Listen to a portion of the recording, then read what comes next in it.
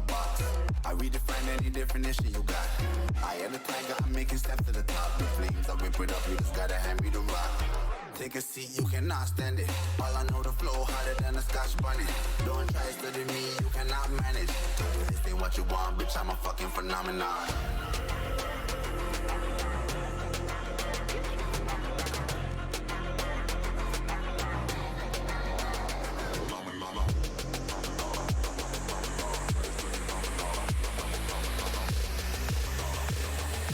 This ain't what you want, bitch, I'm a fucking phenomenon.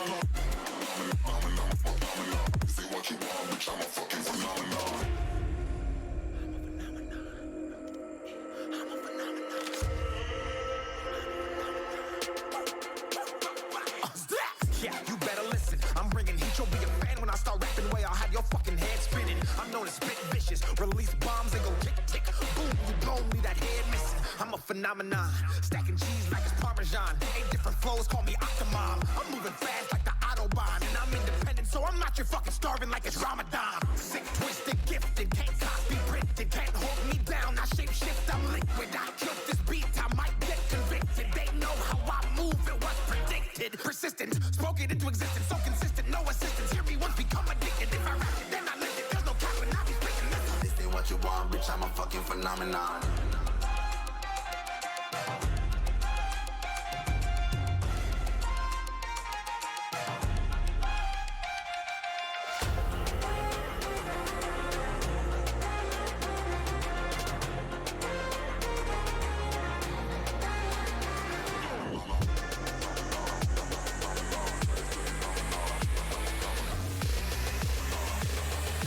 This ain't what you want, bitch, I'm a fucking phenomenon.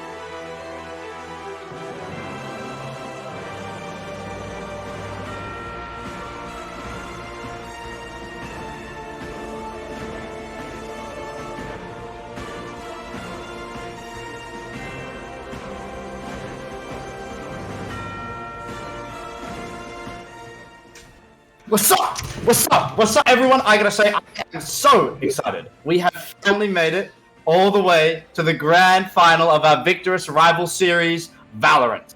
And in our grand final, we have possibly one of the greatest matchups we could have had the pleasure of witnessing. A team that we have seen a couple of times on broadcast, both of them, in fact. But the most recent one, in my memory at least, Frey's team coming through in the grand final, playing up against Bot, Frag, Friends, and who else could I ask to bring this unbelievably fantastic show to its highest level but Easel and Volt on the desk and casting with me. Easel, how you going? I'm doing pretty good. You know, the same old as I was telling you before. I'm excited to see these two teams, but because like you said, we casted Frey's last week, but also we've seen Bot Frag Friends come around, excuse my words, a couple of times. So we have a pretty decent idea of what to expect, and what to expect is definitely a banger. But before we get into that, Volt, how you doing? I mean, I'm doing great, and you know, if they're gonna come around, they have to go around, and they have to go a couple of rounds against. I would say, you know, a lot of us would say, "Oh, it's like a David against the David," because the two of them are the third seeds. But Frey has been looking insanely hot throughout the playoffs. They're looking untouchable, taking everyone by surprise, to be honest. So I think this is the David against the Goliath, but just not in the turn that we expected. I don't think that anyone expected Dorado to lose in the way that they've lost on the other side of the semifinals. I certainly did not. Like, Dorado was a team that felt so dominant throughout the entire split. Like, you hear the name and you'd be like, oh, that's the team. That's like the really good one. And they've been sliced out of the competition. Again, like you said, Volt, they were both third place coming out of groups. Botfag Friends had a record of 5-2, while Frey's had a record of 4-3. They barely didn't go negative by one game, which is incredible. And they've managed to completely flip it on its head. Now, we've made it through our playoffs where they had a completely different story. They are just, they've been absolutely ravaging everybody else. And Easel, I'm going to ask you again, because I think all of us do have the freshest memory of Frey's, but what are we going to see from this team tonight? How are they going to play and what are they going to do? That's not the part that I prepared personally. I talked a little bit about their record coming into playoffs because, like we were talking about, they had a pretty mixed bag. You know, Dorado not really doing that much, or doing so much, and then not doing that much once they got here, getting kind of walked over by Botfrag Friends, I believe, on that side of the bracket. So it's like, what's happening? And so Botfrag Friends have gone 6-1 in their best of 5, only dropping a single map, but Frey's have gone 6-0. A flawless bracket.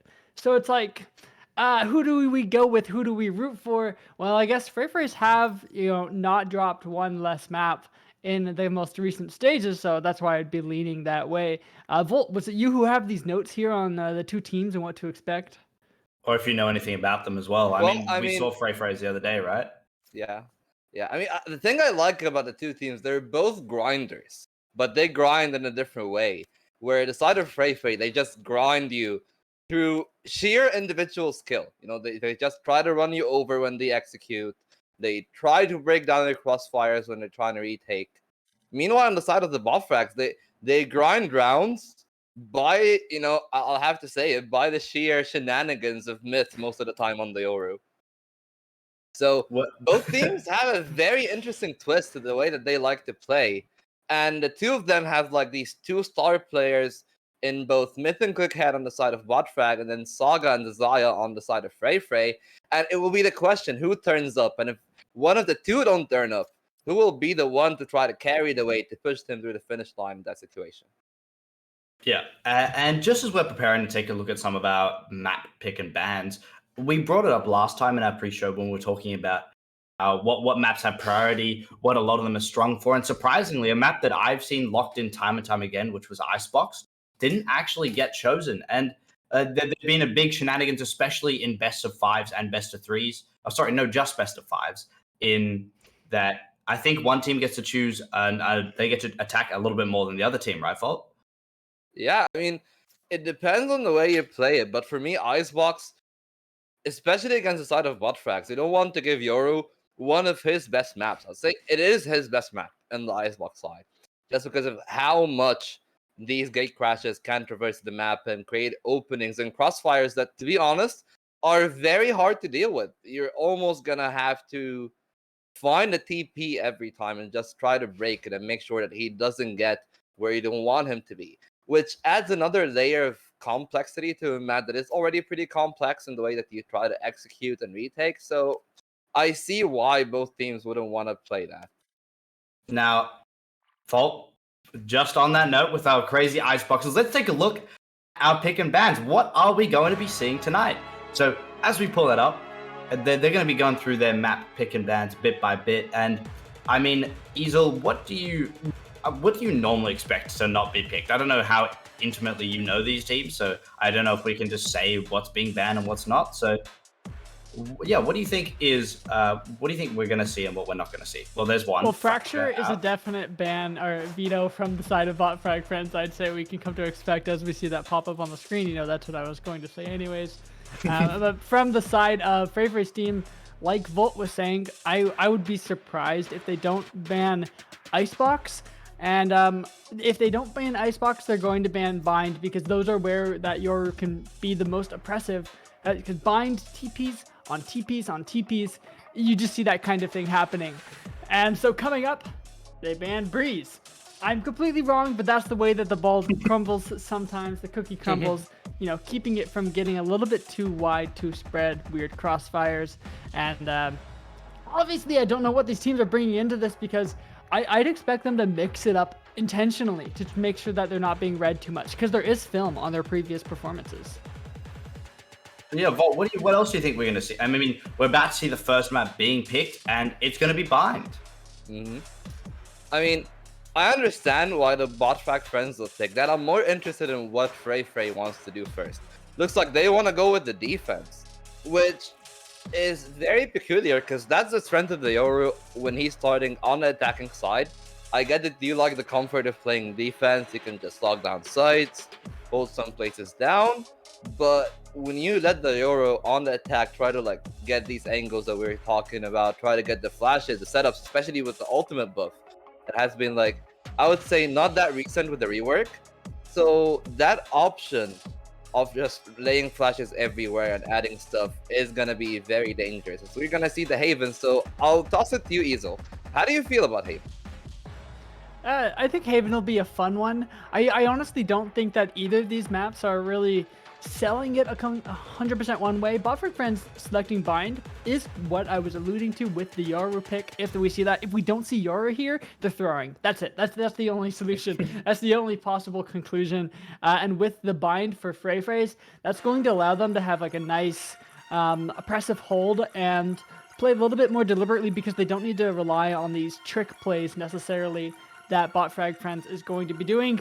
And selecting map, what a good place for trick plays, weird shenanigans, and Frey's team going on attack.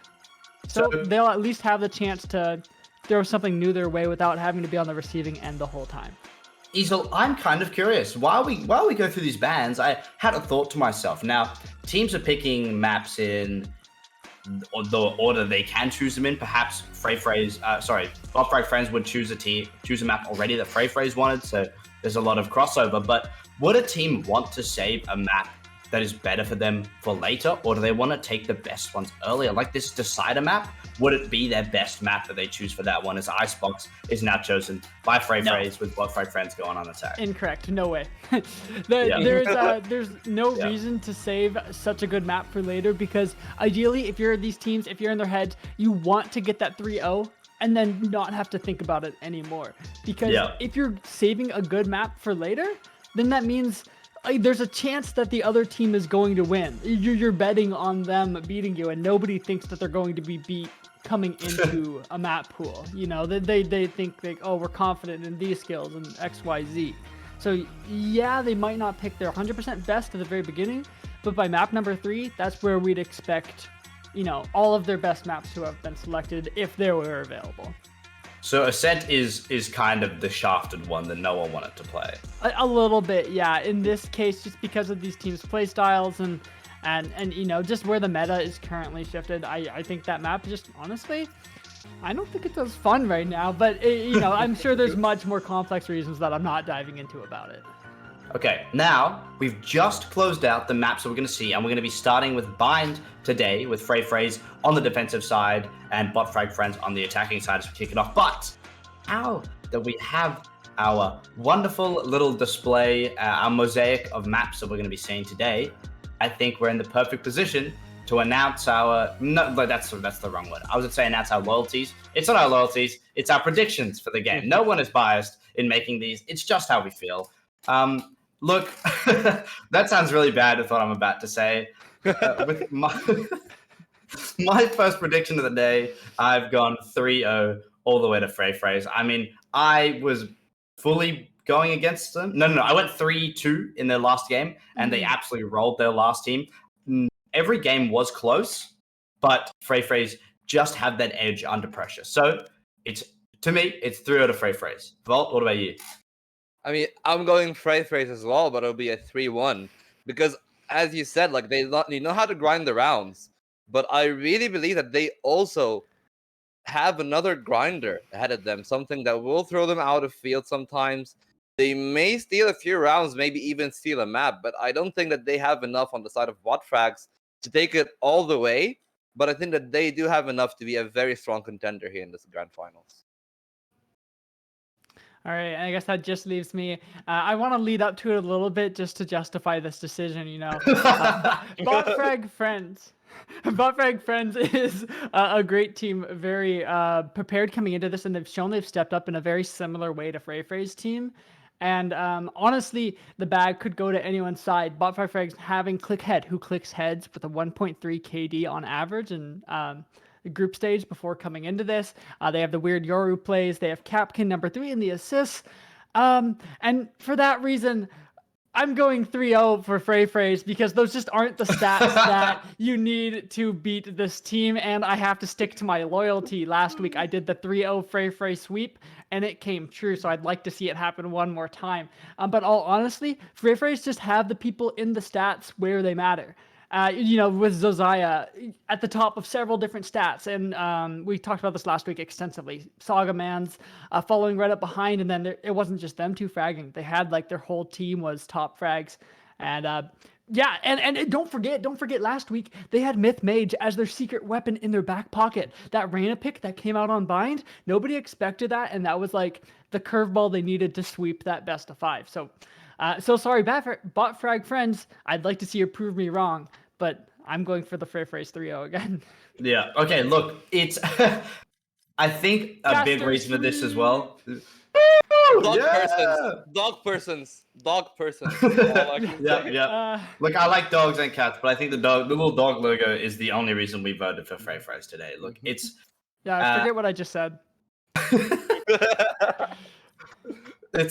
It really. I think a big impact is that we all saw Freys play very recently as well. Their gameplay is very fresh in our memories. And I think to all of us, they perform very well under pressure. There are so many scenarios where they get ahead and perhaps the team might be coming to catch up because so early in the game, the teams stay even. And that's how I think these early rounds of the games are going to go. Maybe up to that 12th round, they're going to be 6-6 all even. And then FaZe is going to start just getting in their mojo. They know, okay, it's game time. We're ready to play. And now we're just waiting on our agent select now. Before we fly right into it, actually, we will fly right into it, but I would like to hear, as we jump into it, when we carry it over, Easel Vault, we're on bind. Who do you expect to see on bind? All right, well, yeah, go for it. Oh. No, I was thinking, we don't have Harbor enabled, so that's already something that is going to be off the books. So we're probably going to see good old Brim, 100%. Probably Viper. We're going to see Reyna, because Myth Mage is playing in on the side of FaZe. Just the prior pick Vault. What do you think the number one thing is we're going to see from both sides? Outside of the controllers, I'm probably expecting 2 chambers. 2 the chambers, controllers okay. are kind of like mandatory on buy. And Easel, I think... I think we'll probably see some sort of Viper pick, because that's a pretty promising bind if I had to go out on a limb here. or maybe a Brimstone. But, you know, it's kind of the standard stuff. I expect to see something weird, though, from the side of BotFrag Friends. Maybe they can pull out a counter Reyna, or, like, you know, something to slow down Myth Mage as that aggression starts to show its face. Okay, you know what time it is. We've already made our predictions. We've laid down the groundwork, and now it's time to see our building grow from the foundation. And look, it could be a kind of short building at 3-0, or we could have a whole skyscraper. Only one way to find out. Let's jump into our agent select Vault. Neasel, take it away. Hey, yeah. Now, listen up, you casters. You don't know what you're talking about. We've just started the caster's curse. It's now time for BotFrag Friends to prove us wrong and 3-0 sweep FaZe, because that's what we've set this up to happen. Coming in on the agent select. Oh my! There's no Reyna. Yeah, the team names are flipped, but Myth Mage locks in that Raze. You know, we only saw them play Reyna once, so I guess it's fair that they can play other agents. But Raze, I think, is still a very valid pick on this map. Yeah, I really like the Astra though. Like, that is what the first thing that I actually noticed while I was looking at it. Okay, Tarquin on the Astra. I talk a lot about how absolutely oppressive the Astra is, but everybody's just scared to play her because of the fact that it is a risk-reward kind of. You're kind of vulnerable. Yeah, exactly. You're kind of vulnerable. The stars have a very long cooldown now if we recall them, so you don't have that on demand as much as you used to.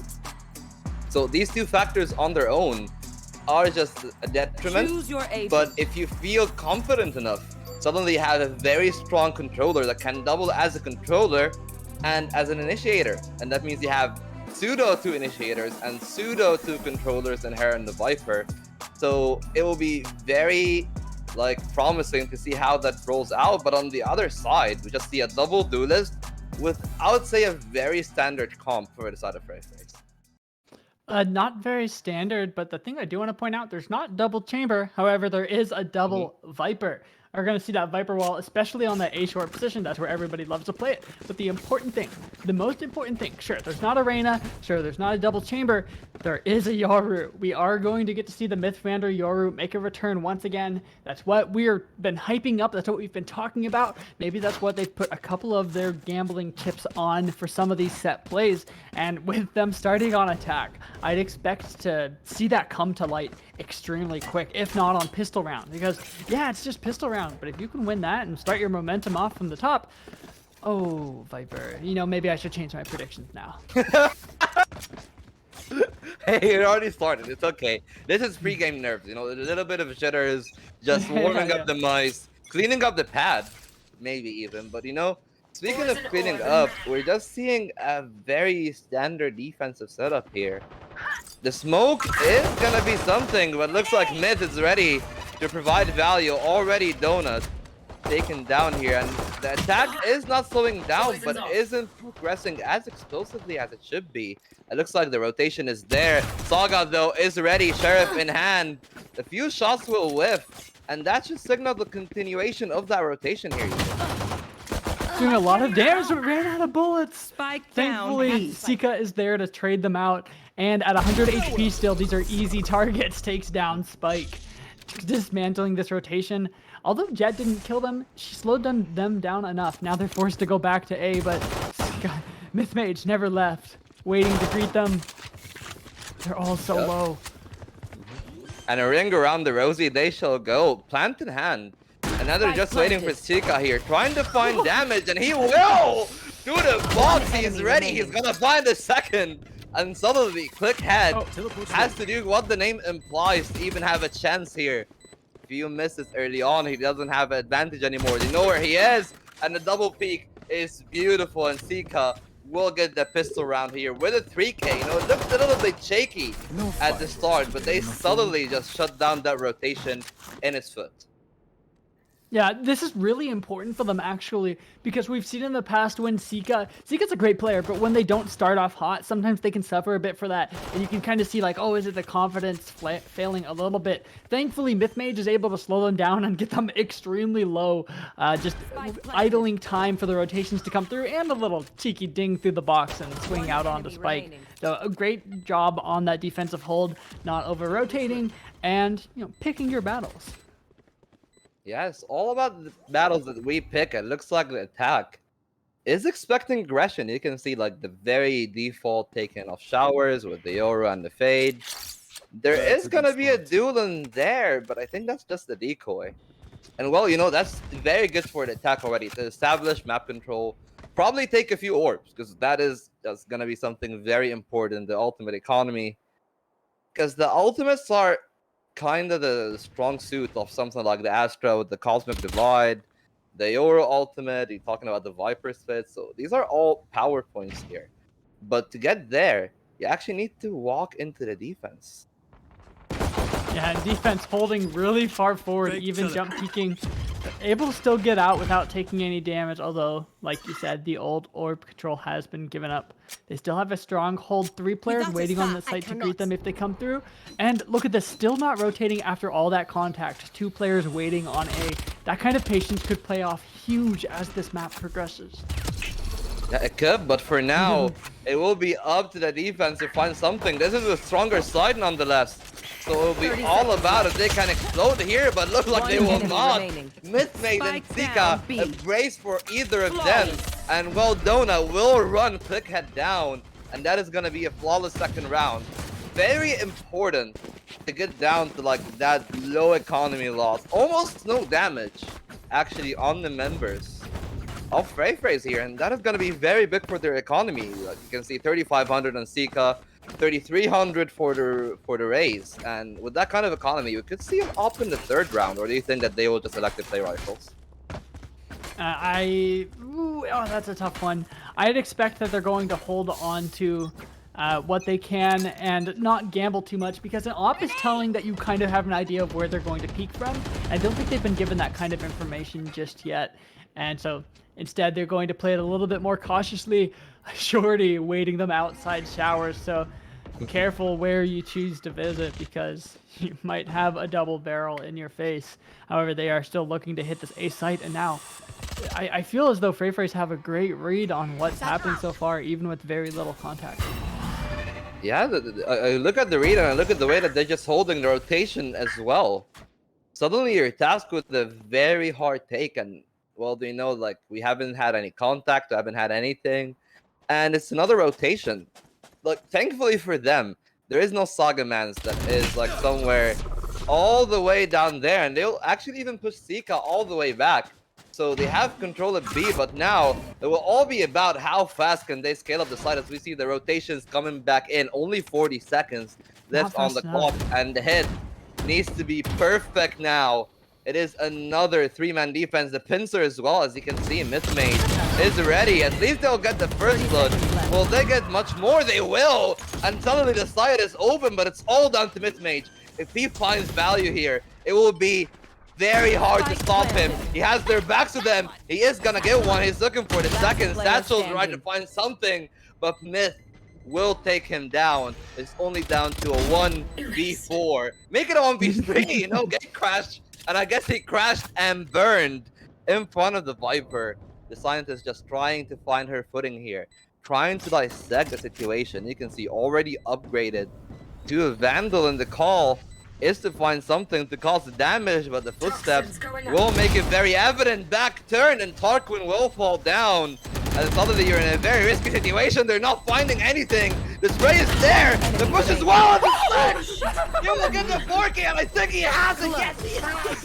And that's the bonus round converted in the most unlikely scenario possible. That should not have happened. That is a game-changing kind of round. Oh, I'm losing my mind. Consular, they knew where they were going. Consular was running all the way through elbow. Tarquin was looking there, just doesn't have the crosshair lineup. Maybe that's kind of a skill diff at that moment, or a pre-lineup moment. Look, like, has the angle looking the wrong way. Unfortunate, and then the craziest spray transfer that we've seen so far. I think in the last couple of weeks, hitting both of those instantly 5 HP in a dream. Oh, what a good round. That causes them to burn a timeout on round number 4? No way. I mean, it is really rough because, like, you know, you've had an attack, you've had the really good entry, you got all 3 kills, and it all came down to just Ayoru TPing in the wrong place, in the wrong time, and that Vandal was all he needed, you know, that Vandal was all what Kwanzaa needed, and it is looking very weird on the scoreboard. Like, you know, when we walked in, we see Saga Man's on the jet. We didn't expect him to be 0-2 and 2 this early on, but looks like, you know, there is a third player here in Kwanzaa that is taking matters into his own hands, and Myth Mage is also stepping up hugely. Yeah, Consular isn't someone that you can expect on to show up like this. Yeah, just based on the stats from group stage, reminding you guys, Consular had the lowest KD of anyone on their team. I choose to believe that this number's not correct while we're waiting for someone to get back in game, but Consular apparently had a 0.65 KD in the group stage. So now, showing up, getting the frags early on in this game, that's gonna be something you don't plan for as bot frag friends. You don't plan for the not impossible, but the unlikely at the very least. Instead, you just do a little bit of hops while the DC gets back in game. But I think we should be going in just a second here. Yeah, it is actually Consular overheated a little bit, but I'm sure they'll be right back with us. I guess the King Kong if you're a Frey fan. Yeah, I mean, look, this is good for Frey, and I think that this is also good for the side of the bot frag friends, because now you have more time to just calm down, try to dissect, try to adapt. Because we have seen the defense, you know, like, one of the things that I really liked about the way that the Frey has been playing is their rotations. Like, they know when to be confident in their holds, and they also know when to rotate. So I'll just have to throw it for you on that. Like, how do you feel that the macro play of the defense has been going so far? Because I really like it, but maybe you can, like, dissect something and go through the heads of their side. The biggest thing is simply that they're patient, and yeah, they over rotate a little bit, but they always have someone anchoring, and they always have sometimes 2 people anchoring, so it's hard to get an inch anywhere in Saga getting their first kill. Thankfully traded by Myth Mage, so they're still able to keep a hold on Showers, but at least they're on the board. At the very least, the dirtiest shot of your life. Now you're seeing why Myth Mage is such a threat, why they're such a valuable asset when they get subbed into this team. Myth Mage on bind to be reckoned with. Yeah, an absolutely beautiful shot here, and suddenly you're in a 3v4. You know, you talk Saga down, but that is not what you're the most scared of in that situation. You don't have that much of a foothold on anything at all, really, and not even the firepower, just a few bulldogs and some light armors. Can still make some damage. Nightfall is in hand, but not too much to play with, not too much to play around, especially with 40 seconds on the clock. Yeah, if you're bot frag friends, it's almost not worth investing. You don't have very much economy to fall back on. You haven't seen any success on this site, and in fact, you have 0 data on where they're holding. You're just stuck in your own spawn because B-Long's locked down too, and Hookah's locked down with a trap. This is a perfect hold on the side of Frey. I expect they expected to end up on bind at some point, so you can tell they're drilled for it. As this hit and onto B site. The ult's not going to hit anybody.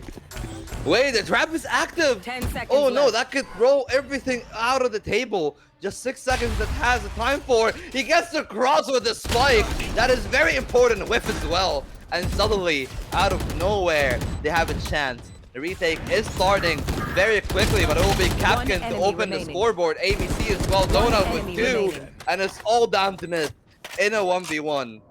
All down to the shenanigans of the Yoru. Let's see. Donut, he gave him like a little bit of a look. He doesn't know where the spike is. It looks of it because he's trying to shoot at the other end. Flash in hand, and that could be it, but Myth is quick, and he will get the first round for the Botback friends.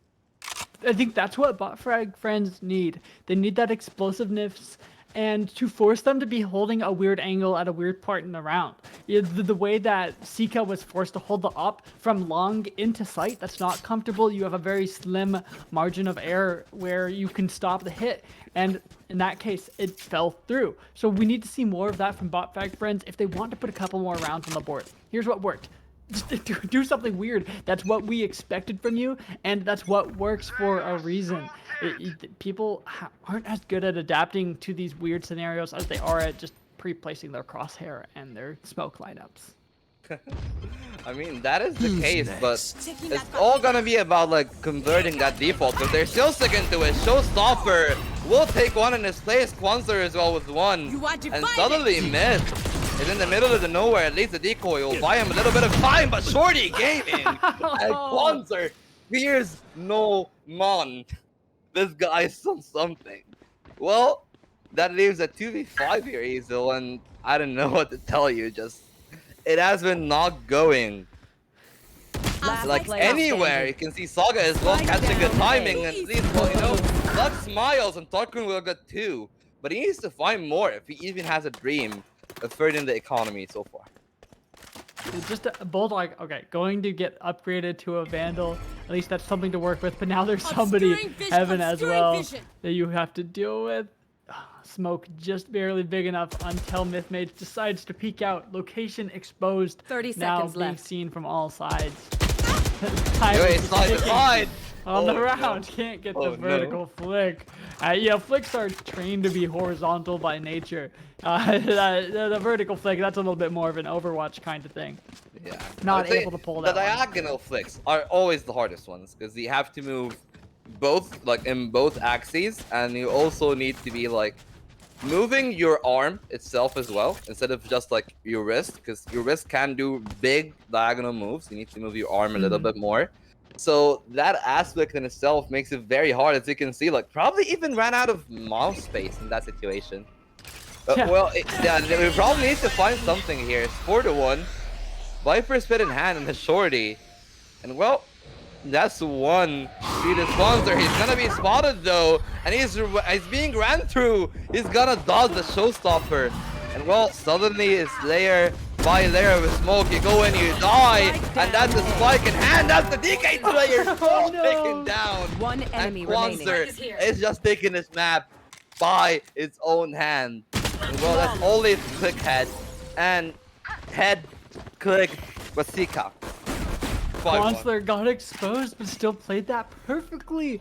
The way they were inside their pit and able to fall back. The replay has to start early because it was such a short round. Kwanzaa pushes forward here, and I like the way they adapt off of this. They send both of their shots. They have to fall back to reload.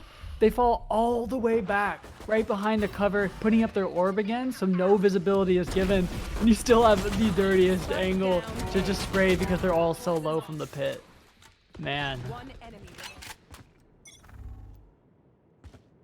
That's another hurdle if you're on the side of the bot track friends, because you know, like, looks like a little bit of I would say like the irony of the name situation here.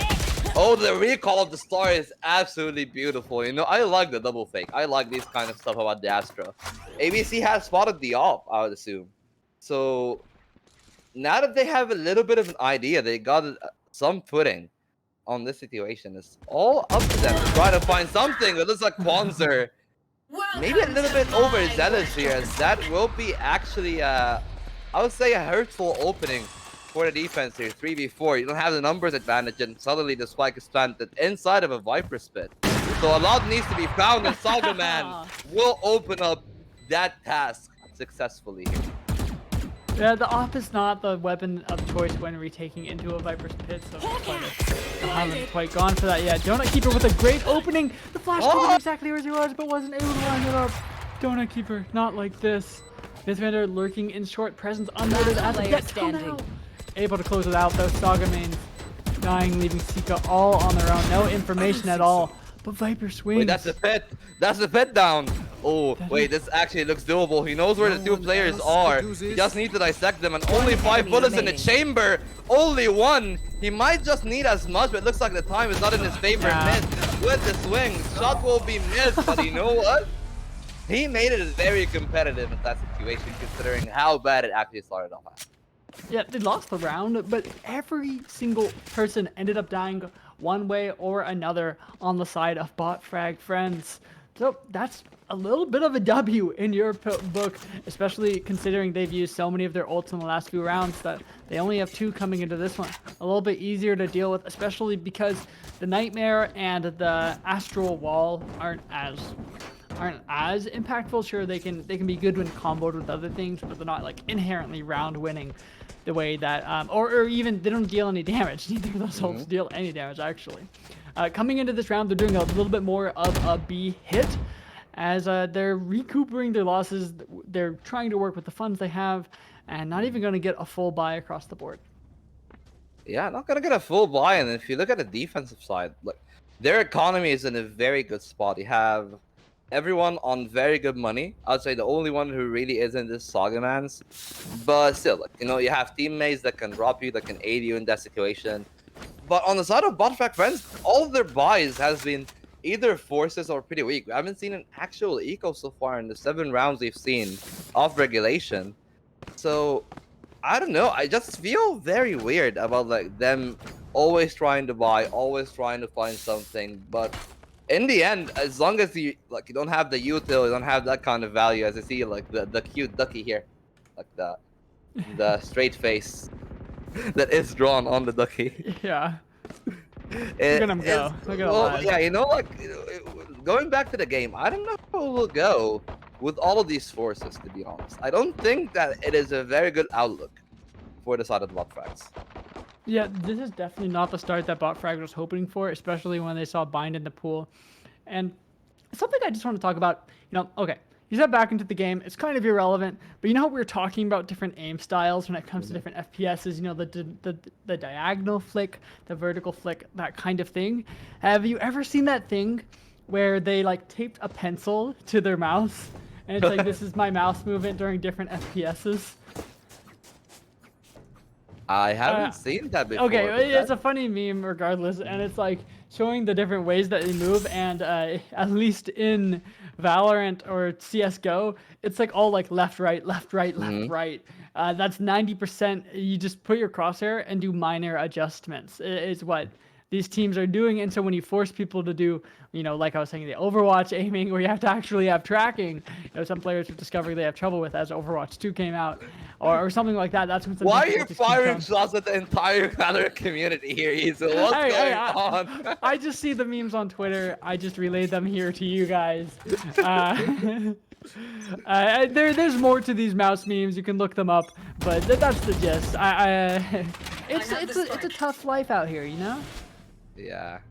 And well, it looks like a tough cookie that the side of the bot fact needs to be. Capcan trying to find something, but the lineup will be met by the 1-2 Saga and Myth. And yeah, you know, you're talking about them lining up, but just didn't land. And now it's just a trio in the short area. And suddenly, once again, you're left wondering, like, okay, where to go? What happened? Why is it not working? And how do we fix it? And that is the important question. How do they adapt? Because I feel like they haven't figured that out yet so far. Yeah, they're going to need the kind of explosion that worked for them in the past. You can see they're setting up for it, but the difference is this time Donut Keeper is there, doesn't launch the Hawk. A little bit of a misfire there, but spots them on the jump peak, so they're able to readjust to that pretty easily. Yeah, taking him out of the spot. Now it's out to ABC, but well, ABC. That's that didn't connect, and Donut will at least be good for one. Chica will get the second. That's the decoy taken out, and suddenly it's all down to ABC in the 2 with very low HP, and that is the team Ace. 6-2, and it's just looking like a little bit of a wash here. And you know, you gotta give it to the side of the Frey. Like, their puzzle has been unanswered so far in the 8 rounds we've seen. They're a stone wall of a defense that we had no idea that we were going to see. Yes, we were putting our bets on them, but I don't think we actually expected them to be this dominant coming into this, because both of these teams have been performing amazingly in, you know, in the playoffs, in the finals, in the, you know, the semifinals, the quarterfinals, getting to this point. Now, so much steam left in the tank. Saga with an aggressive angle. Dash run out. I mean, it's a little bit of a save, so I don't expect that much to go on, but who knows? Maybe they do surprise me. Maybe it is when they lose all the pressure that something could happen. So far, Kwanzaa is just playing with fire once again. And it is going pretty well for him. You know, like, for me, the thing that is going to be like the most interesting as we go through this round, how do you feel that we can like break it through? As you can see, just Smith breaking down the attack, but for the attack, how can you break the defensive setup? How can you try to take showers, try to find something? Because, well, there isn't really that much to be found. You can't even get the Vandal without dying there in this round. You can't peek anywhere without dying this round because it's all locked down. They're going for the only play that's worked, really. The once again trying to jump out of hookah, spotted by the trap once again. Oh, in a rock and a hard place, they know the option is long. That's where it always Spike down. Donut keeper from the back, keeping them in check. Managed to clear it up. And this is just bullying at this point. That's 7-2. I want to see them use their utility even more. The only way they've been able to counter the kind of aggressive holds and places that we're seeing Frey's hold is when they have a Prowler clear out those early angles. So I want to see the combination. The Prowler clear a couple angles and then send a Boombot after that. Throw up your Viper wall. I don't feel like we've seen a full combination of utility to force out these angles and get them onto a site yet. Yeah, especially with Clickhead on the Viper, like, more than anyone else in that situation. You kind of give them the assumption that, oh, like, they'll try to work for it, they'll try to find something, and, well, the Showers control is gonna be the point of contention throughout this hop, like, all the way, and it looks like they are trying to find the win, but finally a dub. Only to be traded back here for the attack, with Myth opening up his tally on the short area, and this could be what they need here. This could be what they want for this side of the map, and the rotation is there, but once again, Sika is just in his position, and that's another trap triggered, and that has been the theme of these traps. He doesn't know the answer. It looks like Sika doesn't know how to land the first shot, but the next few ones are gonna be good. Well, Caster's Curse, I take it back, and he will be taken down, and suddenly it's all down to Saga Mans here in this situation, but they're not prepared. They're not ready, but they have the recovery. Looks very doomed though, like, you know, 20 HP and 30 on the two members respectively. That could have gone very bad, but at least it'll be a third for them. Now, hear me out. Sika, stop holding from long, looking into B site. We've seen it doesn't work. It's okay. You don't need to keep going for it. I understand. It's just not an angle you got locked down. Oh no, and because of that, the op privilege has been revoked. Saga Man taking the op for this round. One too many whiffs. But a good early peek here could catch out Clickhead. It does! They just and then tosses the op back. Like, you know what? This is how it's done. All right, now you do that. Yeah, my job here is done. Yeah, you know, like the guy with the cape in Sailor Moon. My job here is done. Consume it. Oh now, my gosh, what? Now it's all down to Sika to just like find something, and it's down to the attack to try to find anything. But you know, this is why I'm kind of not on the boat of giving Clickhead these kind of controllers, because they function as lurkers. And, you know, the people that I expect to see lurking are Tarquin, are ABC. So when I see Clickhead, one of the most aggressive players on your team, the person that you probably task with the entries, on the Viper, aggressing this early in the round, suddenly you've lost all footing of trying to hold something in that situation. You know, you're gonna have to find something. You're trying to enter the B side, but Kwanzaa will just find something here, and Myth will walk a step too soon and meet his demise in that situation. 30 seconds left. I don't know what to tell you. It's just been one bad round after the other. ABC not even able to find anything. And Capkin will probably get a plan, but that's all she wrote for him unless there is a miracle. Well, never mind. You're not gonna get that. Line of parries. And finally, the off shot landing. Last That's round an before the A3. switch. You know, fingers crossed. I'm gonna follow Izo on the Copium for once in this situation. Maybe a 9-3 curse? Who knows? That's Copium train. Yeah, the Copium train. That's really the most that they have going for them right now. And it's going to be an astronomical effort to get there because their economy is extremely weak from these last couple rounds. The only rounds that they've really won are the ones where they overextend a bit, or you know, on the rounds where Frey does something silly because they're feeling it, and they get punished for it. It doesn't feel like BFF Friends have set anything up for themselves inherently. Astro caught out on their own. Well, we were talking about that in the Asian selection. When you're in the Astro plane, you know, everything just feels a bit fuzzy, and now it's down to mid. Shorty v shorty action! And what is going on in the lab? Mid though, well got one donut with a follow-up, and suddenly, not that much to be found here. The plant is there. Zika though walking out. It's gonna be a matter of timing between the Alper and the Samurai here to find something. Nightfall in hand, and well, it will be pretty good. It will at least dissuade them a little bit, but Saga though looks to be ready to take him down, and Zika will get the better of Myth.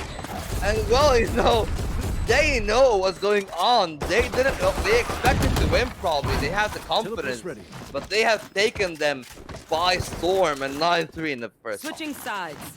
Yeah, it's honestly, it's kind of crazy to watch, and you can see just in watching their POVs, their confidence build. It starts just playing pretty cautiously, not rotating a little bit more, and then they rotate a little bit heavier, and then they're going for crazy shots, and then they're just losing their mind, flailing their crosshair.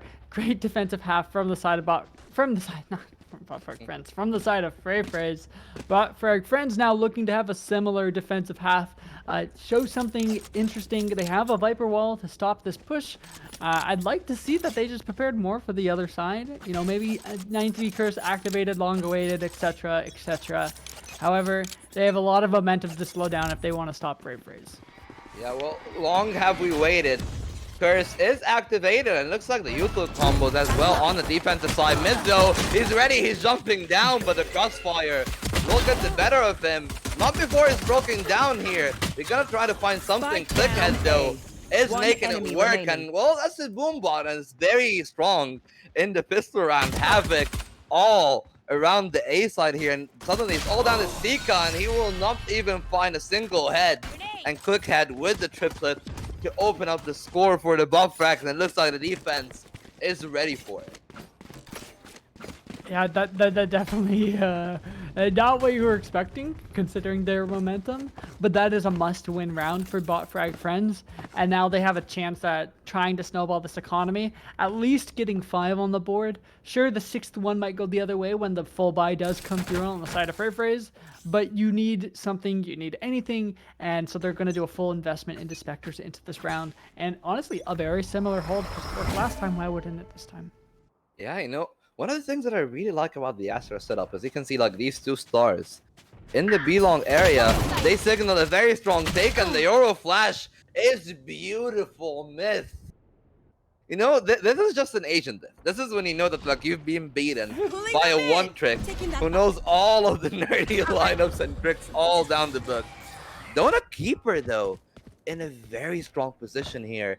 He will elect to take it back, and Tarquin will find one. It looks like the defense is starting very strong in this situation. Yeah, they're not able to find too much with their weaker weapon by Sika on literal 1 HP.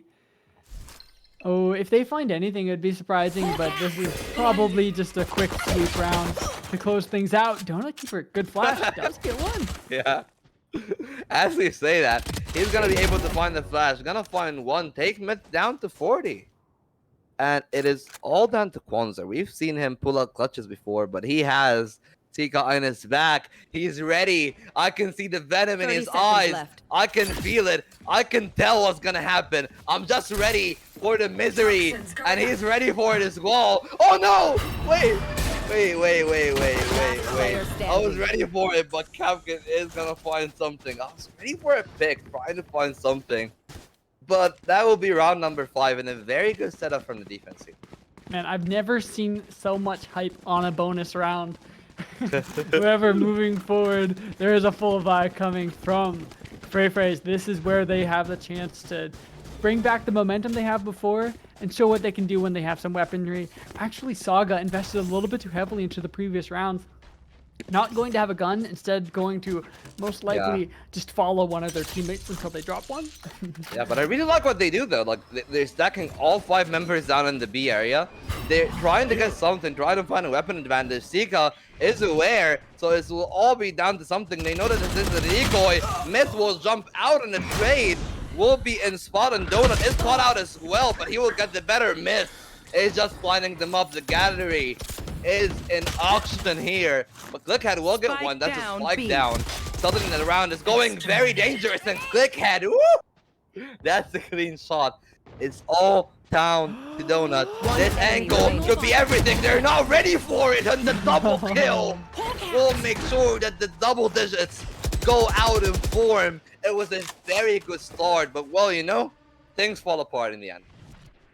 Yeah, and I liked the idea. I liked the effort, and honestly, it could have worked. It should have worked. They just didn't quite have a lockdown on all the angles that they could be being pushed from. You know, that's it. It's just one small mistake. They still did a good look, and they shown if they did that kind of look, if they played these kind of risk plays that you're not expecting, they could get a couple more rounds on the board. It would be a bit of a miracle run to get to double digits and to contest this map, but it's possible. Yeah, it looks like I really like the contestant here in mid though. We'll just tell ABC, you know, good night, sleep tight, don't let something bite. And that's already an entry all the way down in the showers, you know. This is where they were weak on the first half, and the second half as well is no different. Doesn't matter if you have the paid util, if you're gonna get out aimed in that situation. Now being man down, it's difficult to deal with. Your spread thin across the map. Pressure everywhere. Can only watch so many places at once. It's made with Spike in a dangerous spot, but doesn't get caught out. Yeah. Another just Yoru pulling TP. it I think that's down. the second one that's been sent out this round. Ooh, this could be very frisky. The Viper Spit is at least slowing down the rotation throughout that area. He went for it. Yeah, I'm just wondering, will Clickhead go for it? And is Donut ready as well? That is gonna be the fun part here. Well, they know that the Viper isn't the ultimate, so that much is okay.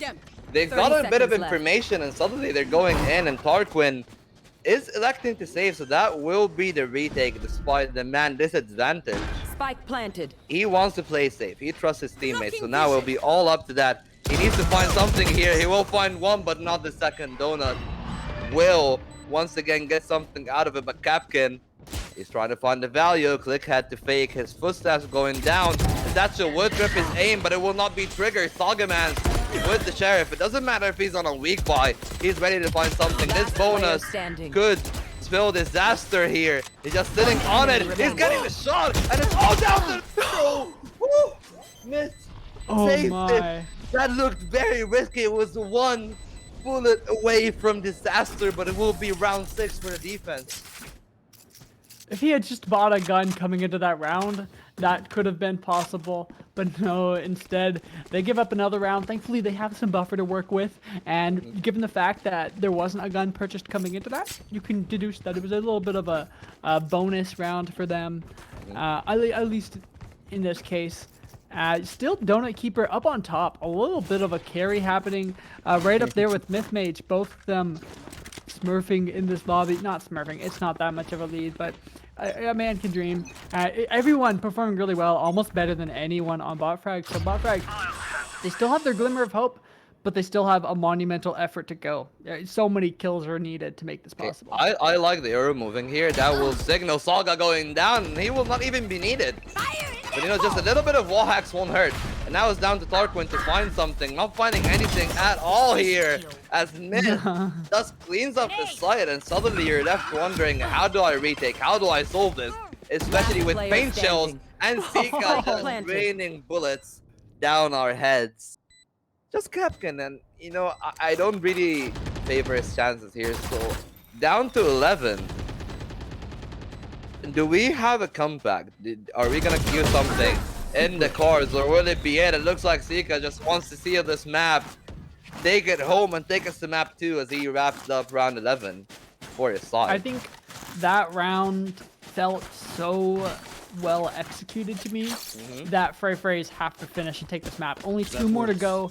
I have confidence they'll be able to do that 2 more times, and for that reason, I'm going to say I think that the nail is a little bit in the coffin for BotFrag Friends, just for map number 1. Sure, there's a lot more maps to go, a lot more room to work with, but I do think they're going to be down a map coming into this best of 5 map number 2 up next.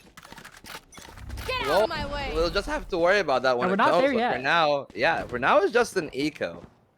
But who knows? Maybe they find something, and well, that's the Vandal bullet that you'll find for starters. Blaze-Storm trying to find anything in here, just wrapping it up, finding space. Maybe finding Myth with a gate crash in hand, and that will be the case. It's not so good to carry a torchlight in a gunfight. And well, that's what's happened in that situation. And Myth, they're just running them down. ABC is absolutely pincered. Shorty Gaming will take it out, and Sagaman is not even letting them breathe. And that is match point, 12-6. Who would have saw it coming? Especially on the map, everybody thought BotFrag Friends have a very big advantage with the Yoru. Who would have saw it coming, except for all the casters and hosts who predicted the Frey sweep. Not necessarily sweep. You did say that BotFrag Friends are going to get a map. I thought, honestly, it would be bind. And Icebox isn't until a lot later, so they have a long way to go to get the map that they need, where they can have this Yoru have the most impact, because that has been a good spot for them. So I will just have to wait and see about that. Final round in the half coming up. And they can strat all they want, but honestly, it just takes a single mistake and this map's over. So, is it worth it to GG go next? Very nearly. Well, I mean, it will be all down to this one. You see, like, this is probably a final gun round in this map, unless something miraculous happens. And so far, for me, the reason that I don't really believe in a miracle in this situation is there hasn't been enough inspiring play from the side of the BotFrag Friends. There haven't been a spark that like you usually see when you see a Yoru. You see something going wrong. I was talking about how it's all about reading the Yoru and limiting his movement, limiting the shenanigans.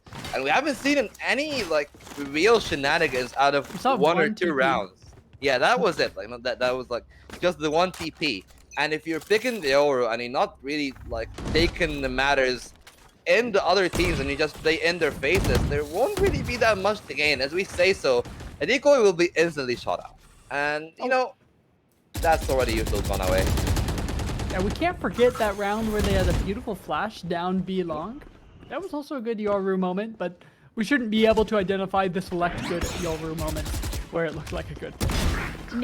Yeah, well, that's the bad Yoru moment here. Caught with your back turn, Kapkan will at least get a trade. The Astral Wall will still matter. It's down a little bit, but they're just waiting for the teammates in short to give them the go sign. And the wall doesn't last very long. Yeah. Wait, the rotation. That's a spike. That's a spike, but he gets the kill. It doesn't even matter. He is just better in that 1v1 duel. And it's all down to Tarquin here. We need to see a heroic out of the Astra. 1 star in hand. Good stop the plan. Good go for something. Is going for the wallbang, and that means he will find nothing in that situation. Nightfall is commencing. That is ABC, and that is a tour de force taken out. And we could see something here. We could see something in this situation. They just need to find their footing. They probably know where Myth is, but it will be all down to Kwanzaa. He's gonna get one and escape and the beta switch. And that was Myth. To find his footing, he will go down, but Shorty will wrap it up. And put a Shorty we hear in the phrase after party for map 1. I love the Shorty finish because that's just putting the nail in the coffin and really selling the point of they looked confident, they looked comfortable, and 14 HP, they're jumping out into sight with the spike. That's just raw confidence. they're just having a good time at the end of that map. Wow. That was a really solid victory from FFT. I made a comment at the start of the game saying how I felt that FFT's early game is not as stable as they are later in the game, but they really just took a lead and sustained it throughout the entire game. And I mean, Easel, why are they so good? What is like they played this one really well. They finished it off with a shorty. You mentioned there was a lot of confidence coming through. Is that what led to them? Oh, yeah. What's this? Myth. This is the Myth Mage diff. Trying to make 2 M's. Myth Mage just going 2-1 in the lobby, going absolutely crazy, and that's what they need. That's the kind of difference maker that you need to see. And so the fact that they have Myth Mage doing that, and they had them doing them last time they were on Bind too, it's kind of hard to keep up with. Like, they looked clean. I think there were just so many moments where us as casters, we were just like, man, that was clean. Yeah. I can hear Prod in my ear going, man, that was clean. Like we're all just like in agreement. Yeah. I was thinking it too. I was like, man, that was clean. Yeah. Well, what about you? Is it just their individual standout plays that bring them through? I mean, you can say that. You can say, oh, it's clean, it is this. But I think the more important clean aspect of FFT that, we've seen a bit of, but this has been such a big discrepancy, is in the macro play. You can see the rotations. They know when to be patient. They know when to move around the map and how. And they don't shut off in transit. And we talk a lot about that in the amateur level here in BRS, where a lot of players will just get caught off guard in transit, in the rotations. You'll see the flanks, you'll see the Yoru, and that's where I thought Myth would have an option to capitalize. Yeah. But every time he pulled up the ult, or every time he tried to find something, outside of the few plays that we talked about in the last few rounds, he was, everyone was ready. And it looks like that is very good anti-spreading from the other side. And, well, if your FFT are walking in this prepared, they're going to have a very hard time in the bot tracks to just unpuzzle what's going to happen. Okay, well, it was a fantastic first game with FFT taking away the first point of their best of 5 series. Now looking to get 2 more to close it out, but Bot Frag Friends are nowhere out of the game. That sounds weird. They're not out of the game yet. They are very much. They may have bot fragged the last game, but Bot Frag Friends are not out of it yet. There we go. That's it. That's the little phrase. It's in the name. That's not. It's in the name. Yeah. So we will have to let it brew a while longer. Let the teams have their brief discussions and let ours have ours. You guys in the chat have yours. We are going to jump to a quick break to murmur and gossip among ourselves, and we'll come back to you and spill all the tea in just a moment.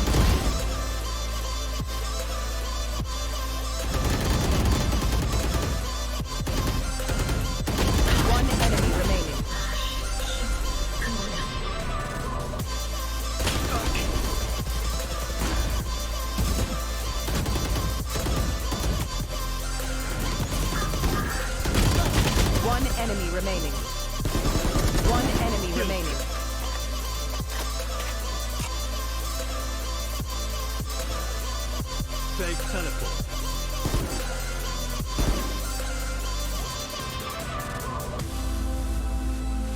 Hawk out! Lunge!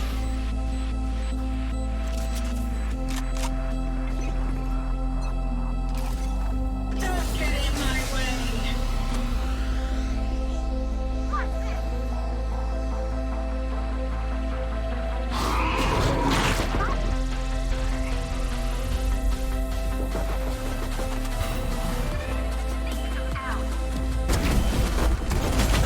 Spike down A. Poison's off. One enemy remaining. Spike is here.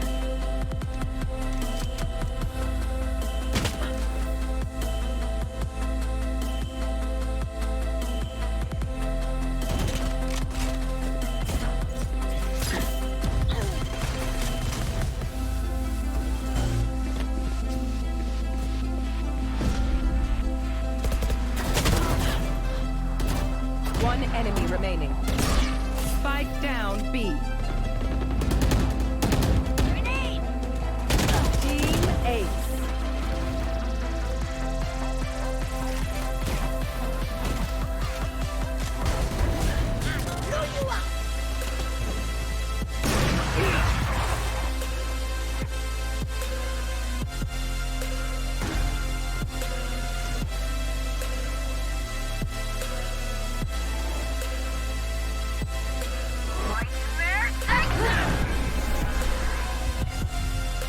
One enemy remaining.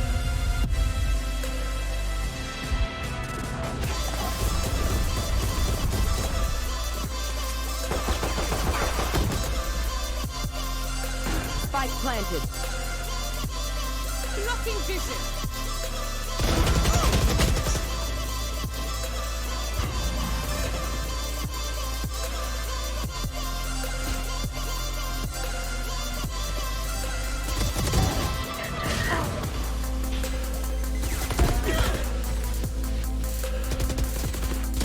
Last player standing.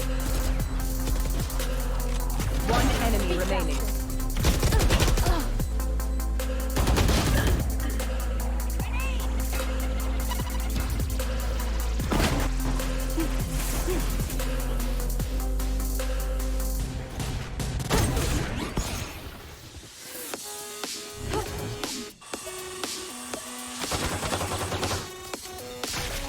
Spike planted.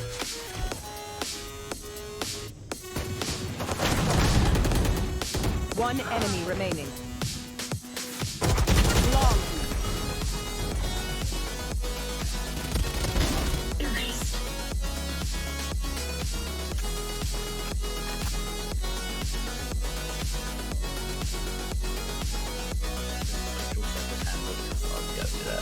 Oh, we're live. Hi, guys. We do what? Yeah, Sorry tell me about it, reading quick, Stan. I was What's talking about up? reading my social circus handbook so I can teach people circus better. You know, it's my job, Easel.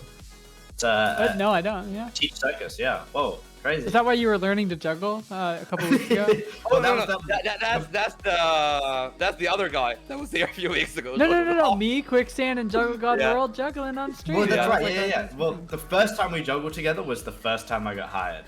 So I didn't know how to juggle okay. properly. That was like being able to juggle. They were like, because it was one of my younger brothers. Anyways, big weird connection thing. She's like, if you can learn how to juggle, I'll hire you. And I was like, cool. Anyways, so Nice. future advice: if you want to get hired by the circus, learn how to juggle. Fun talent, but right We now got our teams another are- kind of circus happening here. our teams are currently trying to juggle victory within their own hands and how their teams will move forward. What's the next map, guys? It's Haven. On to Haven. That's it. Yes, Haven. Boom. Haven has 3 sites. Oh my god. Wait, my Valorant knowledge. You're unpacked. crazy. This analysis. Yeah. So Haven has 3 sites, and we mentioned that not picking Yoro on that map would be a bit of a troll, as the map is quite big. Perhaps I misheard. I mean, what are you trying to bring this time? Now we're walking into Haven. Easel. I think they could still use the overpick. It's not bad. But I was talking about Bind specifically because Bind has so many different TP opportunities and is I like see. known as a Yoru map. Same thing as Icebox. Haven, I can see it working because you can maybe find a place where you can get far enough behind. But because the map's like flat and wide, it's a little bit harder to TP without people hearing you do it. So I what we're would gonna you have want to then? see. Yeah, what would you want, Vault? What are you bringing? Like, what's the secret magic? Well, it's a lot of smaller sites, like not smaller sites, rather smaller entrances and corridors. So you want stuff that can abuse these kind of things. We see a lot of Neon Breach. We see a lot of Breach as a whole. We also like to see an Intel initiator, and that is usually the Fade with the way that Sova is played. But unless you're very confident with the Sova and you have these like big brain lineup Larry moment where you have 6 different arrows for each and every situation, and they don't know where to look to break it.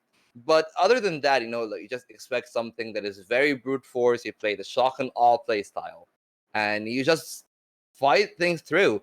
And I like Yoro for this, but I don't like him for the shenanigans. I just like him for the mere value that he brings with the flashes, with the decoy thinking bullets as well. Okay, well, we don't have too much to work on and develop just yet. I'd be more interested to hear improvements and developments after this game. But now, Botfrag friends are going to have to start proving themselves, as Frey Freys may be able to put themselves at match point if they clean this one up. So let's not waste any more time. Let's go straight into our agent select and find out what's going to happen this game. I was waiting for you. There it is. Yeah. So now we're able to go into the agent select here.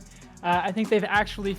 Okay, here it is, right here. I was like, oh, did we miss it already? No, we are going to see that Yoro pick. So, sorry, Quicksand, I didn't mean to make you feel like you were referencing the wrong thing. We are actually going to see that come to fruition. So, that one's for you.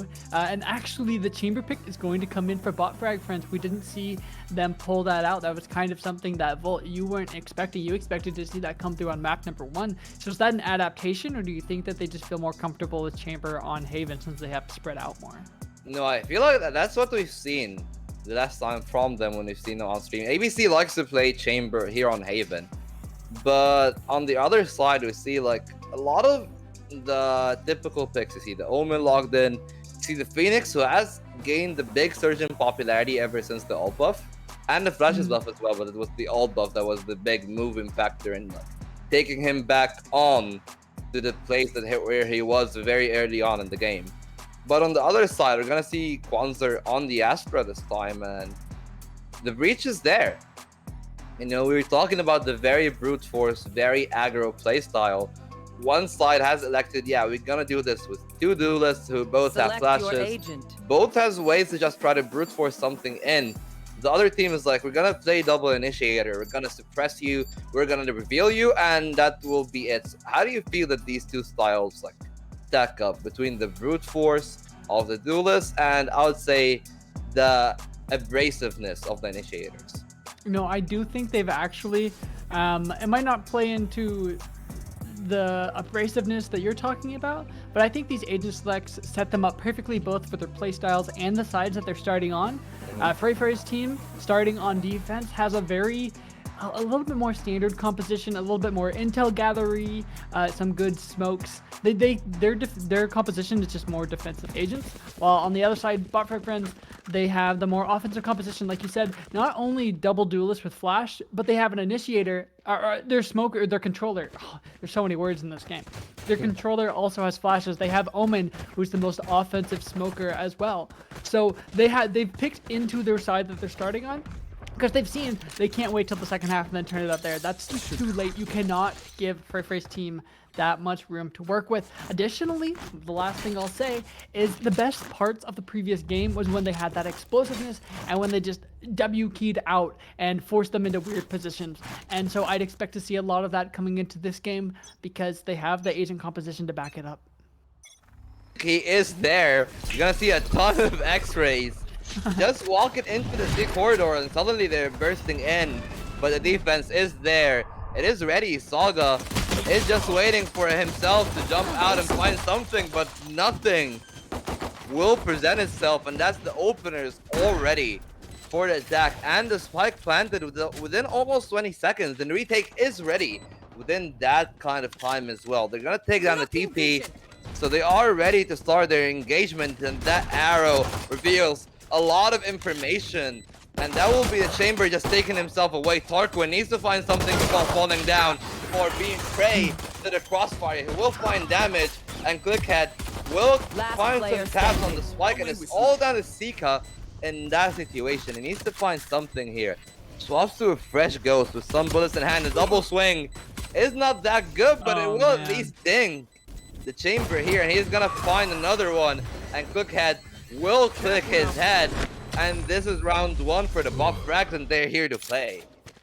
Yeah, that was a spicy round. They had the kind of explosiveness on to see sight that we were wanting to see, that we were talking about, and they played right into it. So if they just, honestly, if they just keep running it down, if they just keep throwing out these hyper aggressive looks, where the important thing is not only are they aggressive, but they're using the utility to back it up. They're using the Phoenix flashes, and as the rounds go on, they'll have more utility in their kit to support these sort of plays. And wow, that's a big buy. Triple rifle into round number 2.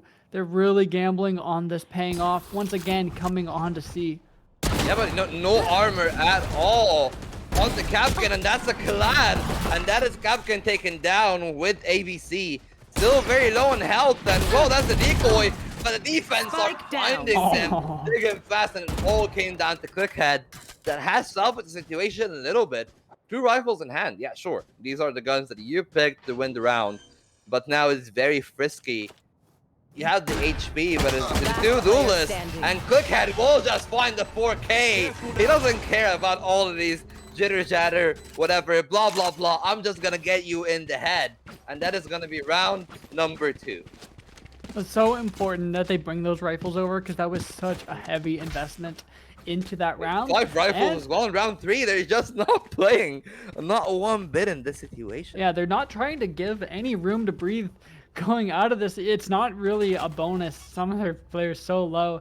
And the rifles did kind of win them the round. The 2 players left alive had rifles. They might have picked them up a little bit, but it was able to do that final spray and just secure it. So I like it. I like the riskiness. That's what I think works best for them. So I'm glad to see that coming out hot and better than ever.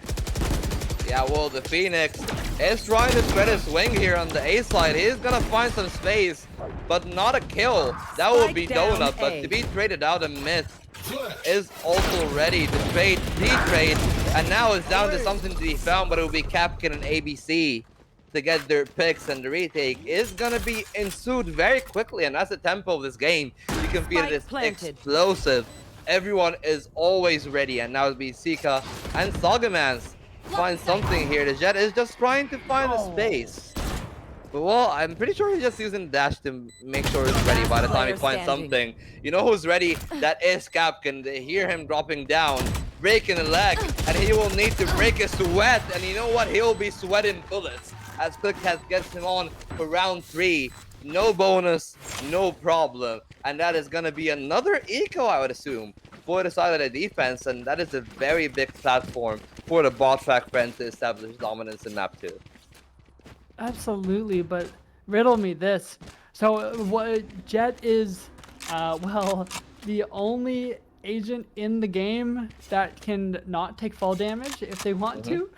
You know, if they were to, say, jump out of heaven, they could press space briefly. That definitely didn't help their chances, and to me tells to the tale of... It's all about maybe time. He wanted to make as much time as possible.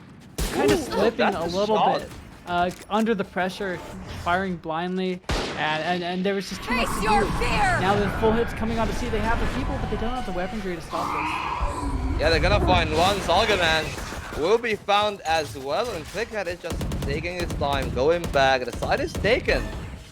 And there really isn't that much to be found here for the defense. They're on a full eco, so Spike planted. I assume that they'll play for the exits here, as we're gonna see them, holding their angles, playing it very slowly, just trying to get a timing. Sika, he knows what's up. Mid-mage will find one, but instantly straight down by ABC. They know where he is, though, so they're trying to find something, but he is ready here. ABC is gonna do a good bit of damage on Sika to be finished by Clickhead. Spray will not be good enough for the transfer here on Concert. That will be Tarquin taking him down. But you know what? The rounds are starting to get a little bit frisky. Albeit, they are still clean 4-0 on the scoreboard. Yeah, this is not what you expect coming into this map, but it is the adaptation that they needed to show. And they've been, because of the weird way that they've been investing into this round, they've been able to push this economy and force the issue to give them the advantage. However, if Frey are able to start adapting to this a little bit more, this early aggression in mid, they could rattle this greatly. Yeah, it's all about the scaling now onto the sites, and it has been very respectful. And defense are itching a lot of map control in here. So will it be a sculpture? Yeah, will it be a sculpture of their demise? They hear Captain going in. They're ready, and he is even readier. Almost down for the second here, but it will be Miss Mage getting it and retreating. A lot of util to make sure that nobody is gonna hunt him from the other side, and Donut is gonna even back him up. But you know what? The Dimensional Rift is ready. The null command as well, and that is the site all down for the taking here. We see a flash and a teleport. Yoru is ready to find something, but it looks like Zika will find a TP, and it's gonna be the question of like, will it be utilized? You know, a lot of mindshare is the Yoru in this situation. Already Ara used.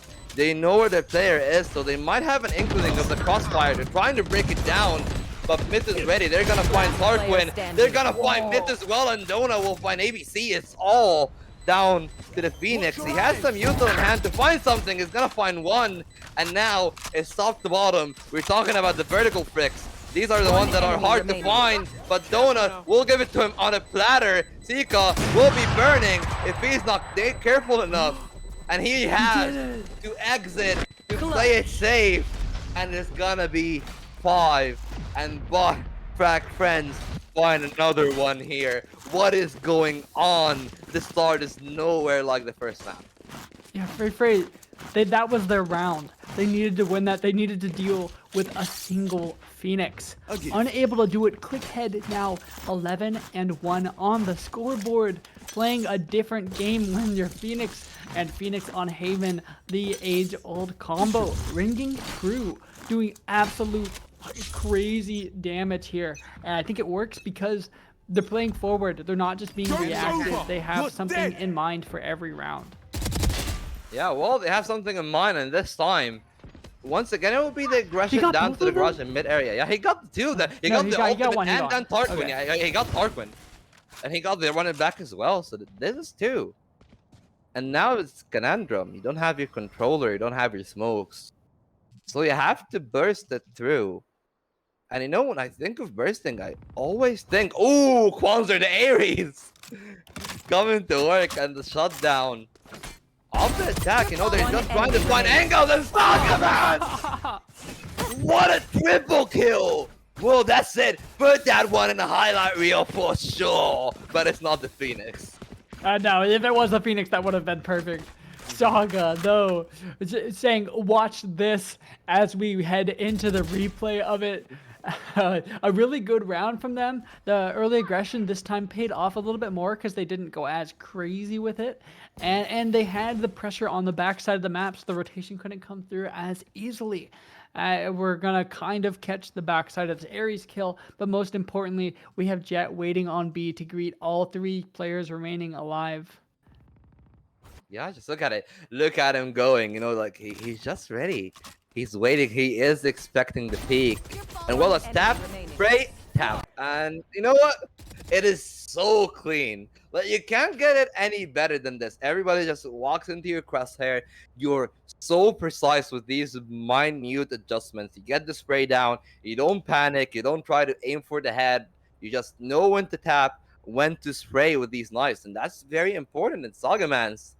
I just glowed that one. You know, if they got the B side, it could have been a little bit of a contention. And one of the weird, like, contentious things in here is the Ares on Kwanzaa. That is something that we don't see all that often, to be honest, when we're playing the Haven. But it is still in his hands, even after winning the round. So, how do you feel about it, Ezel? Especially after the nerfs, because, like, the spray is pretty woeful on it right now.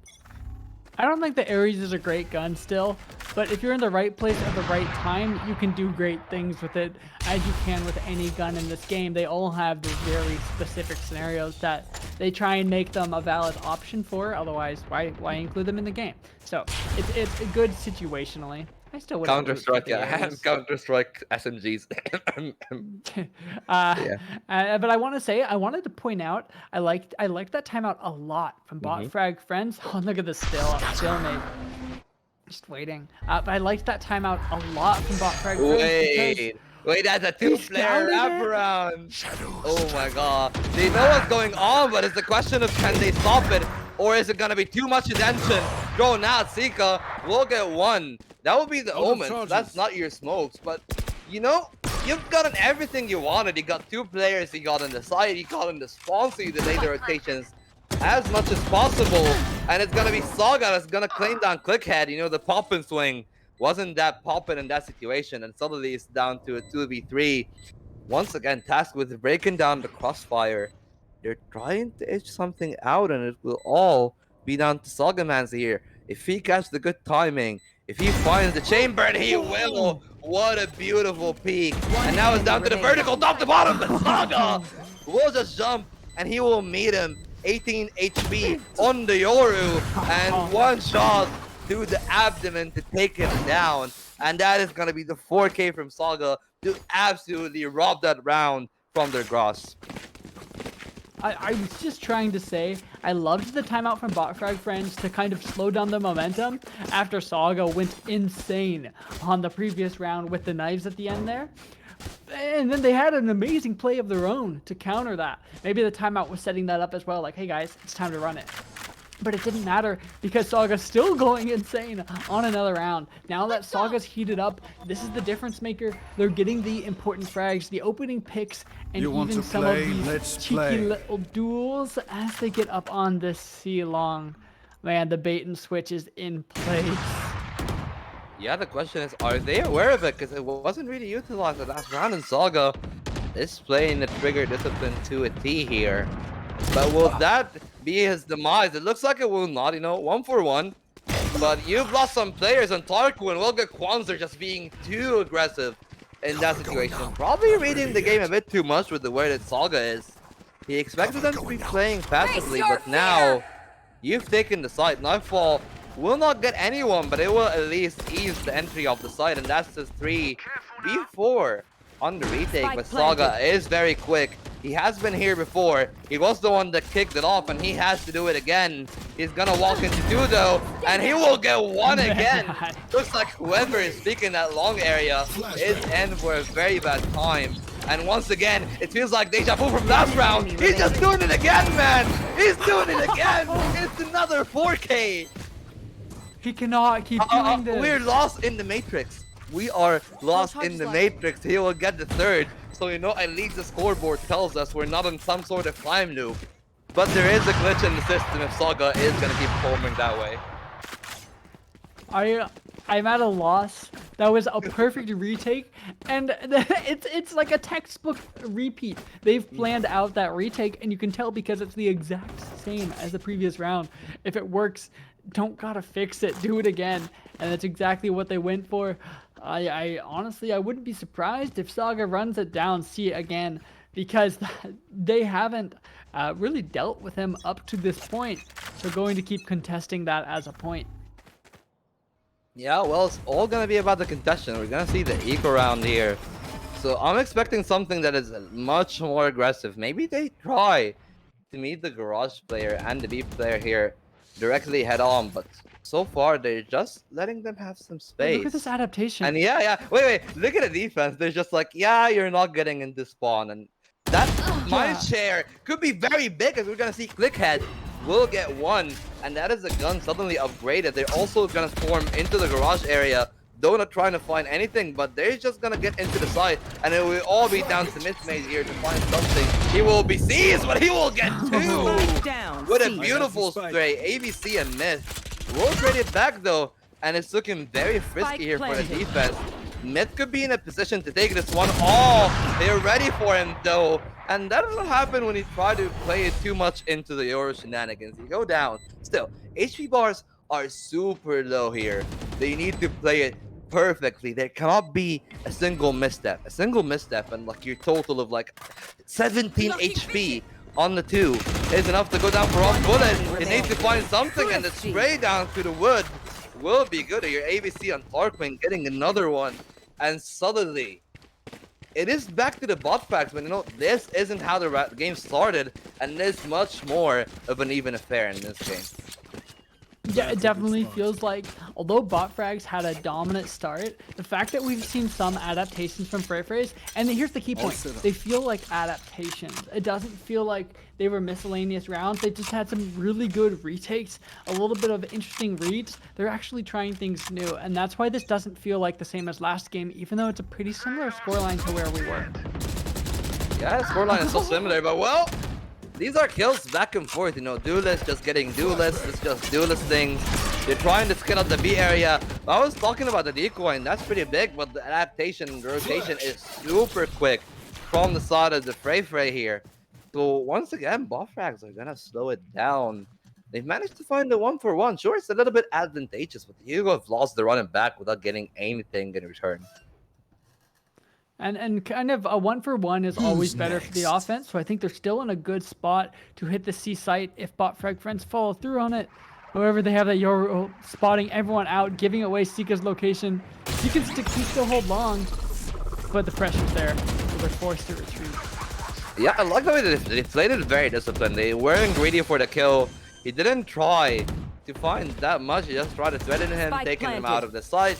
And that's the 44. Especially with the ultimate ticking down that much already. You're in a very good position here. If you're on the defensive side, that's one shot of the Tour de Force already out. And Tarquin will shoot a few shots out of his Phantom, getting one. The transfer on Kwanzaa will be good. It's all down to Myth and Chica here. They need to find their kills. They're coming from the same direction, so we'll all be down. Then trying to isolate the defense, trying to find 1v1s. They're finding a little bit, but Tarquin with the third will make sure not that much happens. It's all down to Myth Mage, but the flick from Myth is even better, and that is 7-3. And who knows, maybe it could be walking in another 9-3 situation, a 9-3 half. But I really like how this map is going on, and I really like how it went. So I would like to ask you, how did you feel like the execute and the way that they went to the B, didn't get much, came back, played it very smart on the way that they entered the site? Like, how do you feel that this signals? Is it finally bot frag friends actually finding an adaptation to what happens on the map, or is it just it's always been there, but it's been nerfs on map 1? Joke's I over. don't think we saw this on map number 1. What? Just a collat through the body, almost gets a third. Phoenix almost dead from that. Oh, that's gotta hurt. And the ult burn. Oh, I was gonna say, I don't think we saw this kind of play Wait, on map click number head. 1. He saw his feet and did not. I don't think we saw this. And this does feel different. I like what we're seeing from bot frags. I think they could take the map. However, this is just their offensive strats. And this sort of hyper aggression doesn't necessarily translate over to defense. Not again. Oh, it is. It is again, but this time I think they're ready. I think that they have what it takes to hold it down. But it will all be down, you know, the back and forth. Like, how much do you accrue to that, like, offense just taking over the spawn? Yeah, and how much do you just try to find something? It's all down to Kwanzaa here, and he will not be up for the task here. Tarquin will wrap him down. A lot of impact tracks from Tarquin here. While the spike is being planted, it's a 4v3. And it's very dangerous economy-wise for the side of the Frey. Yoro is dead. Oh, the mid lurk was spotted out, but Capkin still ends up winning that fight, keeping the numbers fairly even as Myth Mage breaks them down one by one. Literally a 1-by-1 to finish this out, both on site. Flash not good enough. That's another one. That would not be good enough as well. He swerves around it, and Donut will get the 4th for his team. You know, we're talking about 1-on-1s, 1-by-1s, and a habit that I've seen in this half so far is a lot of times you will see the members of the Frey just catching them off guard a little bit in that situation. You can see Myth, he'll just go up to heaven. Everybody's busy fighting short, and like a lot of comms are going back and forth. And you can see, yeah, just back turn. And there has been a lot of kills in that vein in this half so far. I think this is what's giving Frey the avenue, or the platform rather, to come back and find a footing in that first half. They've just had such good retakes, and a good retake kind of feels similar to like a good site hit. So I could see the kind of things that are working for FFT working for them on offense as well when this flips over. And 4-7, that's already better than bot frags were doing at this point. So they're not in as bad of a position. This is anyone's game still. Yeah, anyone's game, but looks like Clickhead want to make it his. It's already going to be good for 2, but Myth, they're just trying to find some value back from the garage area. White peaks from everyone. Jokes are over here. He's going to force him all the way back to see long and forcing the players stay all the way back to spawn. Still, it hasn't taken down enough. So that running back will at least find some value, but will it be the thing that actually enables them to get their 8th here to wrap it up on an 8-4 scoreline? Looks like Kwanzaa wants to find something. He will spray down ABC. That is very beautiful. 3-on-3. Clickhead is spraying people down. Myth will find another one. Not command here. And the spike is being ready, but it's all down to a 1v1. It's a flank from Myth. The stick is there. It's Hobbs. He's gonna get it. He's not ready for it. And it will not matter if he gets the kill, if he is mate, because the defuse is a 5-7. And what started off so well ended up being such a tight affair between the two teams in our first half here. That is a huge comeback from FFT because they had so much momentum. That momentum got absolutely shut down by bot frag friends.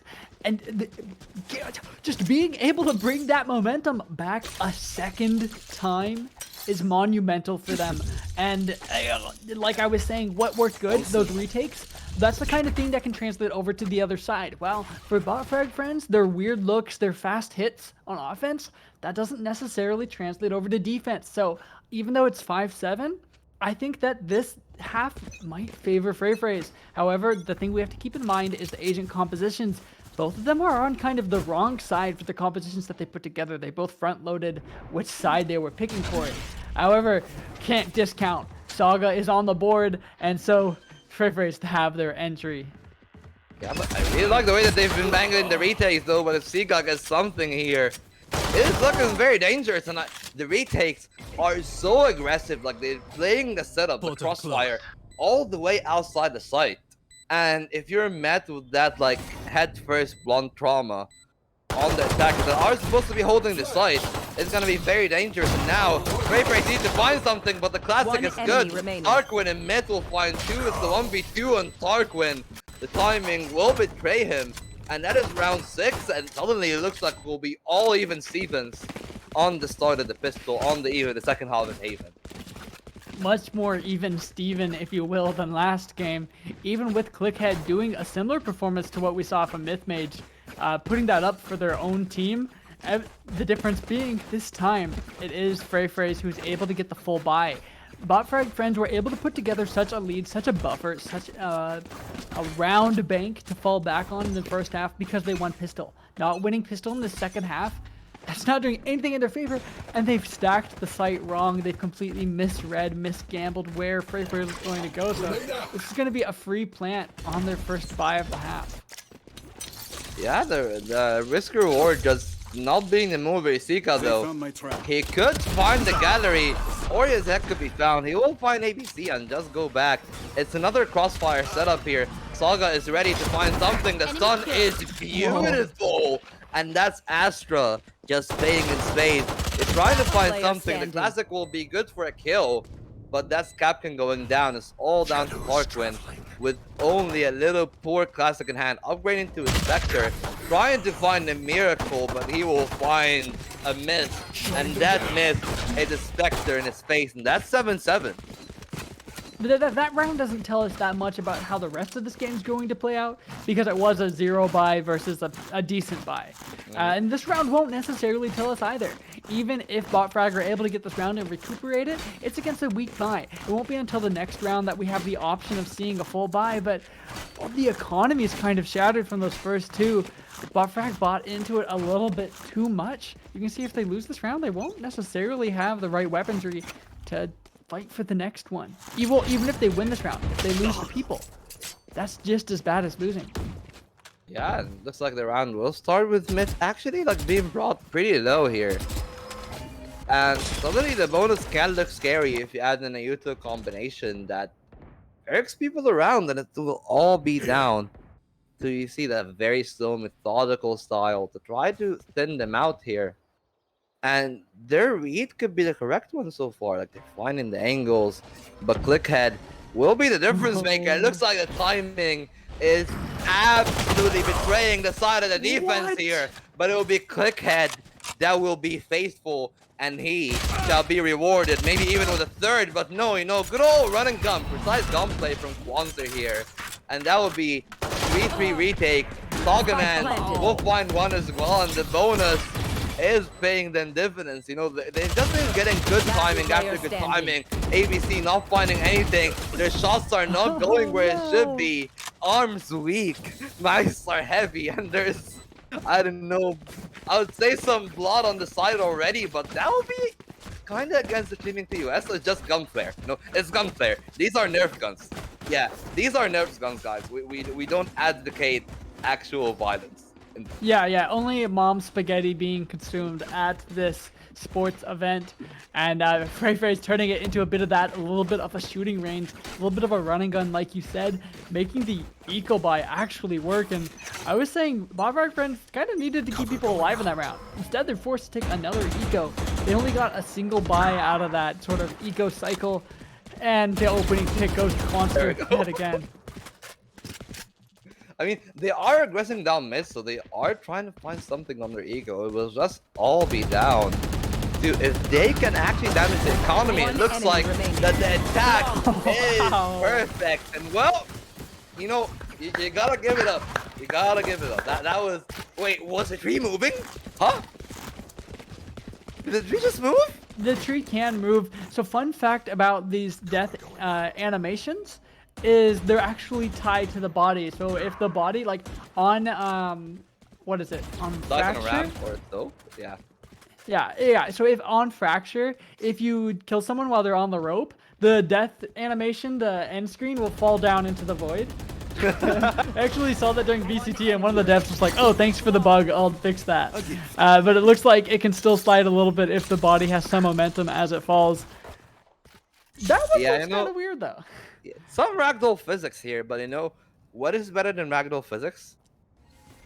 Bullet physics. You know, each and every bullet is hit scan, so each and every second matter, and ABC will not be able to find an opener. Yeah, that was very important to try to give them a lead in the retake, but now they have to go back, just reorganize, and they don't have that much to play around. All 5 members will be all the way back in spawn, and that null command will make sure that no one is actually in position to utilize any util. It will go down now.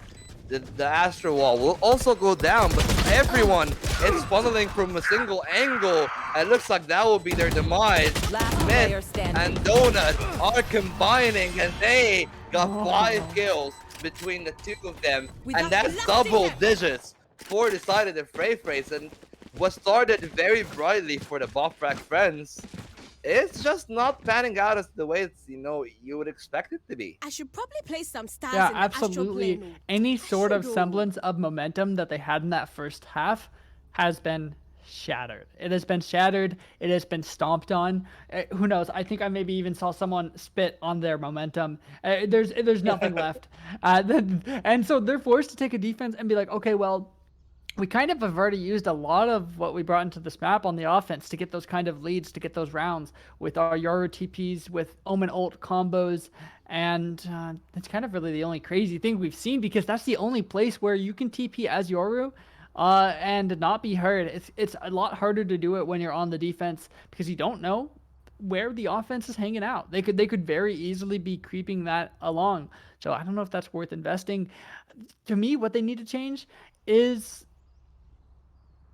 I was hoping if I buffered it like that, I would know, but it's just, I just can't tell because Frey's, they look really strong. It's just, they're clearing angles more diligently. They're taking the gun battles together. They're trading each other, and they're working off of their utility. And when a team is doing all of that, there's not much left for you to do except run it down mid with your half buy. I mean, you're probably just gonna run into a shooting gather here, or maybe you can find something it will all come down to what they find. They find a little bit of damage here onto Kwanzaa, but you know what? I'll say the one thing that they need to improve on a lot is their openers. We haven't seen a lot of openers from a very aggressive defense that's supposed to find a lot of opening picks. Yeah. The off hasn't really been like activating that much, and neither were the duelists. And as you can see, like you can look at it, it's ABC and Capkin, the initiator, and the sentinel, quote unquote, I would say, are the ones that are playing very aggro, and it's the duelists that are all the way back. And if your two duelists are gonna be that way on defense, where they're the last players in, the first players out, your aggression that you're like painting your entire canvas around will not be fully utilized.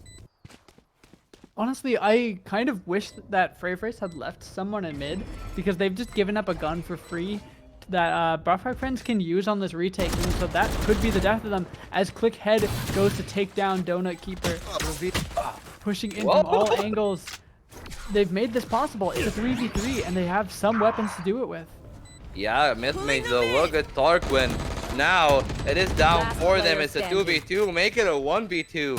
Myth, he has the dimensional drift, but he will need a little bit more than some drifting here in that situation. It's down to 1v1. Myth will just get a beautiful swing, and the time has taken too far. And you know what? Yeah, I'll just take a brush. Try to ease the pressure that's going through my head right now. Slowly drifted away. It's 11 on the board. The 2-0 is very close, but you gotta give it to both teams. Like, they're making it pretty competitive. A little bit of mishaps here and there, but also a lot of clean gameplay. That works.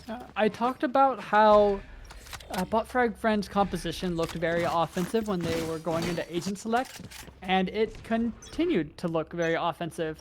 And I wasn't sure how it would translate to defense. The answer is it doesn't really translate to defense. They haven't shown us how these agents can combo and how they can stop these pushes, because their only Sentinel is their Chamber, and Chamber's not really a Sentinel. It's just barely a Sentinel. Can only trip one place, forced to watch everything else. And now Myth has been scanned out. Saga cleans them up. That's a free sight. Yeah, that is an essential round. The Saga is taken down by Storm. Wait, Clickhead! Wait. That's the third. Okay, flip the script. Let's go. And Darkwing will find one. It looks like, you know, that can be a very dangerous situation. And Tika, he will be spotted. The spike will be tapped. He almost got a second. Thank you. 12 HP, but you know, hope still remains. Match point still out of reach. So what looked like a pretty doomed round in that situation.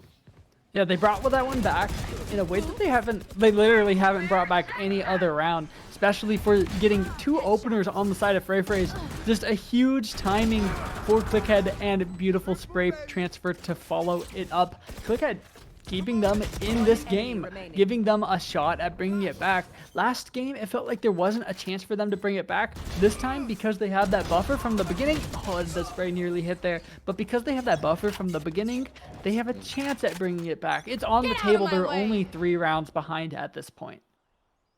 Yeah, okay, you know, a little bit of, I would say, like, a half why kinda is, you know, you're using the knives, you're trying to find something.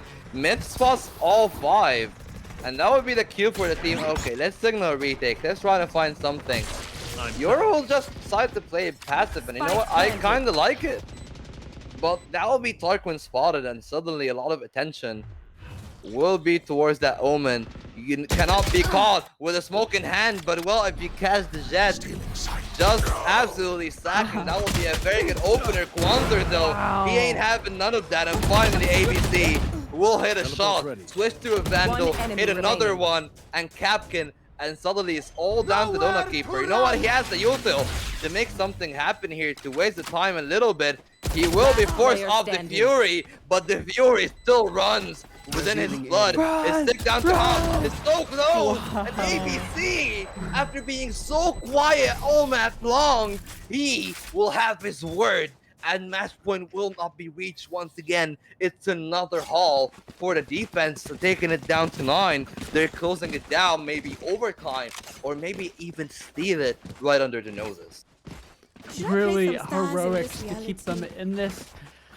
ABC, only 9 kills in this game so far, right down there with Capkin, but getting the kills where they counted and keeping them in this game. It's okay if you're not top fragging as long as you're getting. I love this word. It makes it sound like, you know, you're talking about the impact frags. You want to That's play? what they got Let's there. play. And they're going to need a lot more of those. 2 more rounds still behind, and FFT's only 2 rounds themselves from getting to the top. Jet able to get out with their life. Saga in the duel. Meanwhile, Donut Keeper has taken over A long.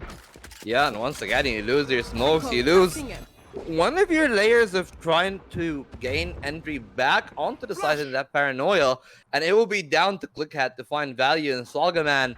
Maybe even be the early warning system here. ClickHat, though, he's been doing a lot of work, but Donut will wrap around. It's a very good on his side, you know, like the triple peek here, double peek from short, trying to find something. The retake is on, but they are ready, and they have nothing to give for them. ABC will jump down, get 1, but that will be all she wrote. Match point for map 2, and the dream is slipping away. Here's the question. Volt. Can Bot Frag Friends have a flawless 3 rounds to get them into overtime? They cannot let a single round slip. Is it possible? I mean, the tools are there. This buy is very weak though, so it will need to start off by something. Yeah, we need to see something poetic. But if they do get it, suddenly you have some extra ultimates, you have some extra tools to get something back. But for now, you just have to bank on something happening, and this is disaster. The Strike in their camp. That is just a smoke fading away at the worst possible timing for the team, and it looks like they are just electing to go for the B side. You know, we know the guns are weaker. We have your garage player down, so you're gonna be stretched way too thin in Haven. And how would it go is the question. We need to find a lot, and it looks like they are just still slowing it down, taking garage. But if you can look at the players on the side of the bot pack friends, they might have a good idea of what's going on here. They might have the idea, but they don't have the people nor the weaponry to deal with it. Honestly, Sika getting that pick is huge. But that is the only place and the only route that the Frey team could have gone. They didn't want to deal with that potential tour de force, which could have been C long or A long or holding down A short. And now that they're on site, though, it's inevitable. It's come to fruition. Still a threat, even TD4. That's still a threat. That is mid-mage. ABC, she'll get one, Attackers win. That's it, and that's map 2. 39. Talk about a grind. That is one that we have had here. And Quicksand, you know, that's just something that's happened here. No camera for me. There might be a slight issue. I did kick my computer while watching the game by accident. So my camera should be up somewhere. Hopefully production picks that up. Boom! Wow. There we go. What's up? Oh, it's very blurry. Oh, either way, at least you can see me now. So, I really thought that we were going to see the bot frag friends make a huge change there. When they were on attack, they were absolutely putting the pressure on Frey. But the moment the side swapped, Frey turned into a whole different beast. Is that something you normally see on a map with 3 sides? Or is it that Frey's playstyle was a lot more oriented to that attack, which let them absolutely sweep their opposition when they had the opportunity, Bolt? I mean, Haven naturally, as you said, 3 sides is more attacker-sided. So you expect some sort of lead on the attack. And, you know, we've got that early on from the side of the bot pack friends. But it just wasn't enough. Like, you know, by round 8 or round 9, you can see that they've lost some of their steam. They've lost some of their momentum on a defense. They just didn't have enough setup plays. You know, Easel should be the one that has more of an expertise on that end. So I'll let you like talk about the second half, because I feel like that is where they really fell flat for me on the side of the bot frag. Yeah, it felt like bot frag friends, like I was saying during the broadcast or during the actual game, they had the composition and they had the strats prepared for offense. However, that didn't translate. It didn't flip. It didn't flip the way that you needed to flip because they really played their agent select into that. And I don't think you can necessarily say, yeah, Furfrays went crazy on attack, but I feel like it was more so bot frag friends falling flat on defense. There was never a point where they had a really good defensive hold, a really crazy defensive look. They ran it down mid on their ecos, but that's like, it's whatever, it's an eco. But on like their actual gun rounds, I didn't feel like they brought much to it in the same way that they brought it to the attack. And you can't only play one side of the map. That's just not how it works. So on the other side of this next intermission we're about to have, I would love to discuss how perhaps the bot frag friends can find redemption or what they're missing. But in the meantime, we will give our wonderful casters another moment to rest their voices, because now Furfrays have managed to reach their match point. They've won 2 games in a row. Currently, everyone's predictions are still valid across the board, but one more win means that me and Easel do get to take away that 3-0, and Furfrays get a confident 3-0 victory. Vault, on the other hand, still has 1 win in the hands of bot frag friends. It's possible. But keep in mind, once again, we do see Furfrays at that match point. So make sure you stay tuned, you stick around, because the next match could be the last. Don't miss it. We'll see you guys on the other side.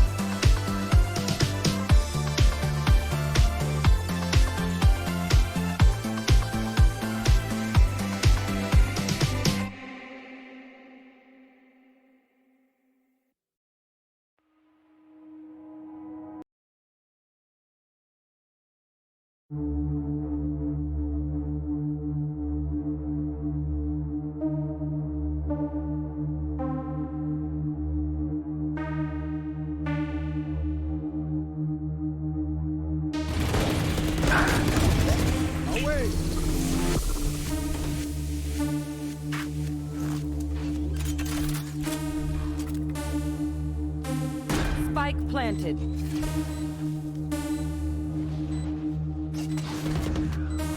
Blocking sight.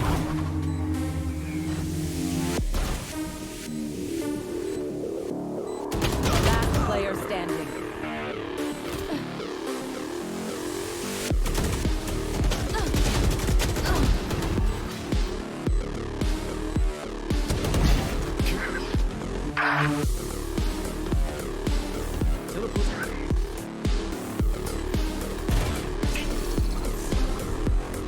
Last player standing. Your fault. One enemy remaining.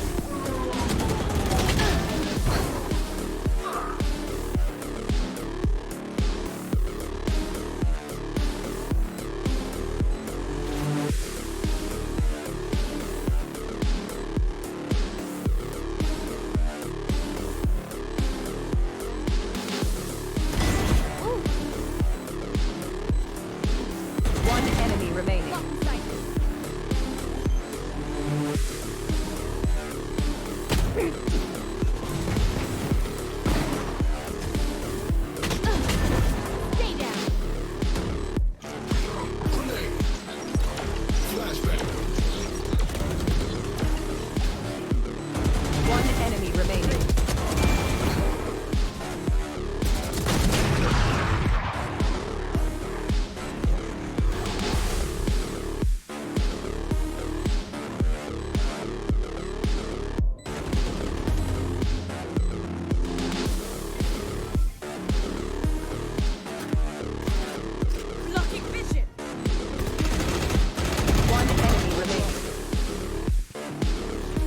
Time to jump.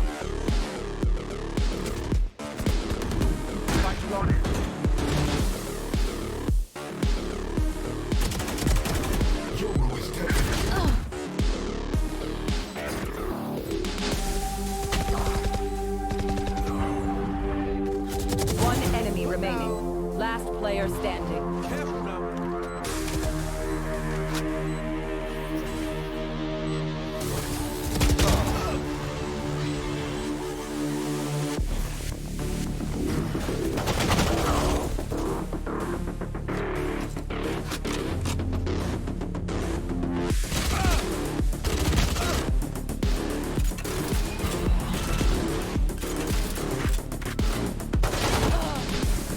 Spike planted.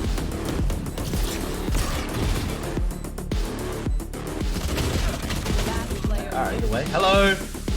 Hi. What's up, everyone? We're back. So, we managed to go get. How's your cup of water, Volt and Easel? Did you guys go get some? It was like good water. Pretty I soothing. got it. The jug of water. I have lost my bottle. I'll Oh. keep losing stuff. I was losing my glasses like pre-stream, so it's okay. It happens. It is that Oh. like hectic time of the year. Well, But are hey, we water like is good. room temperature or cold water drinkers? I feel like this is a important thing to bring up, just for the audience to know. Okay. Room temperature, 100%. Unless you want to destroy your vocal cords. It's up to you. It's up to you. If you Oh, value think your cold vocal water cords, destroys your vocal cords?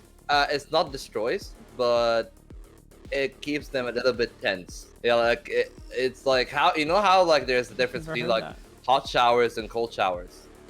Mhm. Where like cold showers are better for like waking you up, giving you like that a little bit like early muscle tension, like get you up in shape. Wow. That's like the thing where like it tenses your vocal cords a little bit more than room temperature water, which just passes through and lets everything ease and lets you hydrate. Because it all like both hydrates naturally, but one of them just tenses your muscles a bit more. Well, I feel like the true time when you put drinking water to a test is either just after a massive workout or at 3 a.m. in the morning. Those are the two times where like water hits It the is best. 3 a.m. in the morning here. So, Easel, what about you in that prime time scenario? It's just from your expression, I'm getting the vibe, but please bring it through. I don't know what vibe I'm giving off, but here's the thing. I just didn't know that piece of information. Whenever I go to restaurants, I do ask water, no ice, because that's something you have to do here in the United States. Otherwise, they'll give you ice. But at home, I can't lie. I do put some ice in this bottle because my water comes out kind of hot. I live in Texas. Because I get water just from the tap. And it's like, I don't want to drink warm water. So I got to use a little bit of ice. So. Okay. I do chill it a little. Slightly chilled water. Look, I'm a room temperature guy, and I gotta say Melbourne water actually tastes really good. I know like some waters taste different. Melbourne water's good. So when you come to Melbourne, like bring a box home with you just in case. Either way, hopefully our players. I don't know if drinking cold water will like tense up your aiming muscles or something too much, but fingers crossed it doesn't. And they're staying strapped with their mental and their physical prowess all on point. Again, we did see the bot frag friends come a lot closer that time. And according to Easel, as we analyzed earlier, it felt more as if the bot frag friends unfortunately slouched a little bit more in their defense rather than Frey's overperforming, which means the bot frag friends actually did have a standing performance when they were on the attacking side. Now, Easel, how do they solve this problem? What is it the bot frag friends, which they got so close to last game, how do they resolve this issue of perhaps slouching or any other minor mistakes they might have in their play right now to be able to try to take a game? I think they just need to continue what they did in the first half and be even more aggressive on defense. When the defense is aggressive, sometimes when you're on offense, you're like, wait, stop. That's my job. What are you doing? And so they just need to keep that going, especially because we're coming into Pearl, where there's kind of a little bit of question marks on what's going to happen. Less solid, less certain, less ironed out gameplay. It's been out for a little bit, but it's still kind of up in the air because teams like to ban it a lot. So I think that's the kind of map where they could really put that aggression to their advantage. I'd love to see it. But I got to root for my pals there on Frey through and through. Let's get this 3-0. No, I'm not biased. I think it'll be a great game. You are And biased for the Bo, 3-0 though. Yeah, Let's no, be real, I love we a are. 3-0. You know me. Yeah, I mean, for me, like I would second what Ezel said, but for me, the most important part is for them to show up for the entire map. We've seen them showing up for one half. They won it. They were 7-5. They were ahead. But if you don't show up for the other half, that's scary. But in this map, suddenly you have the option of like, well, oh, suddenly Frey may not be as prepared on Pearl. Who knows? So maybe like them not Yeah. showing up wouldn't matter as much if the side of Frey don't have the prep work ready for Pearl either. But for me, still, like you really need to have something in to kill the Silver Scrapes, to get the reverse sweep going, to get us to the 2-2. You cannot lose a half. You cannot come into a half unprepared. And if we see that that could be just their demise, then we could have our new champion for VRS. Well, preparation comes down to perhaps behind the scenes they have their little blueprints, their whiteboards, the guy in the chair with the little headset, and the 20 monitors in front of him analyzing everything that's going on. Let's see if they're able to pick up on this information on their own, which they absolutely have, and bring themselves into perhaps a better upright posture rather than slouching in that last half as they did. All right. Yeah. Speaking of, I have good posture. Yeah. Let's go right into this agency. So keep good posture and keep good mentality as well as physical and mental prowess, as we mentioned earlier. Be able to bring these all through. Perhaps we'll see a game 4, game 5, or Frey's now at their match point, looking towards ending out the series and crowning themselves as the king of this split. So stay tuned and make sure you do not blink for this potential last game of our series. Volt, Ezel, take it away for Agent Select. Thank you so much, Quicksand. Okay, we're walking straight on into it. And it looks like, well, one side knows what they want on this map. And that's their map pick. So, of course, I'd expected BFF friends to be ready and to have something prepared. And, this is almost a tried and true comp where we have the raise, because, like, the way that you can, like, find the angles with the satchel. We've seen that, like, one iconic ult through the B-Link area. We've also seen a lot of Pearl changes ever since then, with the map just, I would say, being a lot more simplified and a little bit less of a nightmare for the attackers to walk through these smaller areas like Art, like B main, and even for the defenders themselves to hold for a retake. So that can be an option, but so far it looks like it's gonna be pretty standard. But Botfrag will have the Yoru, so that's something to talk about here. Yeah, I'll go ahead and say Mythbrander the Menace still selecting Yoru after all this time, after being 2 maps down, now on potentially the final map of a best of 5, but not just any best of 5, the grand finals for the VRL Valorant tournament. We have Botfrags up against Frey team. In case you missed it, Frey's team took the first 2 maps. First one pretty decidedly. Second map, they ran away with it in the second half. Now into the third map on Pearl, unknown ground. We don't have a lot of how these teams play on this map. However, I'd expect to see some funky stuff. Like I was saying, the win condition for Botfrag friends, it's gotta be throwing a wrench in the plans and not letting Frey's team just be so diligent, be so good at swinging together. Because if you let them stick to their fundamentals, that's when they can run away with it. Well, I'll be down, to be honest, these fundamentals in a pistol round. Not that much util in the grand scheme of things, and looks like both teams are just electing not to care that much about the util. We see like 3 ghosts and a sheriff on the attack. It will go down to a headhunter. ABC will kick us off here in the Pearl. Beautifully, not before Myth taking a good chunk of damage, but still, that's a good opening for sure for the defenser. Yeah, she's crazy with it, and that gives them such a good advantage into this round right off the bat, getting the opening first blood, almost shooting the Yoru clone, not getting flashed quite yet. You see, looking to swing off of that, does land a body shot. This is a full bloodbath on B long. Yeah, the bloodbath is there, and the nade as well. But it will not be before Donut just gets himself in the side. The plant will come through in the open. They're trying to trade a common spot, but nothing will commit. But Myth from the back end is eliminating them This is an execution. And suddenly that pistol round has just went a tear for the side of the defense. And you know what? They are starting once again on a very strong showing here on the defense on the side of the bot frags. We've seen that before. Will it be a repeat of map 2 of the Haven, or will they actually carry that momentum all the way through the finish line? Yeah, I'm getting a flashback to Haven. We're watching the same map, but on a different skin.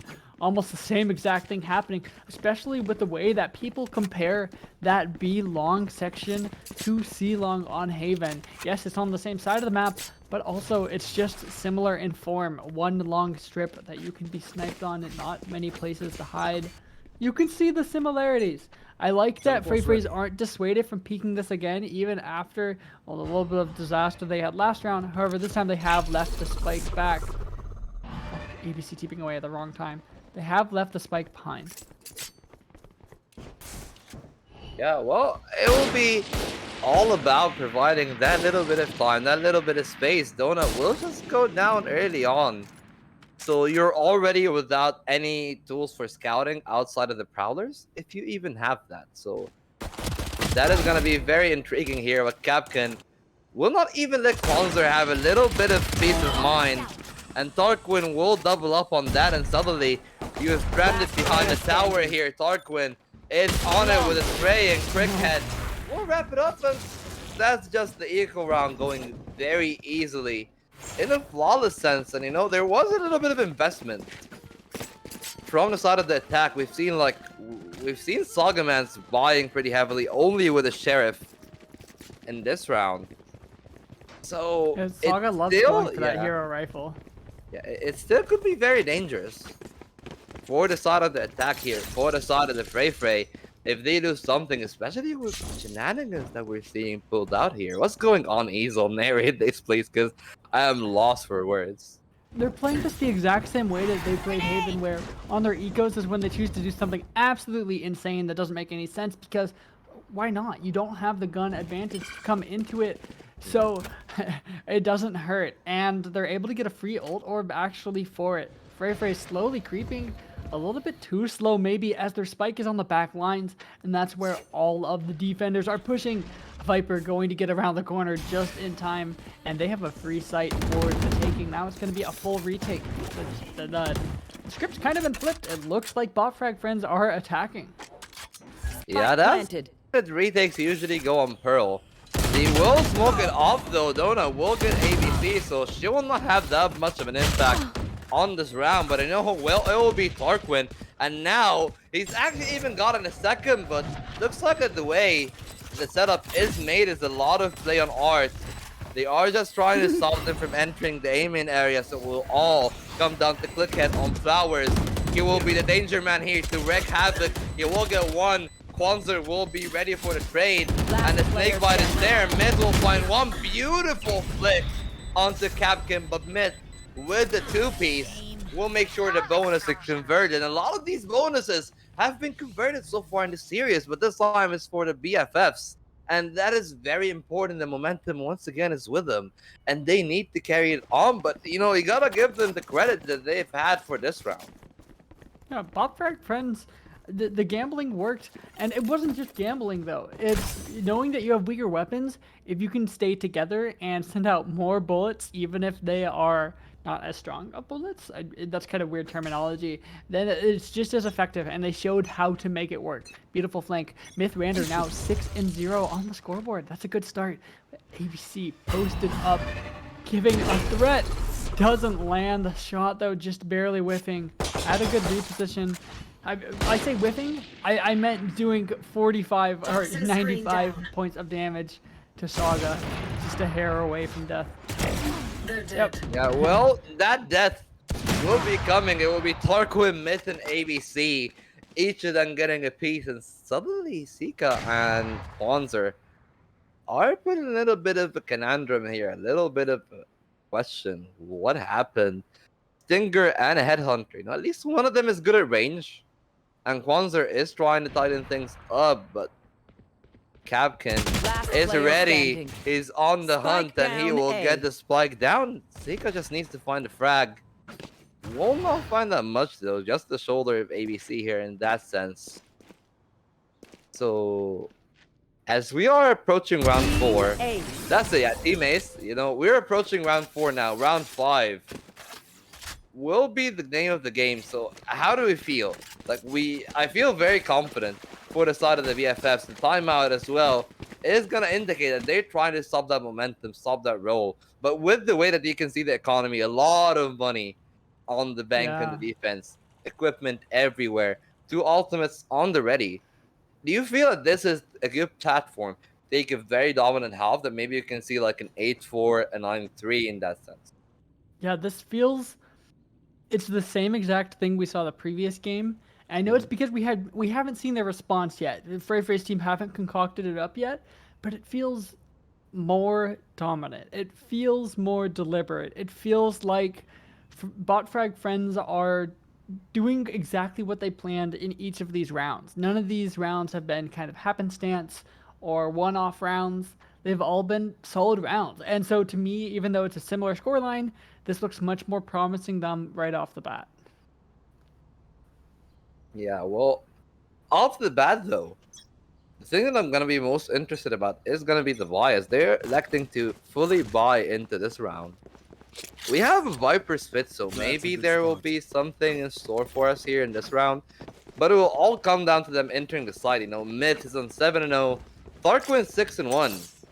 So, you know, the people that you want, they have like that big impact. They have the Urioro just wreaking havoc here, to be honest. Like, this is the hero that we expected to see on Haven. And it is showing up in Pearl. The Viper spit will make sense. In that sense, where like you're getting the A side, you make sure that you have that whole area, you're holding the stairs. But Art is empty. That's okay. They have 2 people on site.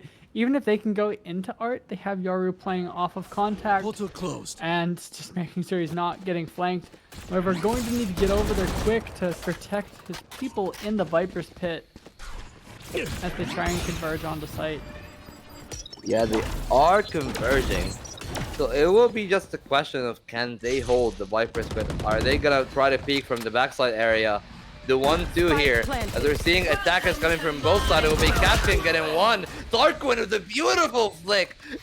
I thought that was just sorely him going down, the pit going off. But that is not the case. You know, shoot me. You can see Myth just pinging here. He will try to find something, decoy in hand. Members are ready to bounce on himself from the attack, and that will be Sagaman making sure that he is off. What is going on? That is just some Mario gameplay, but Kwanzaa will find one into Tharquin. Will find a second.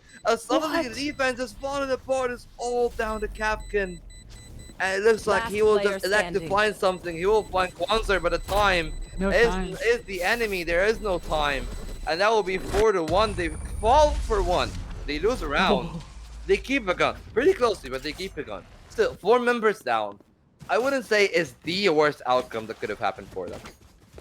No, because they have so many credits to fall back on. It didn't matter that they lost that 1 round because they still have a full buy. ABC, she can still buy an op and still have 28 credits in the bank.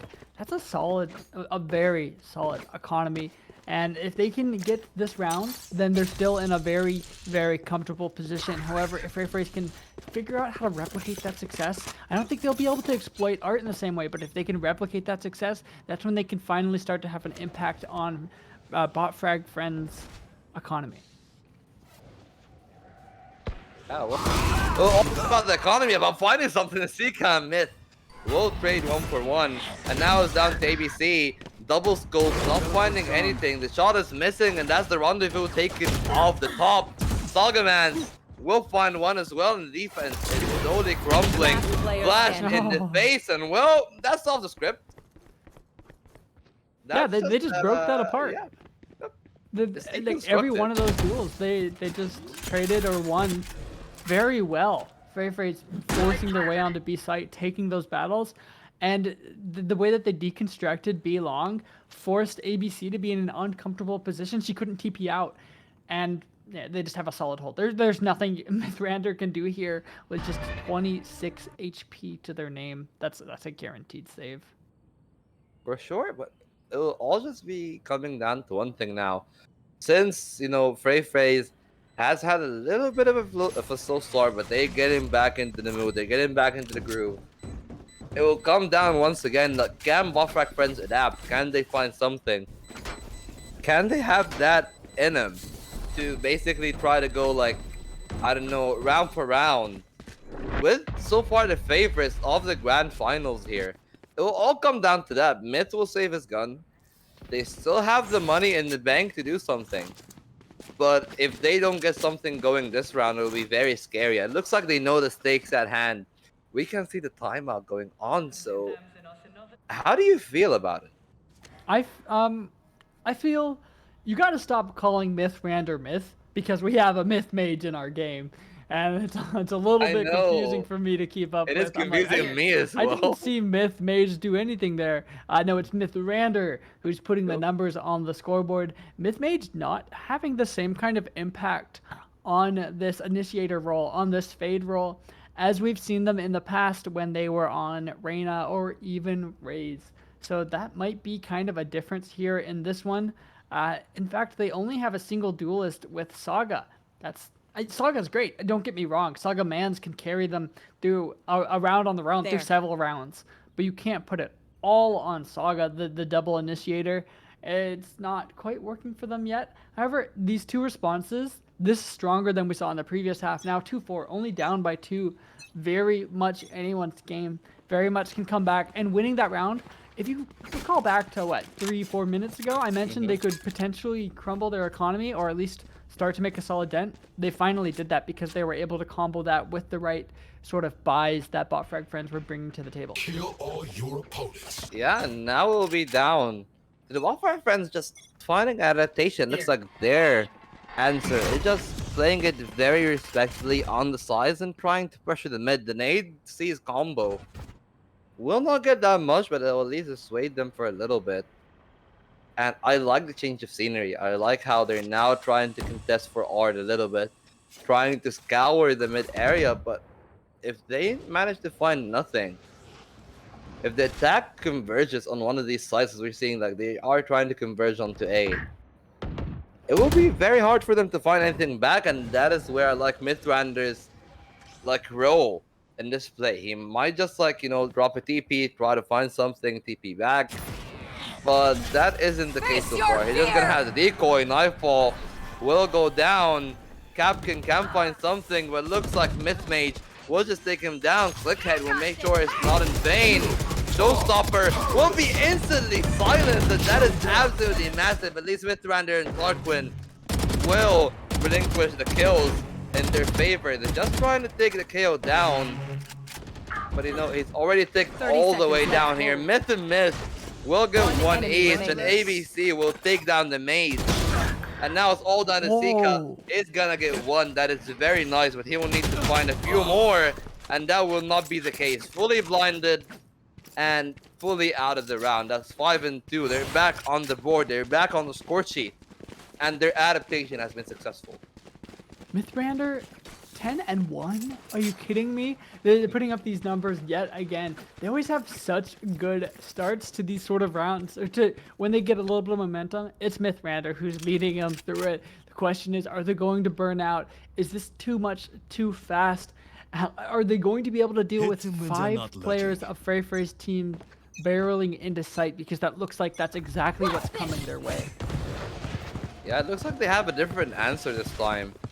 So I'll be very intrigued in what they're trying to do. You can see the Viper's Fed will be taken down instantly. Mythrander, but Darkwind from Arch will grade that out. So at least it's not the worst possible outcome.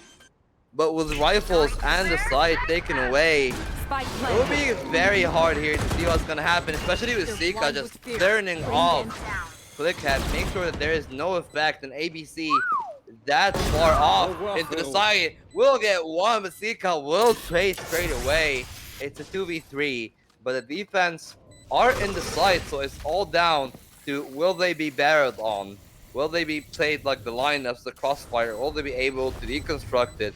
They have a sample, they have an inkling, but well, they will not have the shots, and that's 5-3. 3k from Sika here.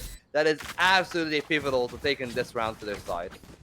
Well, that jet dash in through the smoke, updraft, single knife, one headshot for it. Yeah, they get traded, but like we always say, a trade, a 1-for-1, it always favors the offense because they still have the numbers to overwhelm whoever's left over there, even if it's even now. So that opening pick, huge, and doing what duelists need to do, making space on site. They're not going to do that again, but if they did, there was only one person there. This is a huge read by bot frag friends, pushing 4 people towards the sides. The players are actually leading, but Donut Keeper shuts it down with the help of Sika. Yeah, well, the read needs to be followed up by some frags, but that doesn't look to be the case. And look at where Sagamans and Mythmage are. That is going to be very dangerous here. It is all going to come down to the timing between these two players. Who's going to be ready? It will be Sagamans with ABC. She will be getting a frag on the very offset of that on the other end of the map. Mythmage will get the doppelganger here, it being the render.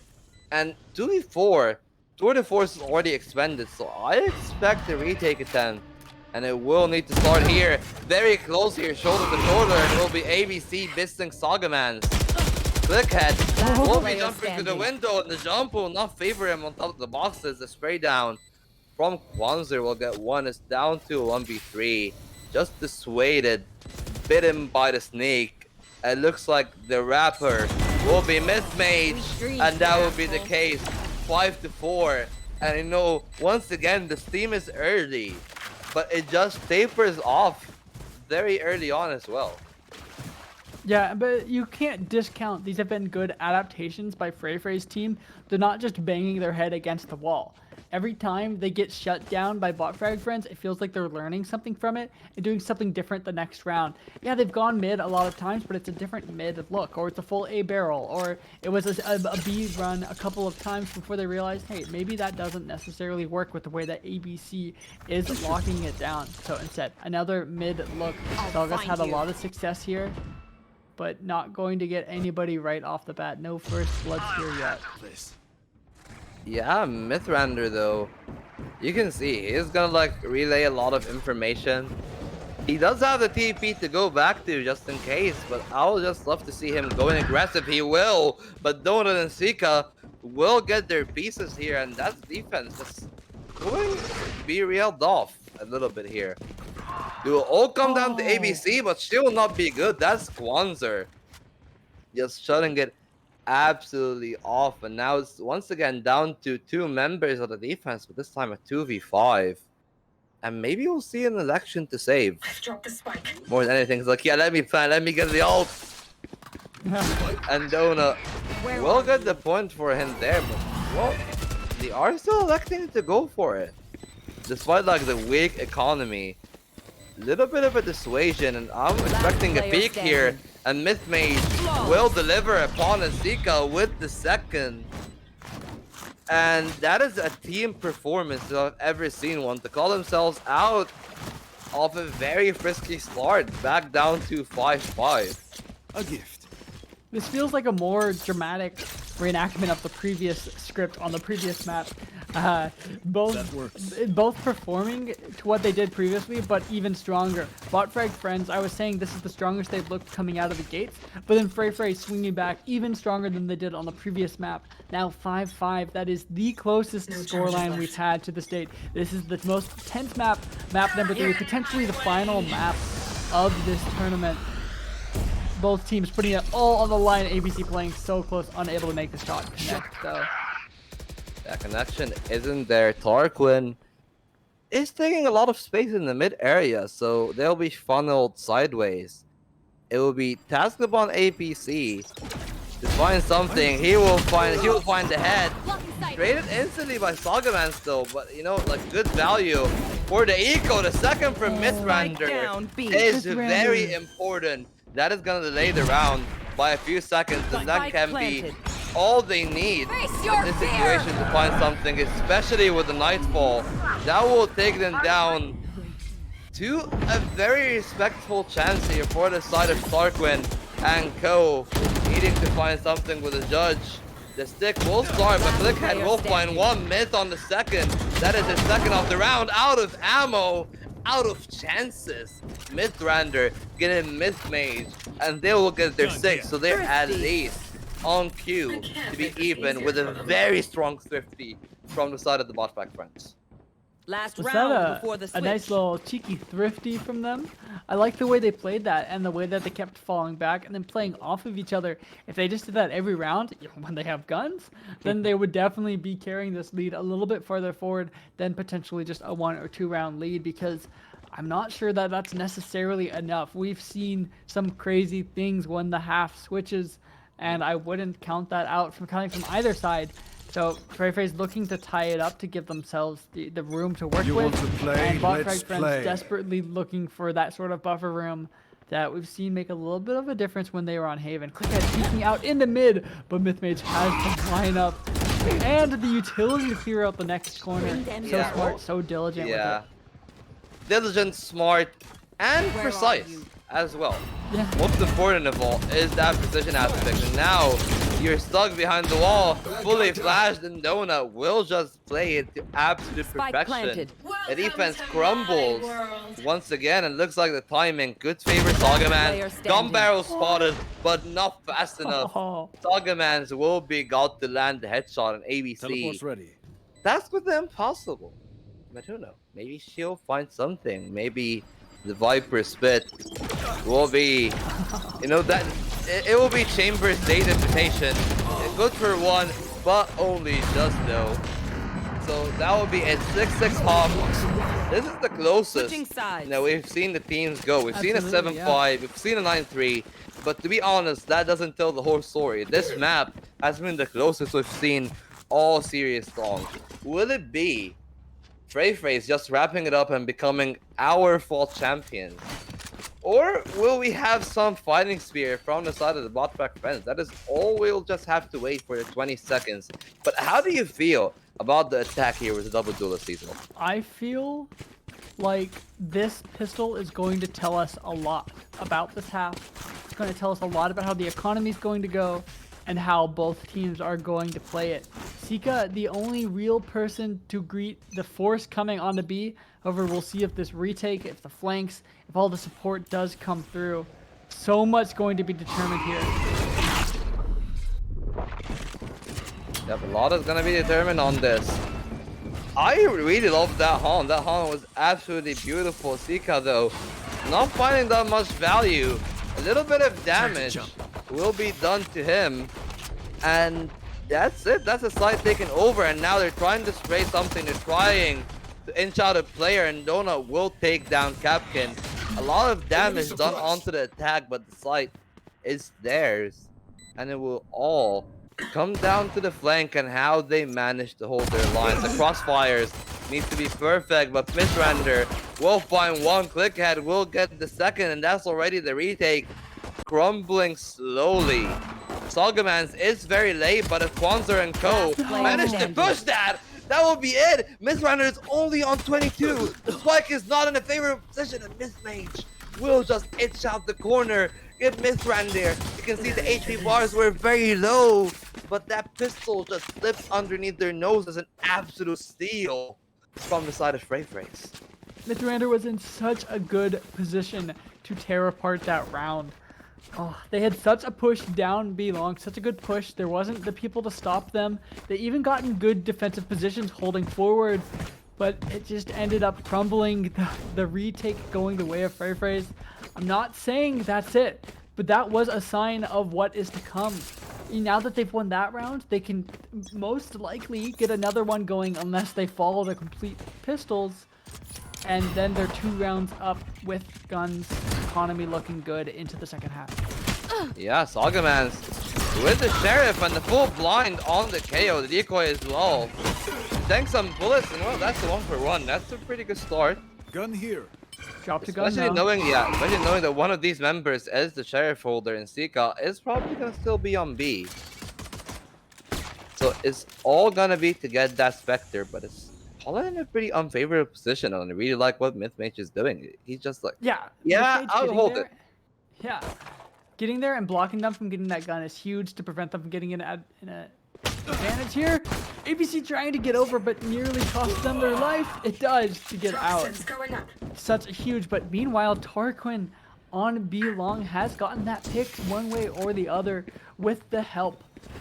Ooh, look at the raise. Look at the raise. This could be it. Clickhead is gonna get an absolutely pivotal kill in this scenario. Now you tunnel them from the spawn. You know where they're coming from. They're dropping down on you though, and Clickhead will be taken down. It is a waterfall. It is an absolute nasty shot, and it's all down to Tarquin. It is the Marshall in hand, deadly as an op, but nimble it will be. It's the 1v1. One bullet from either or will secure the round. The peek from Tarquin will be immaculate, and that will be the clutch for the attacking side. The pistol has been converted. I eat my words. I said the first round would set the tone for the whole rest of the second half, but they got the second round. That's totally unexpected. I think the number is literally only like 10 to 11% of teams win the second round after losing the first. And they just did that. They did like the statistically not likely, near impossible. And now they've put themselves in a great position, preventing Freyfrays from running away with the half, keeping this game neck and neck. Yeah, well, neck and neck it shall be, but we have another pistol, and we've seen both teams converting thrifties. And Donut is in a very dangerous position here. He can pounce. He's ready, but he will be taken down by Capcan ABC. Great awareness from the members of the attack. Clickhead will get two as well. And, well, there we go. Suddenly, it has been shut down. Sure, HP bars has been taken down, but, you know, I really like the diligence from the attack here. Tiga left nothing really to do. Doesn't really have a great weapon to retake with. Doesn't have the numbers. I mean, at least they don't have much to lose coming into this round. They just got it over quickly. I mean, you blink and you miss it. Botfrag Friends had a strat and they ran it down. And that's what they need to do on this map, regardless of which side. But now that they're on attack, they can really lean into that strength of theirs. Sika looking to do a little bit of economic damage. Can't land the shot. Head cleans it up. 3 kills on the board. And now they have the lead once again. Yeah, once again in the lead. Off that thrifty, but now it will be the frisky time, you know. Tika, sure, he's not really like having a stand-up performance so far in the series, but give him the op. Give him a very open B side on Pearl. That can be a lockdown. And if you lock down that part of the map, let's make some suddenly you're chaos. tasked with trying to find a very different solution, something that we haven't seen the side of the Botfrag Friends doing. We've seen a lot of pressure onto the A area, but looks like the adaptation is there. Not finding that much value though in these abilities, but at least securing some map control. Yeah, Freyfrays leaning 4 people over there is great, but ABC still gets that opening pick. Her aim is just built different, just better. And now they have a lot of room to work with because Chamber's the only person holding down that B side. They just have a Chamber trap and, well, just a little operator watching down that angle. Walking into the op could be very frisky. At least you know what it is now. You know the danger. And a 1-for-1 trade in that situation would have been okay, was it not for Sagaman's just drilling down your flank. Viper Spit is very good in this scenario. You have the map control, you have the area of mid-mage, will steal ABC from behind 2 layers of smoke. Nonetheless, will be traded back. Clickhead is determined to get that round here. It's a 2v2. The retake is closing in. All the way from the long area will be Sagaman's, but the first phase will be Kwanzaa. He needs to find something. Clickhead and Tarquin will walk into each other, and Tarquin will get the best of him. Tarquin will get the best of everyone that will walk to his path of destruction, and that will be round number 9. And you know what? It looks like that this will also be a very competitive half.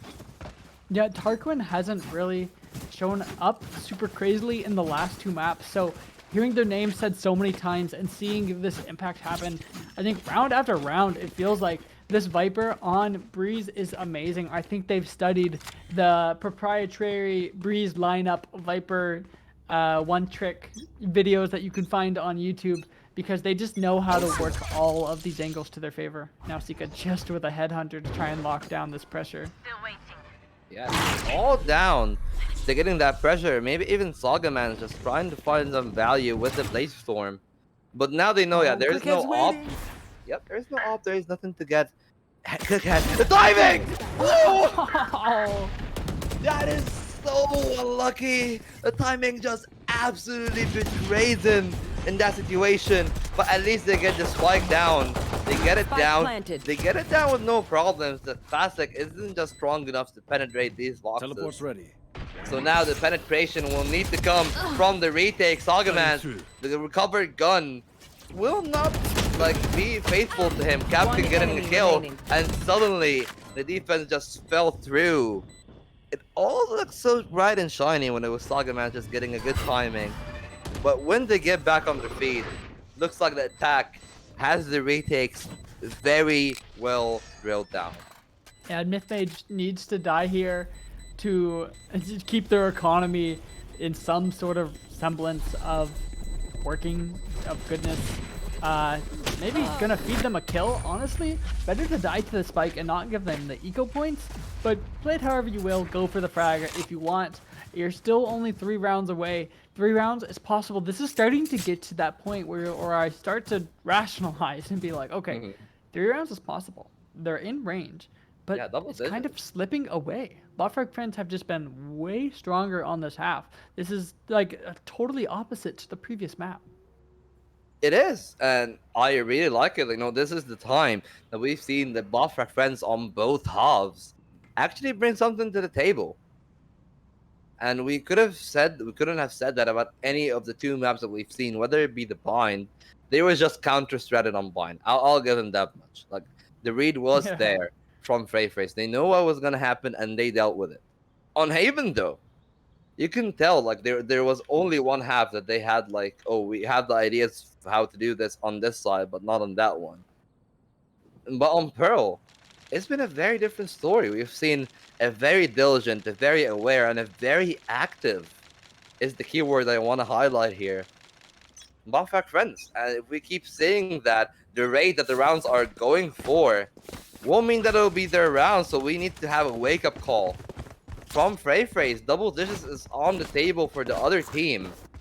And they need to find something here to get it back together. Yeah, their defaults, their diligence just isn't quite paying out.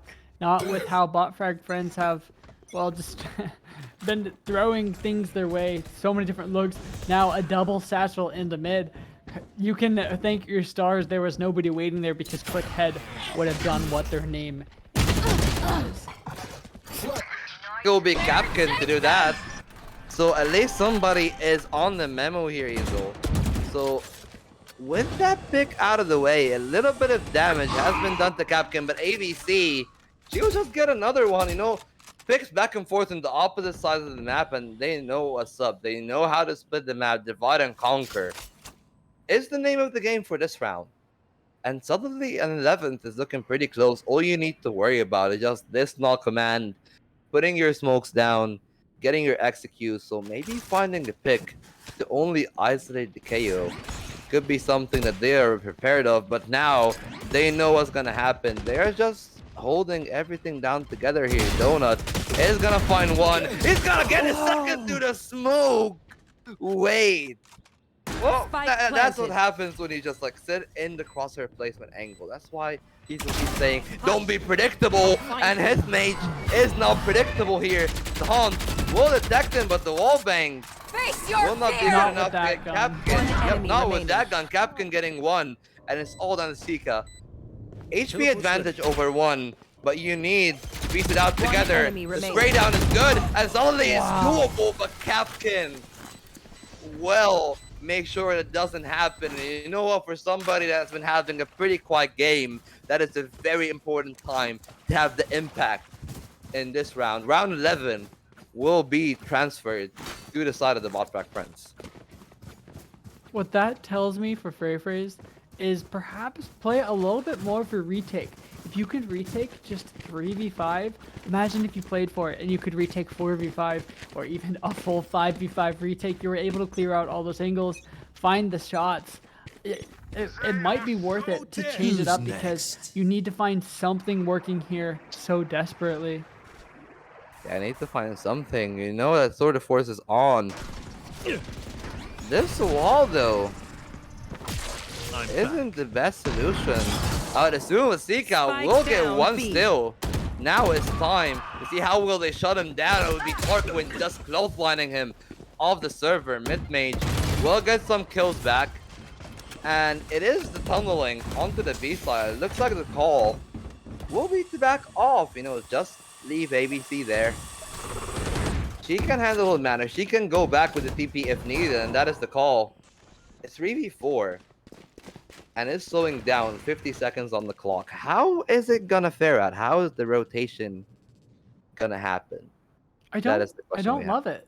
You know, it's so late in the round, and they didn't try and play like they were or pretend like they were going B. They didn't try and bait it. They didn't try and take any of their fights. So they're forced to win all of these. Saga Man's is there waiting. Flash is prepared. Donut Keeper's cleaning them up. Ooh, that second flash is absolutely beautiful. It doesn't matter if it's nerfed. It's still a flash. It will blind you for a very long time if you take it face first. And that is gonna be a very good round to take over for the defense. But the timeout now is more important than ever. You need to get the map. You need to keep your dreams of staying in the grand finals alive. You're gonna shut down the momentum. You're gonna piece out your opportunities. There is an all command. Now there is a Viper's Pit. These are the tools of the defense. How do you feel is the deconstruction here? Do you just keep pressuring Sika and keep trying to find something? Or do you just say, you know, okay, let's go back to the A side. It's been tried, it's been tested. We win a lot of our rounds there. How is it gonna pan out? How do you feel?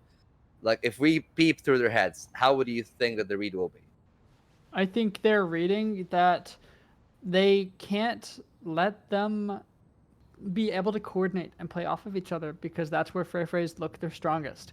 So if they can run it up through mid, or even so many times actually, they've run it out onto B long and it's, for the most part, worked.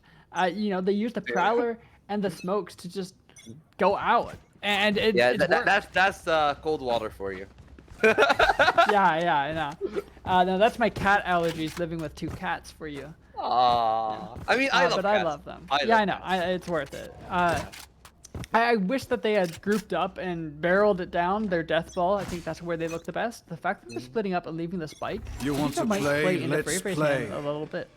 Yeah, it will come down to them just finding values. They are taking it very methodically here. Playing it very slow and trusted at Wanzer. That was a beautiful micro adjustment, and that's Clickhead being click-headed more than anything. So, well, how many times have they heard that with their name? I don't know. You're inviting. No, I'm doing the same thing. Yeah. You're asking for it if you're gonna name yourself something as cocky. Okay. Wait. Captain, the timing, it could be beautiful, but it will be disastrous as Myth Mage is gonna get a second one, and you're not fighting that much. You still have your Tour de Force. So, they've lost a lot though. Yeah, they've lost a lot, but if they get a few picks, something can happen, especially. They didn't see Sika. Yeah, Sika's they been haven't sitting spotted there it. this whole Wait, round. ABC is spotted. They don't know what's going on. They don't know what's up. It's a beautiful foretelling, Easel. You know, it's a beautiful foretelling, and that was just a beautiful 1-2 play here. 30 seconds left. Yoru has TP to the back line, so Mithrander might be able to make something work here. We've only seen this happen a select number of times. Sika aware, though. They sent a Prowler there a second ago. Ready for the angle, but going to double peek. A beautiful pinch by Tarquin. Yeah, it's beautiful.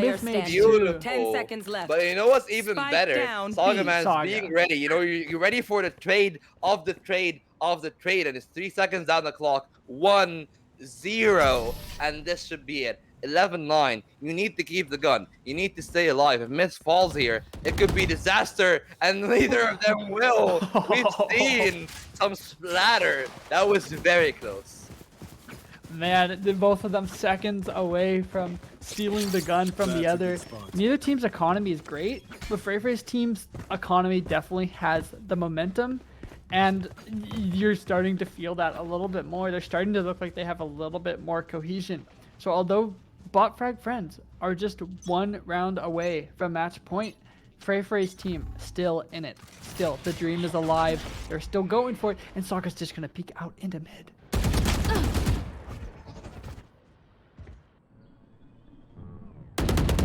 Okay, let's see how it's gonna pan out. Clickhead and Saga will trade 1-for-1. It looks like, you know, another trade of the duelist. And Darkwing will find something, but the Seas will make sure Clickhead has nowhere to go.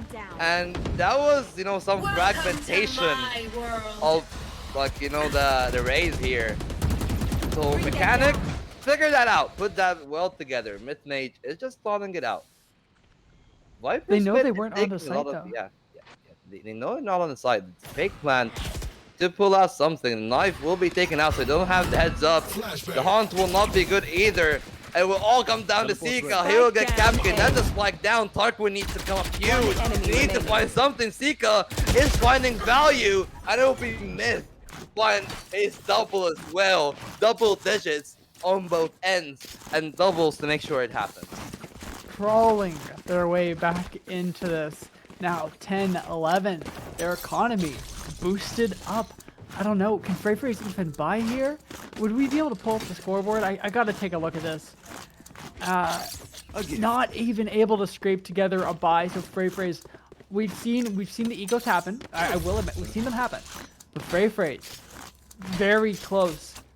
They can feel tying up the game, maybe even forcing an overtime. Maybe forcing overtime, but it all have to come through this A-side hit. You need to find a pick if you're on the eco. You need to find something. You're trying your best. But that will all come to Spike naught. down Donut A. will get one and rotate back. Showstopper will just be wasted. You know, a little bit late on trying to capitalize on the positioning of the KO. And, well, Saga Mans is on a mission. Kwanzaa is on one as well to make sure no one's gonna get anything. Clickhead will get one. A lot of damage has been done to Myth-Mage here. Just pinching him off with the side on Kwanzaa with the second. They are looking to even it out here. He will get the spray on Clickhead. He will even get Darkwing. No one gets past that man when he is on his roll. And that's 11 all. 11, and it's looking very, very dangerous here for the bot pack fans. We are a few rounds away from either crowning a champion or having a 2-1 and the hope remaining. I mean, look at their economy though.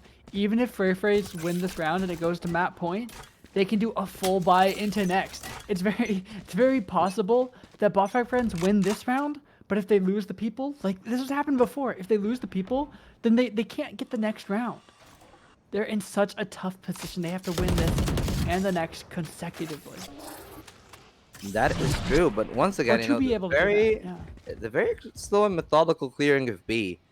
But the thing that has always been eluded them is taking the rest of the map, so it will be down to Clickhead and Donut. The timing.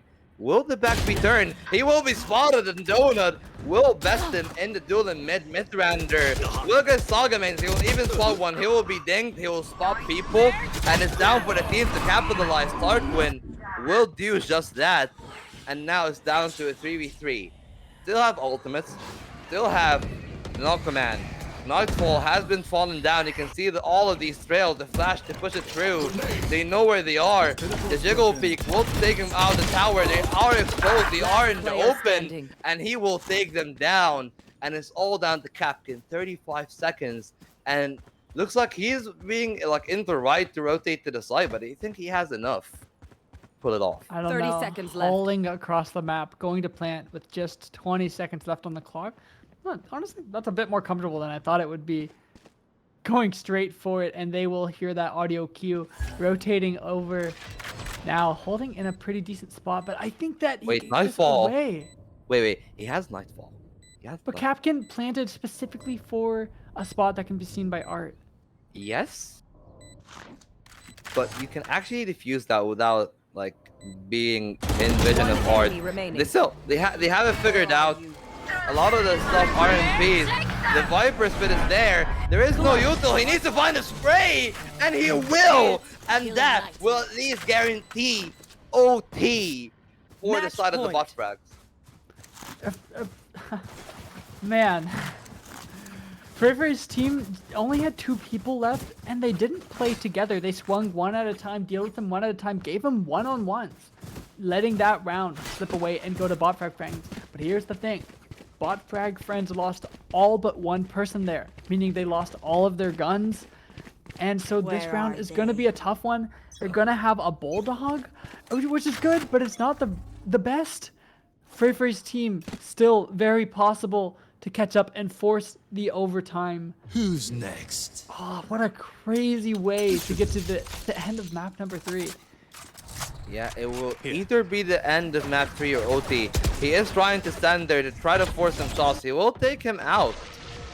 And once again, it is the mid duel. That will be the actual focal point of the round. ABC, she'll find one, but is she ready for the second? It will all be timing, and the pick is picture perfect. And that is a 2-man advantage for the attack.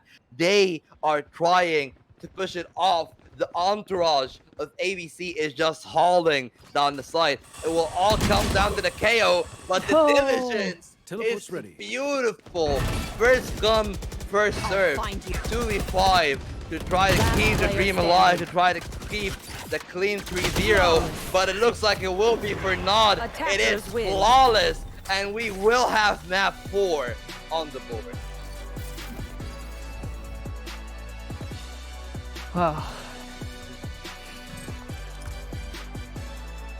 Well, I was going to say I'm lost for words, but I'm not.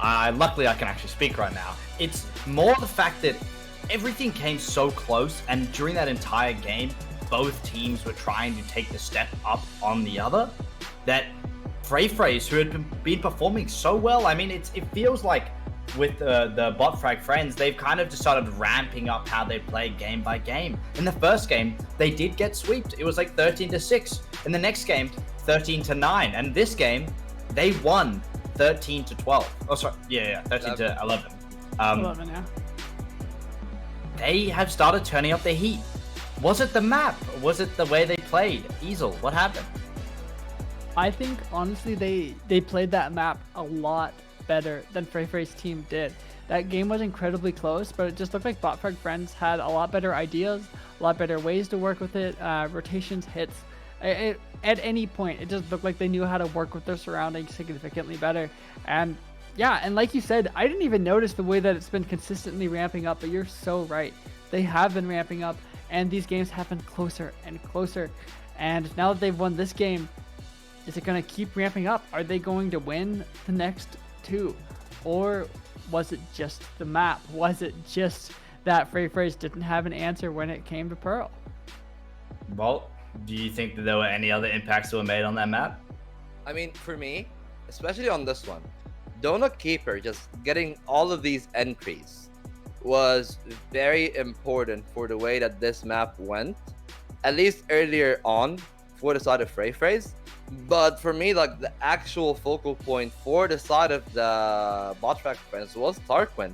A lot of multi-kills. And these multi-kills sometimes like enabled openers. We've seen him taking down sometimes the Alasika, sometimes just wrapping up rounds. And that's why it's very important. If we're going to see more of that in Icebox, I said it. I believe Icebox is actually Euro's best map. It's not Bind.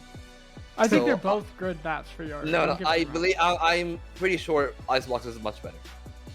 Because like the audio, yeah, because like the audio ranges and how smaller Bind is, so it enables a lot more for the Euro without like being heard as much as Bind. But still, that's in the future.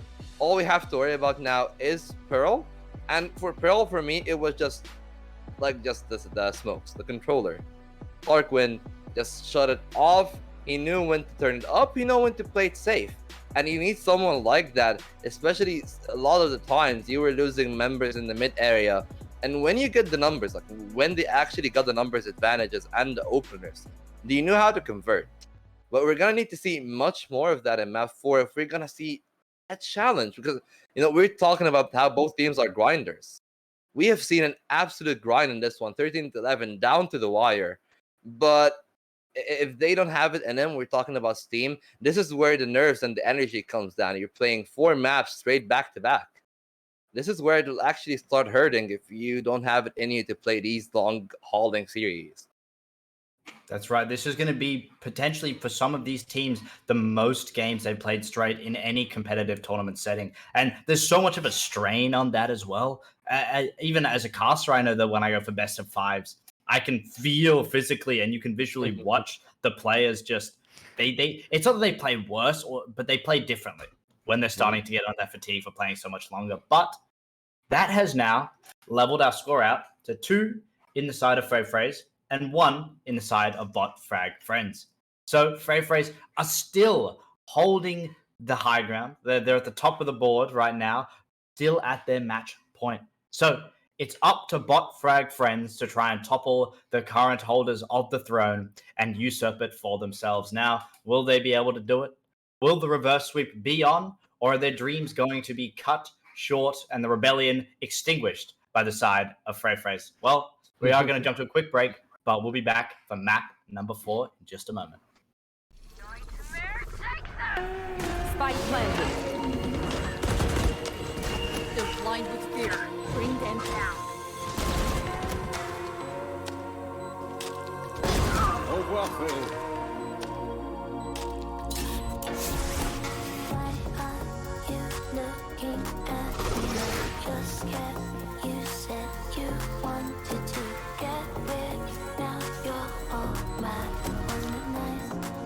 One enemy remaining. Spike planted. Face your fear!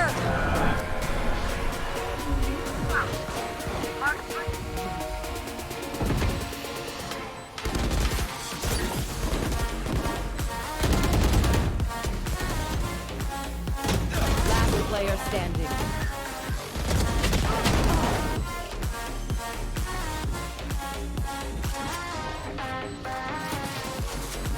Gun here. Thrifty.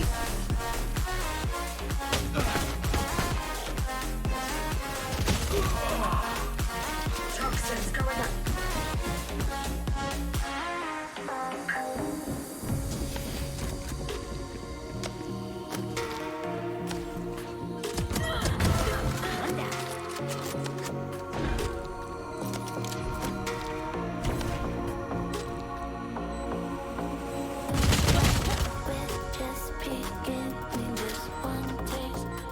One enemy remaining.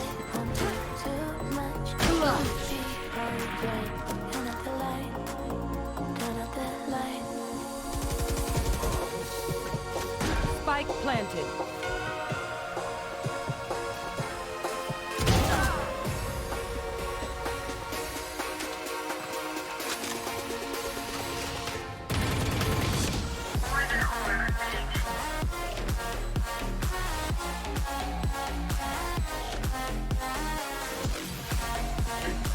One enemy remaining. Last player standing.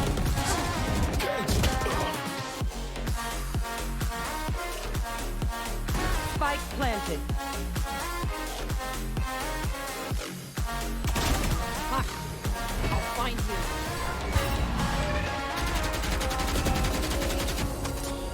Face your fear! One enemy remaining. Teleport's ready. One enemy remaining. Welcome to my world. Bring them down.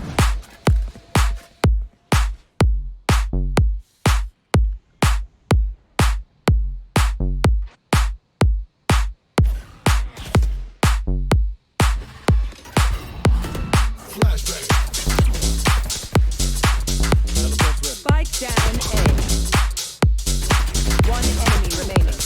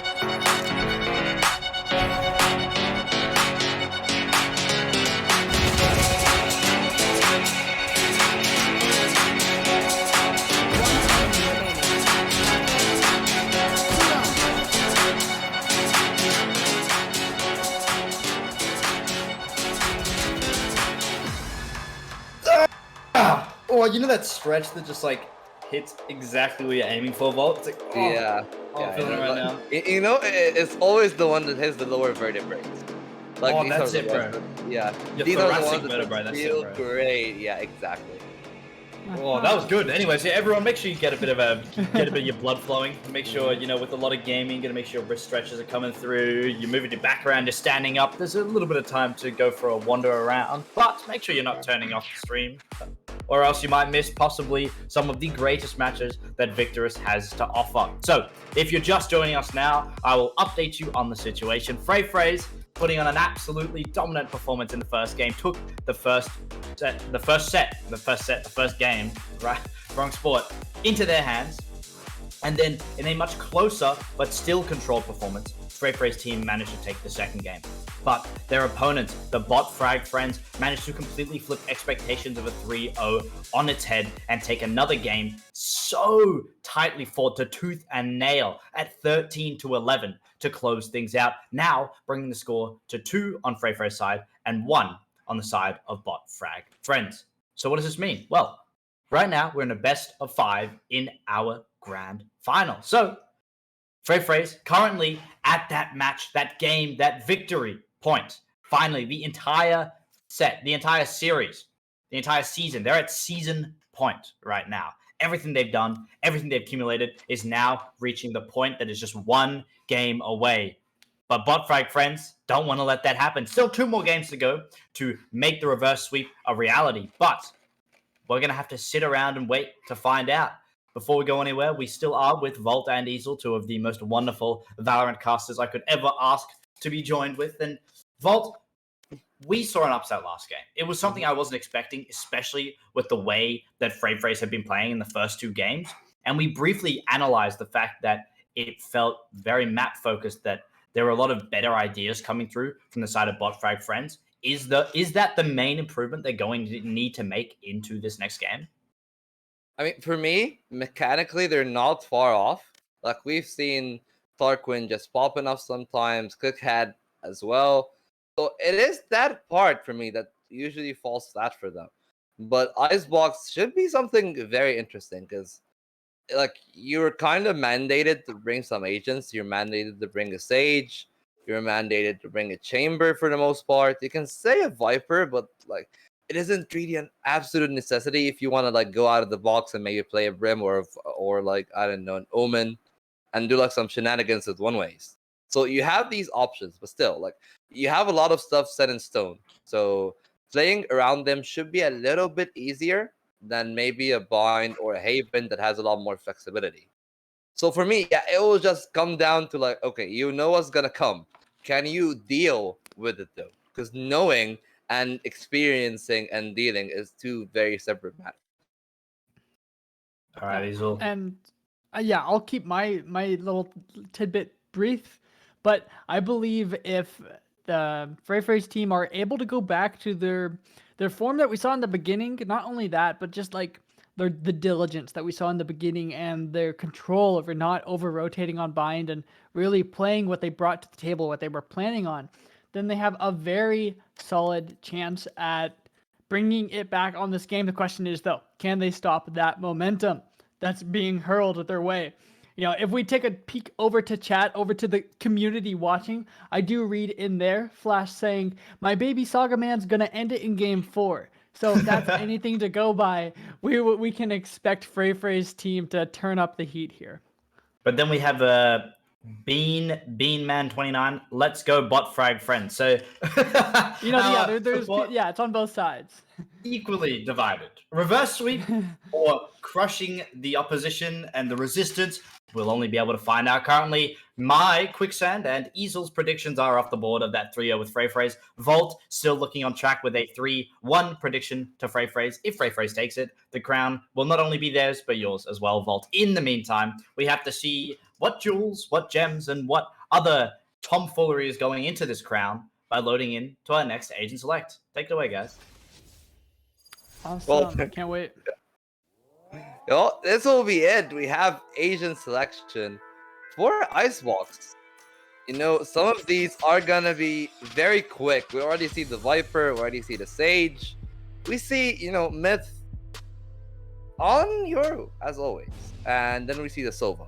And, well, Myth Rander on the Yoru. Myth Mage, on the other hand, is on the Reyna. You know, the most important thing I see here, we got Myth, yeah, like you said, Myth back on the Reyna. That's where we saw last week Myth showed up and went crazy. Myth coming back on Reyna tells me they want to end things here. And then click ahead, I want to say on the Sage, I'm not sure what to expect there. I feel like they might not be able to contribute as much. You know, I hope they're not just going to. We've seen it ball actually on Bind, right? Where he was playing the Viper. He wasn't having the best of games. Mm-hmm. And Exactly. that could be a very big factor because he has been putting up very good numbers when he was playing the Duelist, something that aids him in his quest for aggression, especially now. As Quicksand has said, each map is gonna be championship point. Whether it be for Freyfrays or if they take the Icebox inside of the Watch Facts, it'll be championship point for either. So this is just kind of scary for me to put who is statistically your best player on the stage. But then again, you know, we've seen Sages just go absolutely crazy. And Battle Sage, yeah, exactly. And that could definitely be the case. I like that we're seeing a lot of these same matchups. ABC versus Sika on the Chamber, Quanster versus Tarquin on the Viper, and we do have a Sova v Sova Donut Keeper versus, I didn't quite catch the other name on the other side, but we got the triple duelist, or not duelist, we have the triple mirror comp coming from both sides, so I think we'll see a lot of fun here, and whether the Reyna is going to be the big difference maker or the Yoru, these are the two main differing duelist picks. Yeah, we do have the Sage, but I think it's going to be the Reyna or the Reyna or the sorry, I got distracted. My co-caster Volt is standing up for this one. We're gonna be getting hype.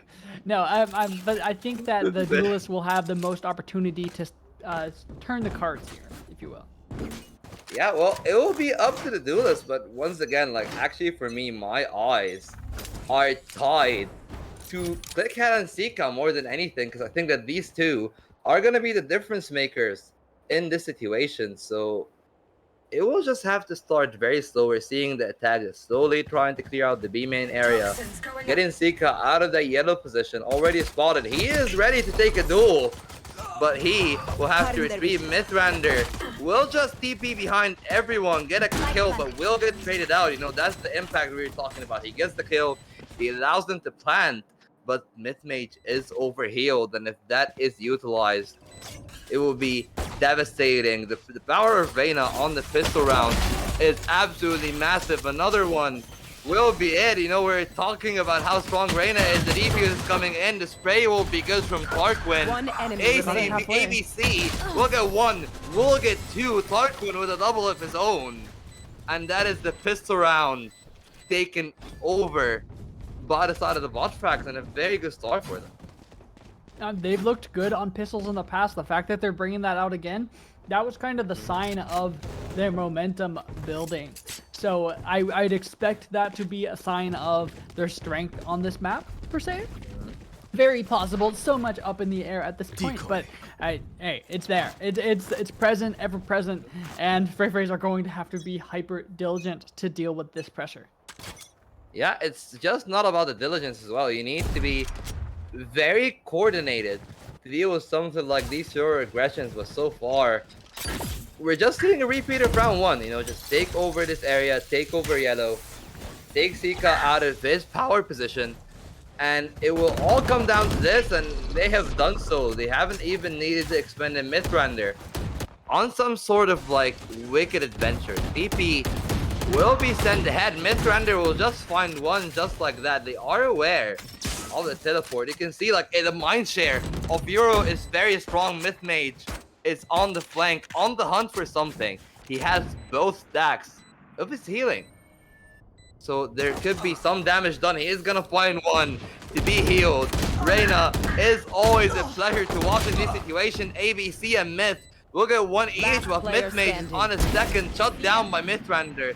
Sagaman is ready for it, 27 HP, just a single shot will do, but so is the case for the attackers here, but not with the classic. Tarquin will get him, and that is round number 2 converted, but not without some heavy casualties for the side of the attack. Yeah, absolutely.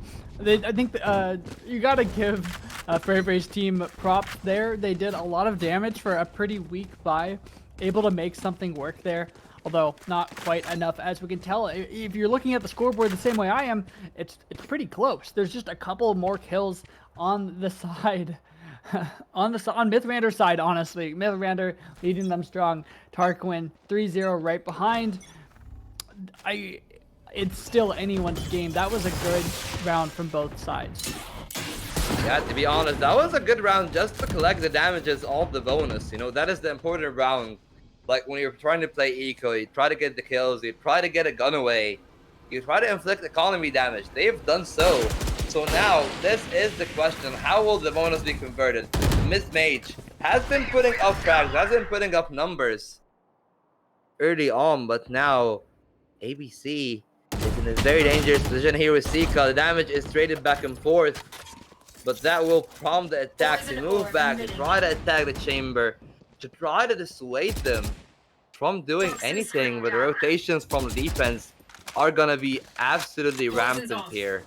To the B side, the slow play back to the A side could spell disaster for them. The side is empty, and it will only be Sagaman with a Marshall to try to solve them. You know, talking about this game, I was saying they need to be diligent the way they were in the first game, or Quanster can just get the kills. I was saying they need to be diligent and keep people there. They didn't anchor anybody on any sites. They weren't able to play contact this early. It doesn't seem to matter though, because they're still getting the frags. Well, Cookhead is gonna get one, but Myth Mage once again on the ready, and Sagaman jumping classic will take him down. ABC is just trying to find something here. Jumping again, 10 seconds left on the board, jumping up and down here, ring around the rosy, and that's his Jackie Joe jumping bunny, and Myth Mage will make sure that the bonus round will be converted to his team with ease. No, all right. I was saying they didn't anchor anybody, so I was a little worried. But I remember last game I was saying their retake looked good, so they should play more into that. I guess they were listening to that because that's exactly what they did. A beautiful retake, 4 men just storming onto site all at once from all angles and putting themselves on the board finally. Letting this not be a similar repeat. Last 2 games, they were just allowed to just run away in the first half.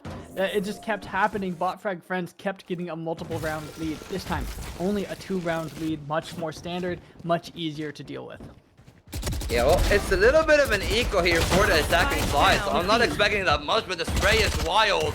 Myth Mage, though, is very precise. He will try to find something. It will be Sagaman's to find something while Myth Mage is taken down. And now, it is a 3v2. The attack is brought down a little bit, but they have recovered some guns. They have recovered the advantage, but Sagaman will just claw it back from them, and Sika will make sure there is no plant. That is 2 for 2. Back at equilibrium, but not so much for the economy, I would say. Yeah, it's equal all the way around. Yeah, the economy is not exactly the same on both sides, but it's going to be pretty much a full buy from both sides. So this will be an equal round. However, a lot more is invested into this round from the side of Botfrag Friends, because if they lose this round, they got nothing in the tank. They only have the credits from this round to work with, which isn't exactly what you dream of as a player. So they're putting themselves in a tough position, but they need this round to prevent it from being run away with. They are going with the tried and tested. They detect Sika. He has to CP back, so they know that the site is pretty much almost empty.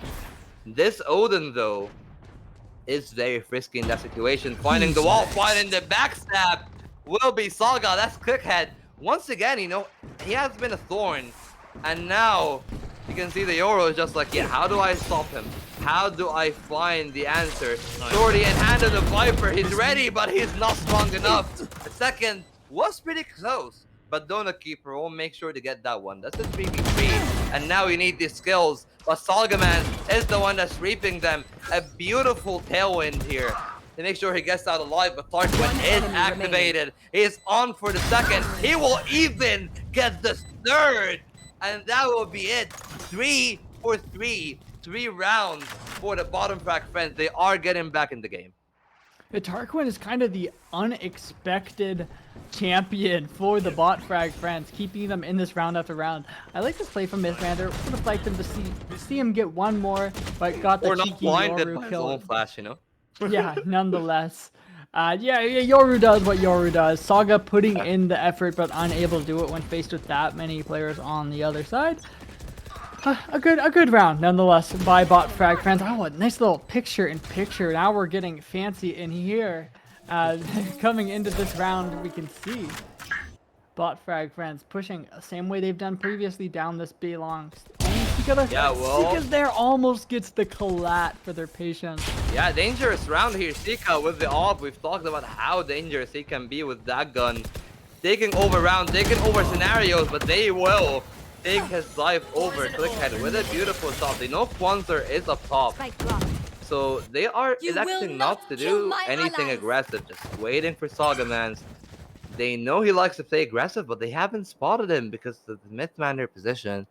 He is vertically elevated. The timing could favor him, and it will.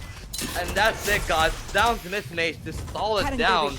He is just being the case to the pit. He's trying to find something. They line up for him, but the spray Last player will not be standing. his best friend. Clickhead will click ahead, and suddenly it is all down to Donut Keeper here.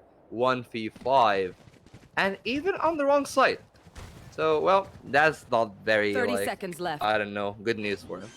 Yeah, it's probably a save at that point. First team just felt like Spike they whipped planted. everything that they tried in that round, which it happened. And I would attribute a little bit of that round to the, what do you call it? The greed. You get the first pick and then you just want more. Staying on site as Chamber with the op, even though they could be pushing. Dangerous game to play. Didn't end up playing off this round, so Botfrog Franks is going to get a 2-round lead once again, just as they were a second ago, keeping themselves up ahead on the scoreboard, showing that it wasn't just an early start. They want to keep it going this time. Yeah, they want to push it all the way, and they are trying to find something here. They are just like playing very safe. They don't want to get exited by Donut Keeper, but he himself has the same ideas. Like, yeah, I don't want to get hunted by them. So it just looks like a little bit of a crab walk, you know. That's like a little bit of a crab rave moment here for everyone in chat. But, well, you know, outside of that, it's just a very good slow round from Botpack friends. We talk about how the two teams are grinders. They are managing now to find the adaptations we're talking about. You know, Sagaman's biting a little bit early on. Then the side of Botpack friends is like, yeah, let's keep Mythmander all the way in the back, and now he can get the timing on the guy that's trying to get the timing on us. And now this is like that chess game that sometimes Valorant can be. How will it go though, is the question. We're seeing a very fast round. Yeah, these teams are out here playing 3D chess. Spike's not even in the vicinity. Viper's gonna go back for it actually, as they've made a surprising amount of progress on A, relatively uncontested. They might just be able to walk right in after all, never opting not to. Yeah, well, that's the decoy. I really like the jiggle peeking here from Donut Keeper. He knows that there is a small delay between the flash actually exploding from the decoy, and he utilizes the box to do so. So that is a little, you know, nuggets of knowledge on if you're ever playing against that filthy Euro 1 trick that keeps just blinding you with the decoy. You just jiggle around the corner, you take the ball, you take the decoy, you take him down. And speaking of jiggling around corners, that will be the side of Bobfrax, and whoo, that's Yoru jiggling around your corner, taking your head off Kwanzaa. They have an inkling of how he likes to play, but he will get the better of the other team. They know where Sagamans is as well. 25 seconds left on the clock. They need to get the plan down. The Viper's play will make sure that at least if they try to do so, they will be heavily contested. Hunter's Fury as well, trying to find something, but it will not find the kill. Find some good damage though. Kill to be found, the Donut Keeper, and Myth Mage is being activated. It will all have to be them cowering from the mage.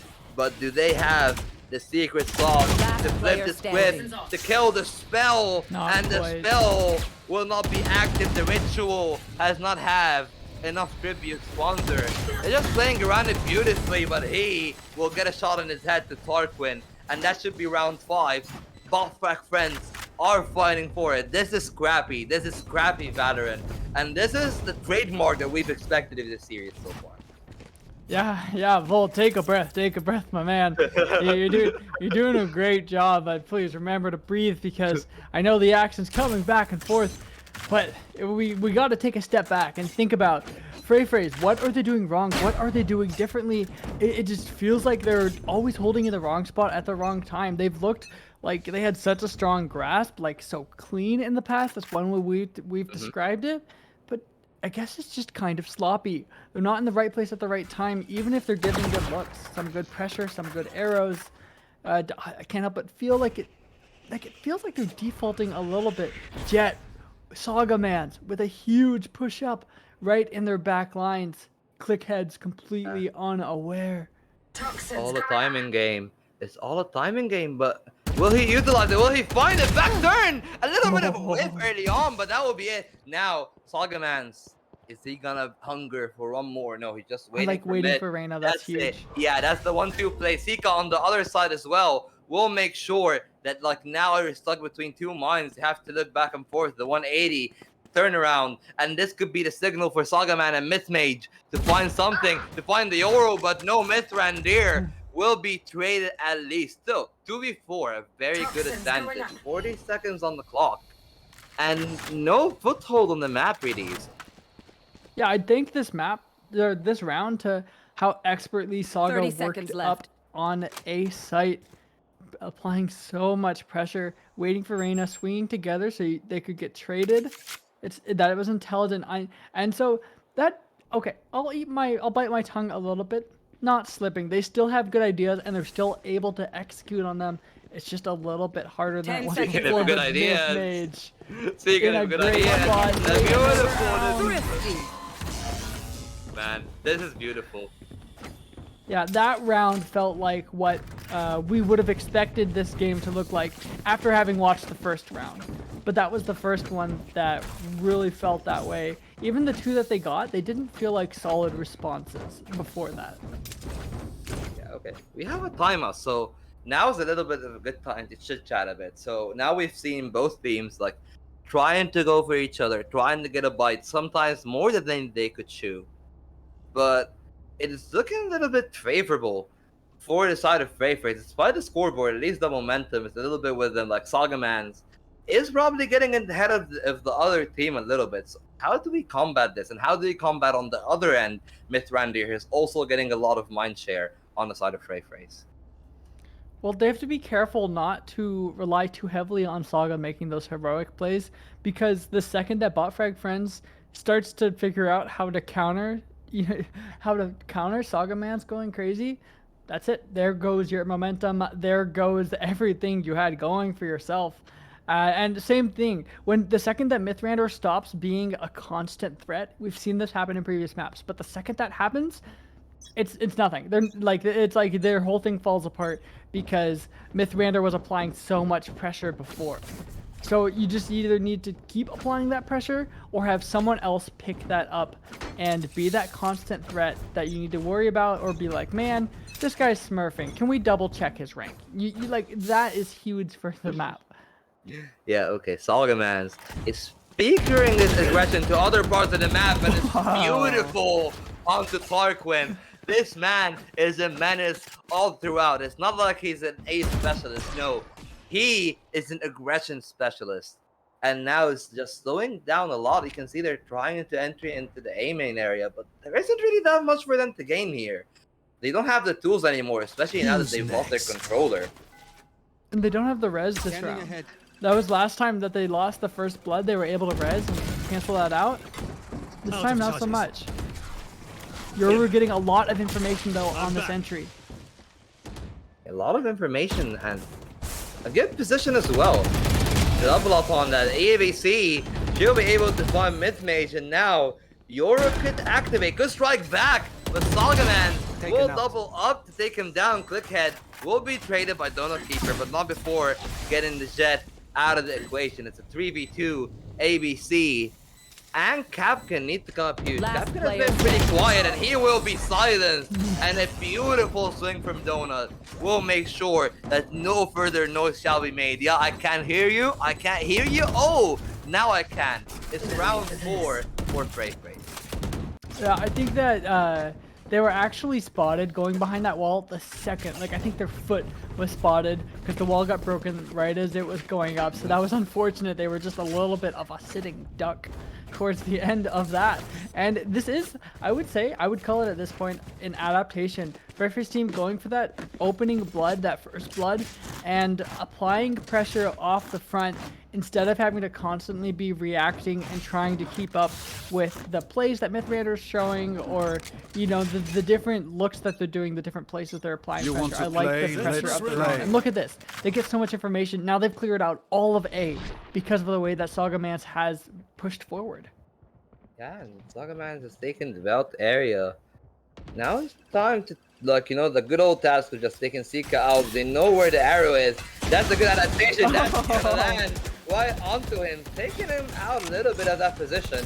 But the poison orb is actually gonna be beautiful here to allow him to swing onto Clarkwin once again, losing the controller super early on. At least they have a tour de force, but the Huntress Fury will make sure that Capcan falls down.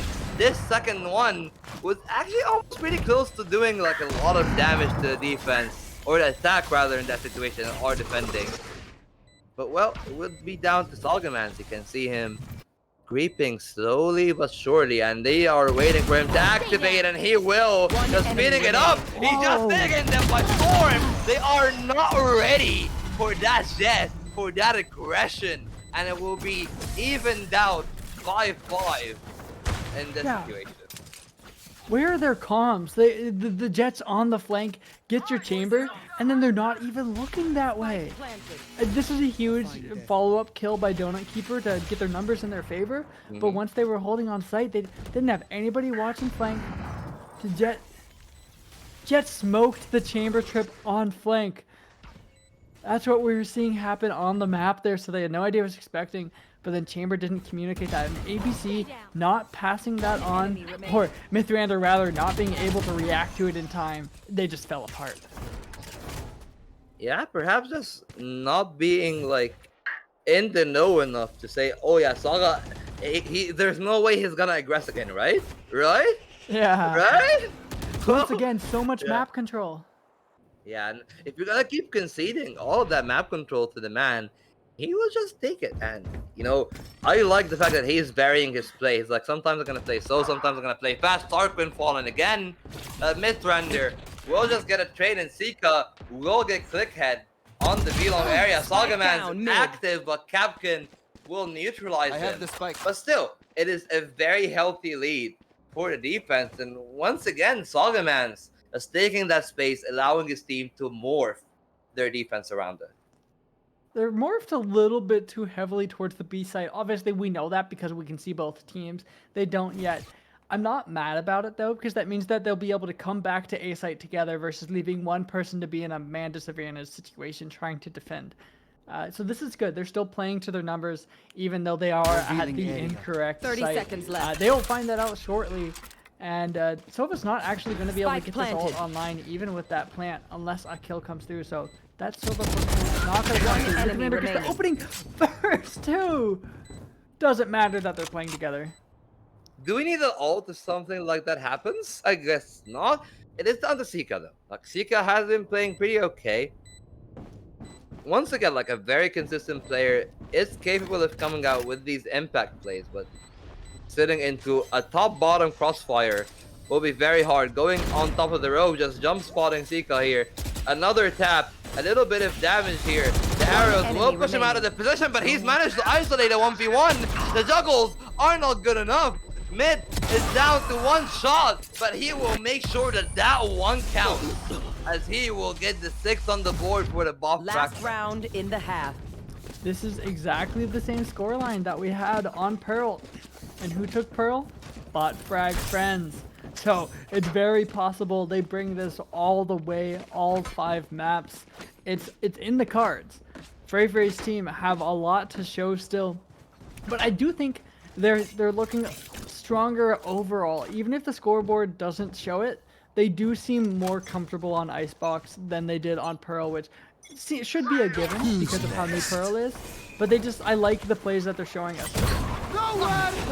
Okay, they're just hunting Sagaman's down. Just trying to find something. It's like, ult me, ult me, ult me. I can get the kill. He's being hit by a little bit of friendly fire, but mid-mage will make sure there is a trade Donut Keeper. Gil 1 as well. Tarquin, and that's the pit. Neutralized instantly. The snake has been taking no fangs on that one, but Clickhead has some of his own, and he will take down mid-mage. And suddenly the rotation call has been signaled. It looks like the defenders have no clue what's happening. The Chamber has an eye on mid though, so no rotation coming through. Teleport Just ready. a little drone, not going to be enough to clear Chamber off this angle. Yeah, especially when you have the Tour de Force, you have an Odin as well. At least you're gonna be Both capable of teams taking the spike, sprinting. but now it's ring around the rosy time. This is again just letting Zika hold the angle, and we know what that man can do as the operator. He can wreak havoc, but Mist is ready to do the same, but the arrow, the shock dart, will make sure that it is even Stevens Switching once again. sides. Another 6-6. And you know what, Easel? If all is around the cards, we will have one all the way to the wire. We've seen a 13-11. Maybe we'll see another one if this keeps going in that way. This could 100% make it to the 11-11, 13-11 range. However, not going to let us forget so soon. We've seen some crazy switches when it comes to the half. Some teams just running away with it. We saw Frey's run away with the second half of Haven. Same thing's possible here. I mean, anything's possible, but it's possible in the sense that I could see it being feasible. There isn't a crazy level of defense. They have like a normal amount of defense from the side of Bot Frag Friends. So who knows at this point? ABC going to be spotted out immediately by the dart, barely getting out with her life. Yeah, well, at least managing to survive though. That is the important part. Sagaman's getting out there with the Sheriff. Can still pose threat with these one-shot headshots. But the attack is just slowly taking over space. But slowly will mean that the defense is there. The arrow will slow them down a little bit. So will the barrier from the Sage. And now the call has been to go back. And this time, this rotation is not watched over. So they will get the cross safely to site. Even try to hold mid a little bit with Sika in that position. So 50 seconds on the clock. And their options are still varied a lot on their plate. Feeling safe. And nobody's died yet, even though a lot of damage has been dealt. Oh, and that Reyna eye, this is perfect from them. Drawing the attention, drawing the rotation. Tarquin ran all the way back to their spawn, leaving B completely open for the taking. No one there to contest it. Mythmage doing exactly what they needed to do, even though they took the damage from it. Okay, that's the plan. That is very, like, I would say, like, uptight play from their side. And now the shock darts, they have been raining damage. They have been peppering Mythrander and Capkin. Will find one each. That is a lot of good chip damage just being converted. And the double peak will nail one down. And now it is down to a 2v5. Tarquin will get one. Capkin will get his third and the second of this retake. And that should be it. 7-6. The pistol will go to the Ballback Friends, and suddenly we have an actual contender in our grand finals in that kind of form. Yeah, that's the beginning of it, and their pistols have just been looking good. So I'm glad to see they're still able to pull that one through. Even though Frey's were able to plant with 5 people alive, they had taken so much damage, and the fact that Bot Frag Friends continues to throw the damage their way, more shock darts, more utility, they really just had to right click by the time they actually got there. That was one of the longest pistol rounds I've seen, running all the way across the map 1 or 2 times now. full weapons for bot frag friends, looking to secure a second round and a half. Spike down A. No Viva La Vida for Kwanzaa going down almost in the city, and then what a shot from Sagamans! What was that? Just taking the head off his enemy, and now it is down to Clickhead to find something here to recuperate for the loss of ABC. And Mythrander is there as well. They're just closing in on the maze area. The Spectres, they absolutely strive on these kind of ranges, but the sprays through the smokes can be the make or break here. At least the barrier will buy them a little bit of time, a little bit of space. Wait, you can't cross there. You're not slim enough, unfortunately. Maybe you should hit some of these gym reps, you know? You know, that Sage Wall is so good against pistols. It completely stops them from trying to peek there. Down Because able to get 3 kills there, being a bit of a battle Sage themselves. Sagaman's trying to pick up a gun to do something with, but 15 HP in the Dream at this point. He can get hurt though. Yeah, making it hurt, but still, you know, a very low HP on 2 of these members. At least the Reyna can recuperate health back. If you get a pick, but with a classic that looks very unlikely, and now it's a race to the B side by the looks of it. But I'm pretty just sure. Like the previous round. Yeah, I'm pretty sure Capcan is gonna be the first there this time around with the HP bars as well. This is looking very frisky. The plant will be denied. Tarquin will get the double, and once he's alive, he's capable of pulling impact. And that's the Tarquin that we like to see, the one that doesn't buy early on in the round, the one that puts these impact frags, that closes out these rounds. And 8-6. And you know what? Looks like map 5 could be a possibility. Yeah, especially with Mythrander carrying bot frag friends a bit, nearly twice the kill of anyone else on their team. That's that'll do it. Having that top fragger in the lobby, we're talking about Mythmage versus Mythrander, who can bring the better duelist difference. We're seeing it from Mythrander. We honestly are. I mean, there would need to see a lot of that. Clickhead will do just as the name implies now. Beautiful shot on the Sheriff. He's ready for the second, but Sagaman is better on the spray. He will try to get the cross, and he will. That's Tarquin going down as well. But you know what? We do have some pretty neat lineups there. Will it do damage? It actually will not. They are ready and waiting. So now it will be down to a 4v3. On the retake, defenders are very imminent. Other than Mythrander, who are just trying to make sure that the mid area is clear. Now they've narrowed their options. Capkins are narrowing down their numbers, thinning the herd, getting the heads up info. Yeah, there is a flank. It is a very late flank, and maybe they won't even need it. Sika is just taking it down by his own hands.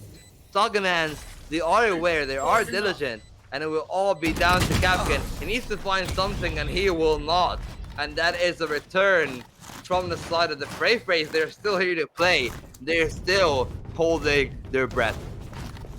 They got the round, but it was a bit bumpy along the way.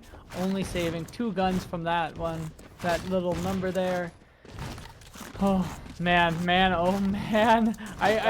Whenever the games start to get this close, you start to kind of lose the words to describe what's happening, because it starts to get to a point where even on a Thrifty, anyone could steal anything from anyone. Now that ABC has that op online, B is a dangerous thing to peek.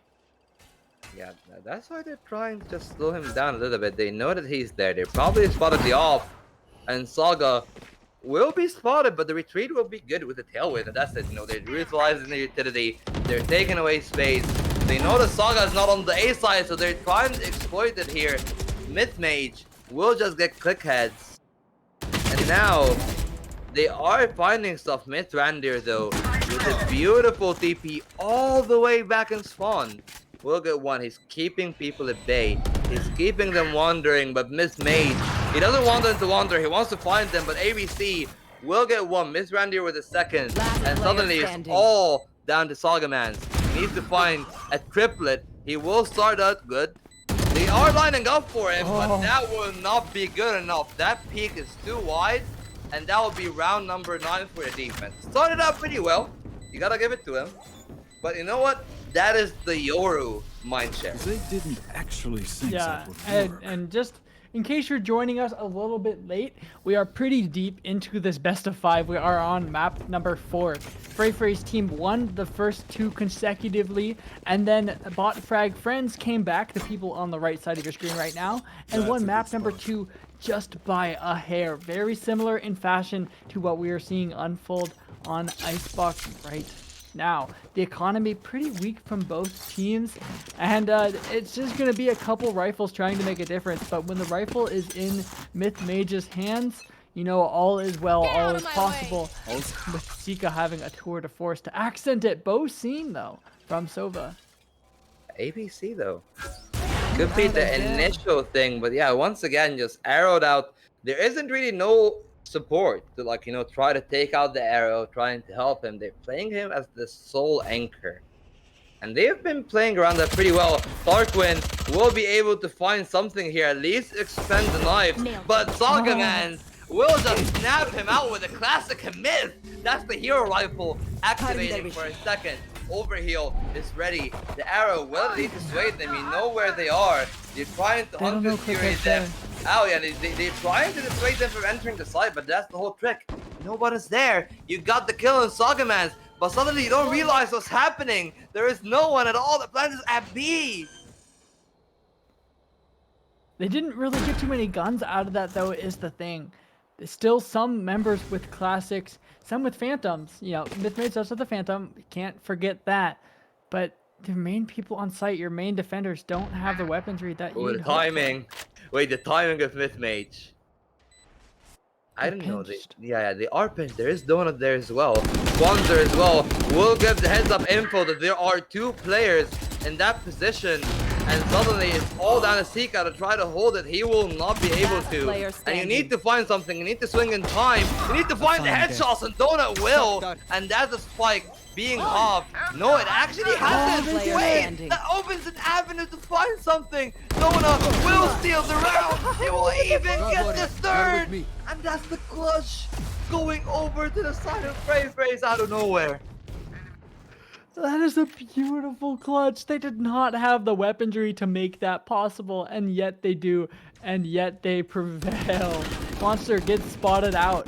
So does Sika on site. But having not just 1, but 2 people wrap around coming back from mid is the game changer. Because you killed Mythmage, and you do not expect a second person to be playing from there.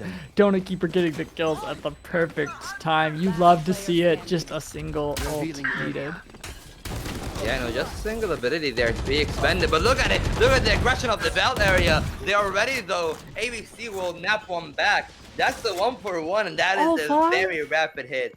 Wait, all 5 are there. Maybe some hesitancy claim. Mythmage is trying to heal back, but is he ready for a second? Looks like ABC is the one that's not ready. That's a miss onto the miss.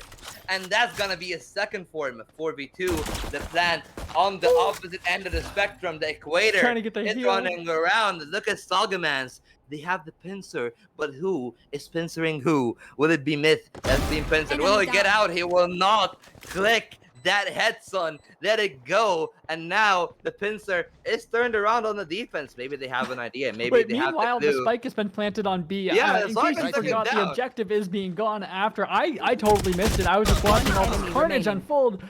Oh man, it's like there's 2 separate games being played here. On one half of the map, they're going for the objective. On the other, just going for some heads, fighting everyone out in A main. What a round. It felt like an absolute DM moment, you know, like everyone is running a belt, everyone is just going for the kills. It's a spike rush. You know, meanwhile Kwanzaa is just like, yeah, that's a good spike. I'm gonna go get a walk, you know, get stretch me some legs.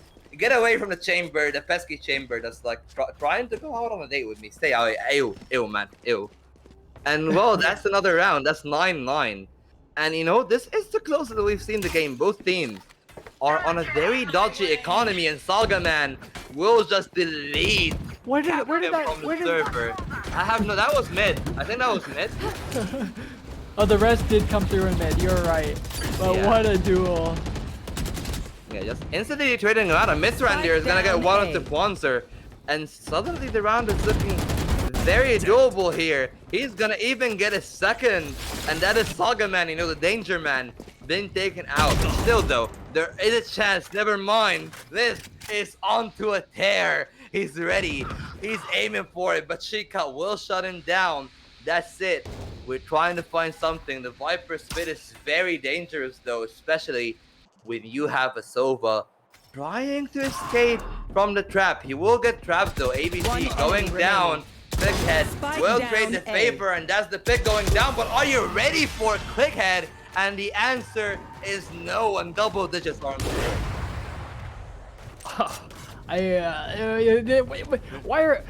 Why is any of this happening? They peek out in mid. Let me get this straight. Peek out in mid, get the opening pick. Okay, we go A. There's a Viper's Pit. We go A. Okay, we're in the Viper's Pit. How do we get out of here? We peek one by one, going out. Yeah, we go A. We peek one by one out of the Viper's Pit. What is happening? I think everyone's just had a lot of Valorant, all right? I'll give them that. There's been a lot of Valorant played. We are now 4 hours deep into this best of 5 on map number 4. This game is even closer than the previous one that we had, even closer than Haven, I mean, when we went up to just 11-13, because in that game, it was a comeback that got them there. This game is round for round. Both of these teams have great ideas still, but both of these teams starting to slip just a little bit. And that slip could be the difference maker here. A timeout would try to just, err a little bit on the side of caution. Give yourself a little bit of a breath. It's probably a very stressful situation as we're talking about it. And now it is all gonna come down to the economy and how much is gonna hurt him. So we're gonna see one team is just on full damage prevention mode. We're gonna see wait. Can we open the scoreboard? I think that's an off of Mithrandir and the Tour de Force and ABC. They're just trying to lock everything down here. They know what's gonna happen, and maybe they're ready for it, but are they ready for the bottom side here? Mithrandir needs to find a pick, needs to find something. He will find Zika through the drone, and that's one. Tarquin ready for the trade, ready to even cross over safely, and that will be a quick double. The good old 1-2 on the site. Yeah, those were the opening first bloods, the opening picks that they needed. And now they're left 3 people on site. We've already committed this much. Why not a little bit more? Just throw the kitchen sink there, just in case, for good measure. There. He'll start whiffing eventually. Yeah, one day the setup will break. But hey, look, for now you have good info. That there's an off on Raptors. There's one on Generator, and it is all about trying to break it through. Maybe break it across fire, maybe do something, because. We can see the decision is to commit. Maybe the nerves are getting to them a little bit. Or maybe they need this round for some confidence. We need to win this. But looks like Clickhead will just wait any chance of winning here. And the aggression will be the hubris of the side of the attack here on Frey. Starquin will get a second. And he's ready to get his third. Just crouch peeking into Walzer and taking his head off the server. 9-11. And it looks like it's edging closer and closer to map 5. Is that the same scoreline as last map? The silver lining is I'm pretty sure I saw Quanster pick up a gun at the end of that round. So that was a save. They're still able to buy into this round. If Frey's team isn't out of it yet, even though they lost the last 2. Keep in mind, they can win 2 now. And it'll be 11-11 again, like we had previously. They have the guns now, even though they are up against an op. Yeah, but this is the necessary round here. You need to go through ABC if you need to get into the site. The 2-man C-hold, the ult from Mithrandir will act he's gonna act in the same way that you have seen Sagaman do. And speaking of which, he's gonna get one, but Clickhead will trade him out instantly. Sagaman, look at the position, look at where he already is, look at Donut. Suddenly the side is exposed and you have nowhere to go. You can see everyone on defense has to go to the mid area because you don't know where Saga is. You don't know when will he strike. It looks like he will never. A Starquin just whoop, switch kill head, go back to mission. Mission critical. Defuse the spike. Make sure that you get to map point, that you push it to map 5. It looks like Sika just won't let that happen. The defuse is there. The Fury of the Hunter. One We'll try enemy to find remaining. something. Sika, though, will make sure that they're at least on contention for double digits. It could go back and forth, and it will. It looks like we're seeing a deja vu of the Pearl. 10 to 11, and a comeback could be in hand, but it all rests on this one round. Well, I think it all first rested on the previous round, and now once again rests on this round. But look at their economy. They Look at can't both do teams' a economies, full buy. yeah. Neither team can do a full buy, but I don't think that FFT's team can even do full rifles. So this round even more critical than the last now that they've gotten themselves here, not doing it. And look at Quanster, only 4 kills on the scoreboard. That's really not enough for FFT this deep in the tournament. Yep, Saga Man just relying on the Blaze Storm to find any value here. Walking all the way into the B side where we have only ABC, but he could be there for a freebie. He will, and Myth will get a second, and suddenly it looks like map 5 could be imminent. We're aiming at match point here, ladies and gentlemen, to take it all the way to map 5. But for now, it'll be a minute on the clock and questions to be answered for the attack. Where did it go wrong? Yeah, it's so quick in the round already, down to just 3v5. But Myth Mage in the back lines has crept right past Viper, who's still on site. Got a free kill. Be for it, aware. looking for another. Doesn't know the Tarquin's still there. Tarquin, though, needs to get out. He's vulnerable. He's decayed. He is out of there. So now it's all down to Ponza and Zika to find something. The run and gun will not be good enough. They are just manning him up on the box. Wherever you go, there are hails of bullets. And that is match points, ladies and gentlemen. Map 4 is reaching its climax. This is do or die. And a very, I would say, like, how would I say it? Uninspiring buy from the side of FFT team. Yeah, Try to to say keep the their least. dreams alive. Yeah, they try to keep their dreams alive of getting the 3-1. Only 3 guns. They do have an ult, so technically 4 guns. I'd say this is they salvaged a decent buy. Viper You with want to nothing to their play? name, Let's play. but they have some guns to work with here. Oh man, it's gonna be tough if they want to get it done. So close, need to bring it to overtime even there. They need to bring a lot out of it, but now it's just a question of what will they find, and Dona will find ABC, and suddenly that's a good start. Clickhead will just get in that position. One and done though. So suddenly the Welcome to attack my is in a very world. good position. Mithrandir, the flank needs to be activated in the correct time, in the correct place, especially with the pit in motion. Mythmage is still hungry, but we've seen that hunger betray the side of FFT. We've seen the fury of the Hunter take it down. That's the pit out of the equation. And suddenly this round is looking much more doable, but not if Saga Mans had a say in it. They're trying to dissect the round. They're trying to fight the defense, but Tarquin is just managing to find these beautiful timings every time around. Coming down to a 2v2, he needs to find something. Myth, he's running on a tear, but once again that aggression is ready to be traded. 25 seconds on the clock, and he's taking it down to A.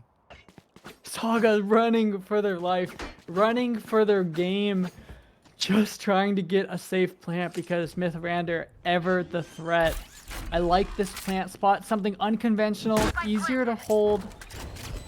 Not necessarily easier, but maybe you can get a spam. Yeah. At least to throw Mithrandir off a little bit. The threat, the shark working its way into sight. Both of these players have been like absolutely tears on their respective teams. The 2 tough frags. You know, who's gonna get into the others one's heads? Sagaman seems to have a very good read, especially time is on his favor here. He knows where the Myth is in the site now. He just needs to bide his time. Just needs to do what he has to do, but it looks like pros are gonna fake indeed, and that's gonna be Saga to take us to even a step further. 11-12, and will it be a repeat of map 4 with a 13-11 to the side of the buff frags, or will it be an overtime forced from the heads of despair for the side of Brave Race? So much drama. Botfrag Friends being held off on match point. Frey's team still doesn't have a clean buy after all that. Clickhead only with a Spectre for Botfrag Friends, but Clickhead is amazing with the Spectre. I would not count them out for that. Saga going for that opening first blood. They don't give it to them. Now pushing up on Yoru, could get the timing. Look at the timing, especially with the decoy in hand.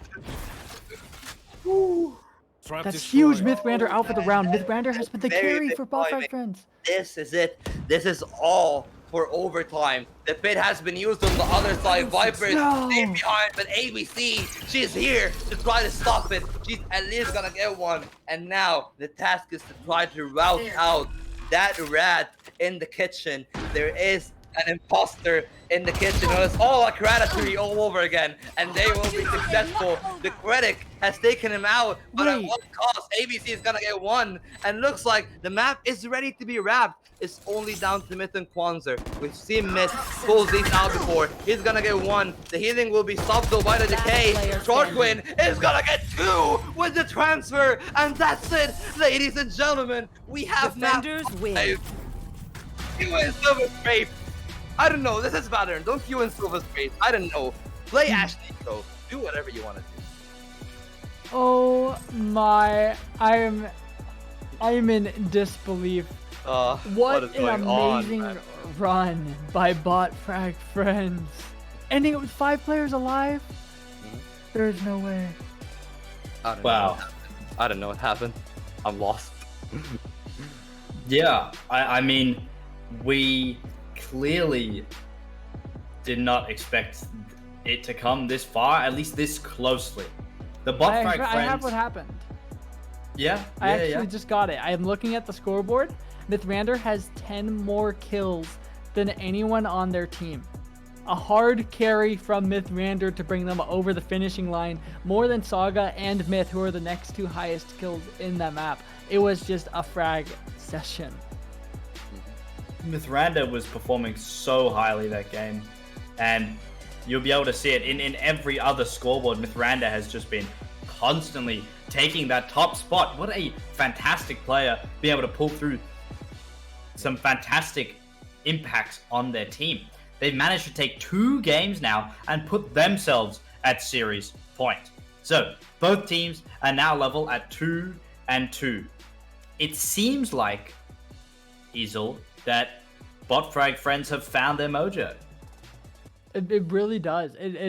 You were talking about them building up their momentum, and sure, this is our closest map yet, but it feels like their momentum is on a tear. It feels like it's going in their way, especially with winning the last 2 maps. The reverse sweep is within their grasp. Man. I mean, I don't know, man. This is the I'm sorry. I'm just taken aback, like, very much by what's happening.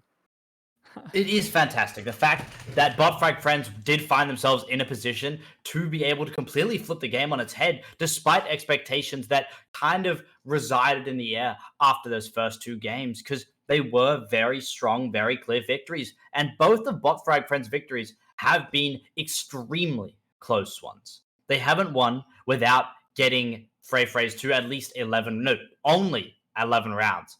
Frey's have always been 1 round to bringing it into overtime, and it hasn't happened.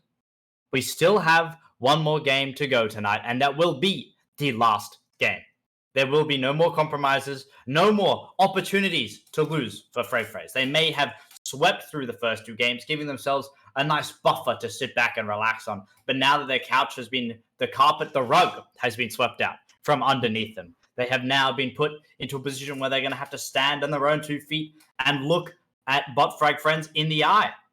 A big staring contest, a bit of intimidation, mental games now going down as these teams go in to discuss their plans, their strategies for the final map, which is going to be Ascent off memory. The map that perhaps was shafted until the end will be the one that seems to be the most vital. While we wait for that to happen. How fitting. How fitting. Okay. This map it's like inescapable. Have we had a single BO5 throughout the whole playoffs that didn't have Ascent played in it somewhere? I'm sorry, I'm just losing my mind, but this is a tangent that I've just thought of. It's very scary that this map is this prominent. So, a very prominent map, and a map that seems to now have a lot of power in its hands. The decision making that's been coming through from the bot frag friends recently seems to be their strong point and is further strengthening as the games go. Frey's still having brilliant coordination and brilliant individual plays. Where that goes, only time will tell. And we must wait for the future, unfortunately. A very near future and a very soon future. We will be seeing it in just a moment after our break. We'll see you guys then.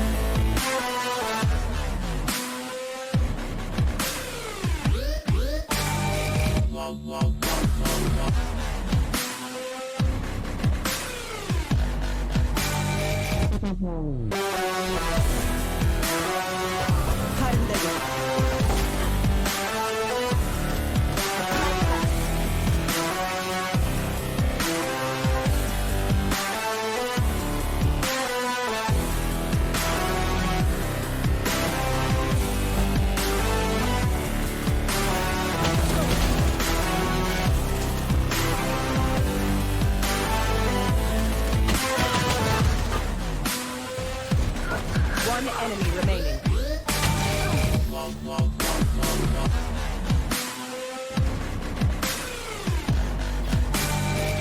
One enemy remaining.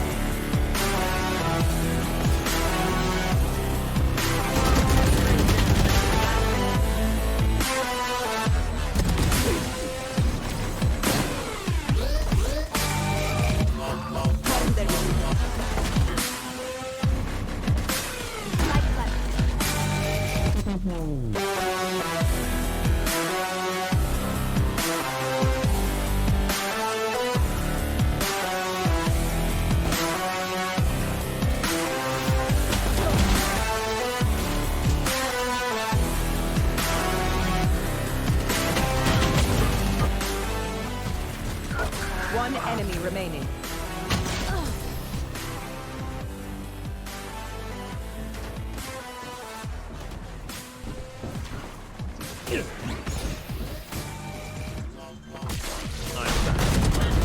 Miss me?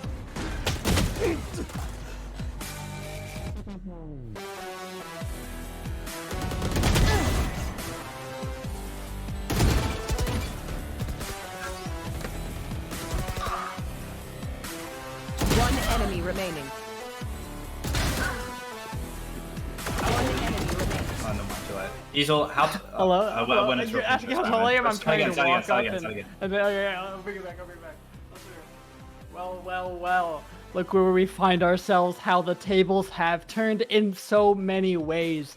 Starting off the night, we had Frey's team. We all thought maybe a 3-0 sweep, a 3-1, something among those lines. I mean, we have, if you go back in the VOD, it's there.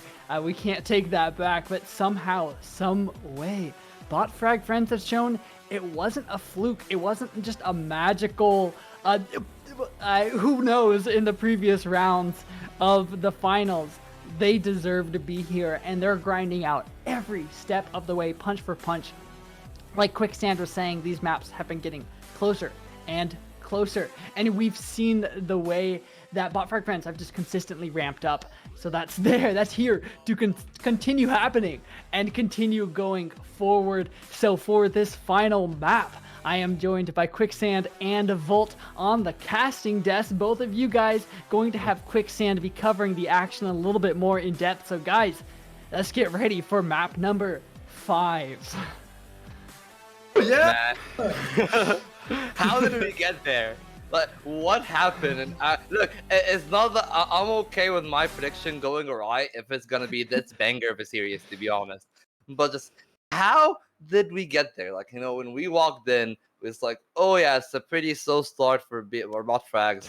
Okay, they're trying to get back into rhythm, but is it too late? And then, oh yeah, they grinded map 3, but it was too close. It was too frisky at times. I'm pretty sure, like, on Icebox it'll be better, but then suddenly Icebox was no different. It's just another grind fest. And these are two grinding teams. Like, a lot of their scoreboards when they win, like in the semis, were like 13-7, 13-10, 13-9. Like, they don't close out the match super cleanly. Like, they are known to be grinders. They win these rounds.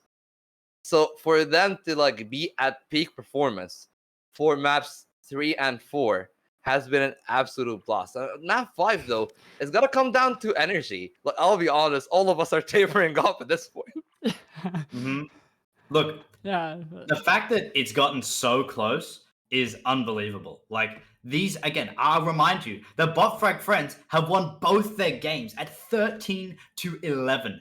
What a close scoreline, man. And we will probably see something like this happen again if Frey's are still on that unstable footing that they've been balancing so precariously on. It's as thin as ice, and the ice perhaps is about to shatter. I personally am not that much of a Valorant caster, but I am very excited to come down and we get to polish off the old rusty sword. Easel, you'll be running our wonderful show, and you get to do the wonderful honors when we find out who our winner is tonight as the host. Yeah, no, I love to, and I'll go ahead and with that interview, etc., etc. No, I think you'll do wonderful as a caster, and well, no reason to talk yourself down because it's time to get hyped, and it's time for Agent Select, baby. So you guys, just honestly, let's hop into it and give us your thoughts as it goes. Production, it's time. Oh, but there it is. Hey, what's up? Oh There my you god. go. Wait, dude, Hey, it's so hey. weird to be. It's Quicksand on the screen. Oh wait, sorry. Oh my god, it's Vault as well. Look, it's weird to be on this side of the border, but I'm glad to end up here. Look, now we have to analyze the agents that have been chosen. That's what your job's supposed to be. Chamber, of course. Chamber has been chosen like literally every map, every single time. Perhaps with one or two exceptions. What a good agent. Always chosen. Is he in need of a nerf? I mean, personally, I think no. I think that it just comes down to what do the other Sentinels provide in that sense, and when you can get somebody who can op, because I think that is the focal point around Chamber. You can have somebody that can op and can do what people like Jet like to do, which is like go in and get out. And speaking of in and out, there is another option, which is that Phoenix. So to run it back, you know, the lock-ins has been going pretty fast, and we're gonna see double duelists on either side. Still, Astra for Kwanzaa. We're gonna see the Raze and Yoru for Methrandir. You know, that is a specialty pick. That is gonna be, I'd say, the monkey wrench. But this is probably the first time that we've seen FFT go for a double duelist outside of Icebox as a whole in BRS. So that is also gonna be a very interesting angle, like that kind of aggression. Where are we gonna go with it? What is gonna happen in that situation? Because what changes now that we're seeing two duelists on either side? Does that mean we're going to be seeing much more of an attacking composition and strategy coming out from both teams? Or is that just perhaps how you want the play set in the first place? I mean, it all comes down to the way you like to play. Because some chambers like to play as a second duelist. They just play behind a duelist and they try to get a second entry or trade the entry fragger and see what's happening. But, well, for now, we are just gonna have to wait a little bit, you know. We're just gonna have to see what's gonna happen on this round more than anything. That's right. We finally made it to our match point, and it is a definite match point, not just for one side, but for both. This means that FFT and our bot frag friends both have the opportunity to completely close it out tonight. Donut Keeper, you know, it's a strong prospective start to the first game. A cheeky little lineup. Look, man, I don't know how people work these out, but somehow they do. Seeker is playing with death a little bit. Tarquin walks out, finds one, and is going to get traded back for another. Yep, kills going back and forth here. One Donut enemy as well is remaining. gonna get one as Seeker. His B. triplet, and it looks like the round just absolutely exploded. The attack is going nowhere. ABC will get one at least, but now she's tasked with a triple of her own on top of that one. So 4K as a whole, and we're seeing the crossfire just being set to perfection already. Just simmered is that chamber. The pincer is coming in, and they're not gonna give him any space, anything. Try to break it down, and that should be it, and that's round one. Defender is just taking it over and rolling it down with it does. ABC forced to have to try and make an impact in a very unlikely situation. When you're walking out like that against a pincer, obviously you're going to get pinched, and it was executed perfectly. And FFT now with the first round under their belt are off to a cracking start, which I have to say I was expectant of them to do. But now I get to sit in the castle chair. I get to witness how the bot frag friends have been making their differential impacts on the game. I mean, they have been making impact, but it will all just be down. You know, like me and Easel were talking about how bot frag friends always convert their pistols, and I think this is the first pistol that they have won. Sorry, they have lost, rather, on any of the maps that they have made a very big contention of. So that is going to be a big factor. Sika, though, will be pressured off, but, you know, like, this is going to be the danger point. We've seen Thrifties converted from either side. Sagaman is very known for his, like, sheriff play with Donut Keeper. We'll just bang him through. Myth is on the other side as well, just getting impact. And looks like the attack is just like slowly tapering off. So it will all come down to this one push. The decoy will lead the charge, and Render is in the middle of nowhere. Headhunter expiring, but ABC will switch to the classic and get the job done. Capkin will get one as well, and suddenly the attack has some fire in it once again. Saga is on 14 HP. He could shut it down. It could be the monkey wrench. But, well, that will be it. 3v2. HP bars are very low, though. And this is looking very doable for the defense. The BFF, looking initially fragmented, have now managed to pull their puzzle pieces together and make a new mosaic pull together. But Donut Keeper is going to shatter apart the amalgamation they have tried to bring back together. Looking down to hell, one gets picked, and Donut Keeper is going to trade ABC in exchange for their chamber. It is now 1-on-1. Mithrandir wants to come down and stop the defuse. Both staring back and forth with their Ares. A pistol out instead by Donut, but time is ticking. Gonna try and stick the plan. It's gonna come through! Peaked in time and cleaned up by Donut Keeper for a quadra. A little bit of DM there, maybe unnecessary. But hey, if you're 6-0 and you've been struggling to get a map wrapped up, I think that this is kind of the mental that you're like, yeah, let's go. Also, like when you're in that kind of element, you know, I'll cut him some slack there, but you know, like a very bright start so far. For side of the Fray Frays, they haven't been picking up the early steam, and this can be very worrying for the side of the Wolfpack friends, because they always try to pick up early and they kind of like taper off in their first half later on. So now that this is happening, you can see they're always angling for that mid controller, trying to get Sagaman's out, but he's not spotted. This could be very frisky in the A main area. They are trying to let things out. He will let the decoy pass.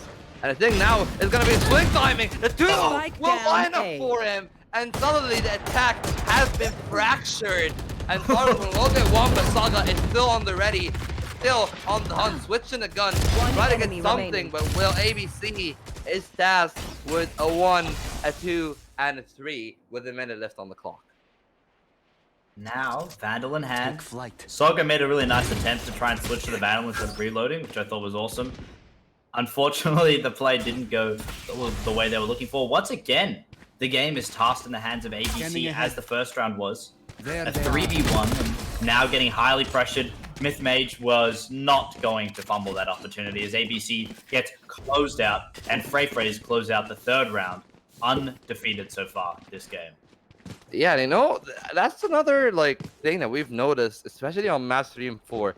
The bonuses seem to convert a lot, and it's off of things like these. You know, the Prowler just not turned enough at the very end of the detection radius, and suddenly you have that angle where I don't know what happened. You know, like you get Sagaman's getting 2 kills, and the attack is splintered between 2 sides. These Pincers are gonna be very dangerous. We're gonna see a tour de force open up by ABC, just trying to find value. It is a back and forth situation here. You know, like you got Zika here just trying to hold an angle, holding it very tight, and the gun barrel could be a tell-all, and it will be. Zika will get that one, and there you go. The attack is gonna slow down, but we'll click head. We'll pick it back up. Wow. Big 1-for-1 trade as Donut Keeper now going to fire some electrified arrows to try and shock the opposition. Clickhead certainly instilled with confidence after that play, and now we've come down to a 4v4, under 60 seconds left on the clock, and still not an impactful push yet made by the attacking side. Bot frag friends now all gathering outside that B main. They want to push this one in, and Donut Keeper is waiting, ears open and ready. Locations detected, and the jig is up. The flash comes down on site. Saga in a brilliant spot to try and conceal their presence. Yoru straight onto site. Clickhead as well, following up with a second. It's a 2v4. Big pressure on Fray Frays to try and close out this site. Yeah, big pressure, and you know, the rotations are going to be a little bit late here. But still, you know, there is some util to be found. Only a single satchel and Clickhead is in a position that can be routed out, that can be clean, but that will be the only kill. That is pretty doable in their situation, but will they even be able to find that? Looks like so far, they're just caught between too many heads, too many angles that you need to clear. And suddenly you're gonna find the question, you're gonna get one, but the question will be, will you be able to get the trade? And the answer will be no. It is pretty emphatic here, the return of the Buffback friends, but we will need to see more of that. 3-1 on the scoreboard.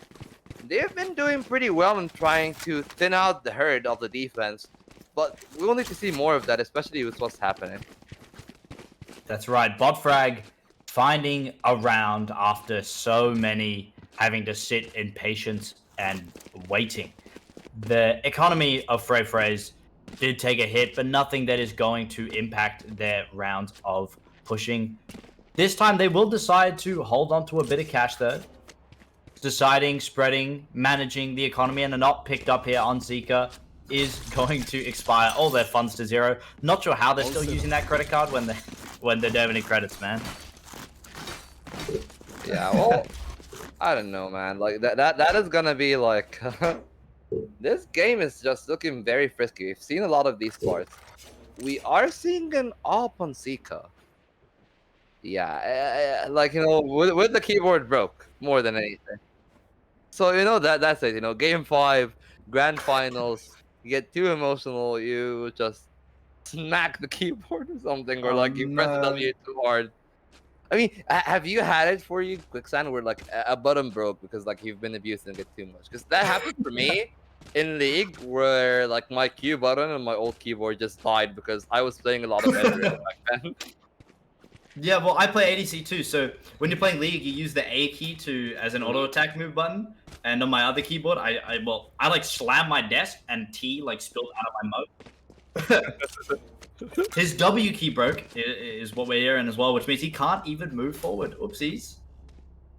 Well, I don't know. I guess he'll just have to rebind the keys in that situation.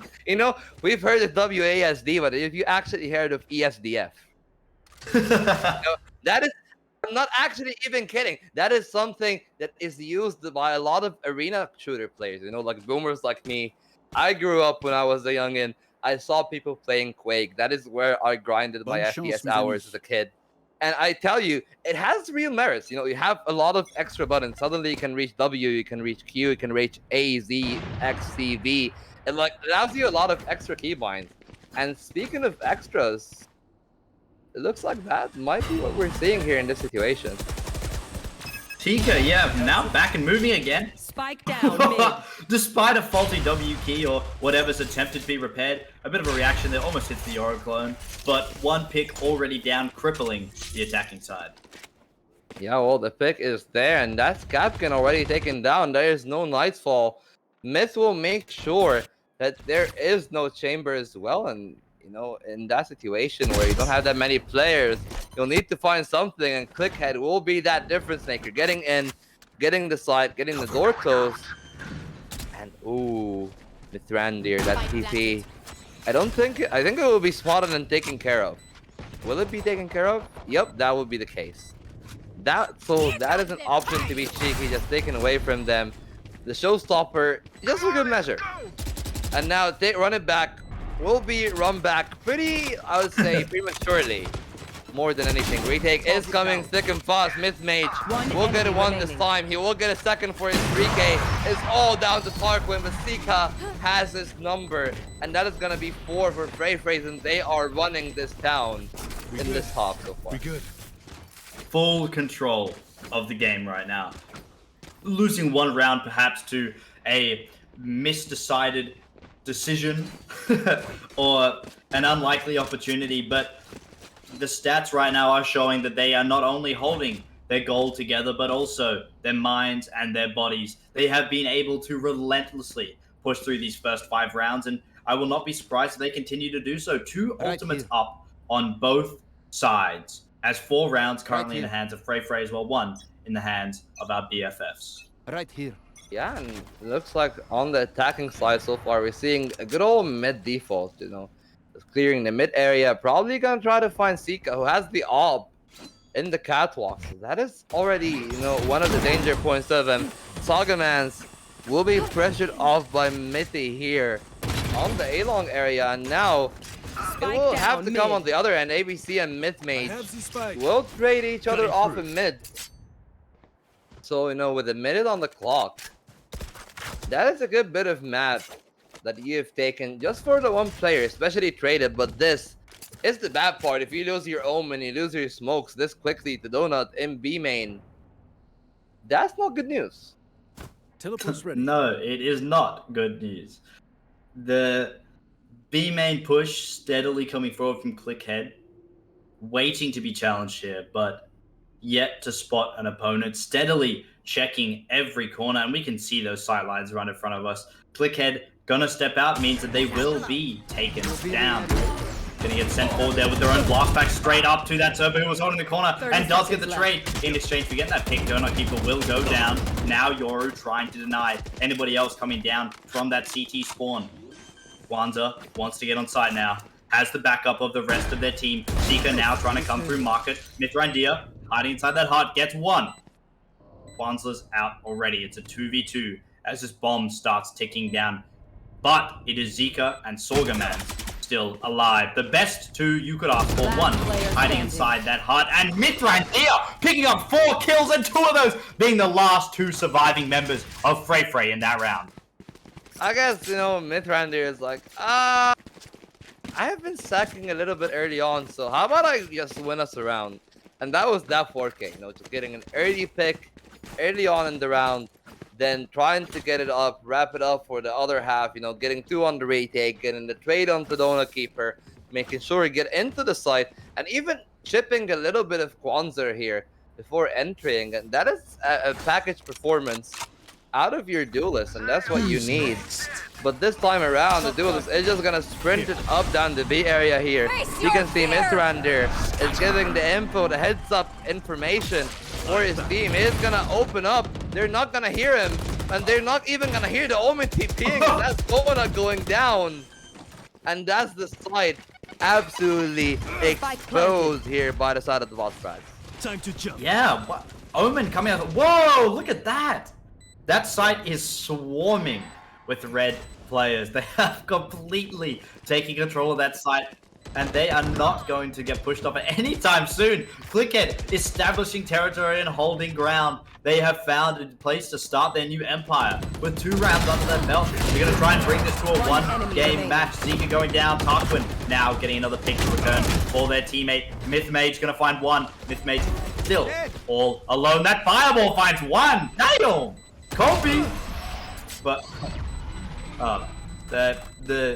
you might be able to land a 3-pointer. It doesn't mean you're going to win the game. The territory and land was taken far too quickly for anybody on Frey's to react. And once it was taken, Frag Friends just absolutely whittled down Frey's.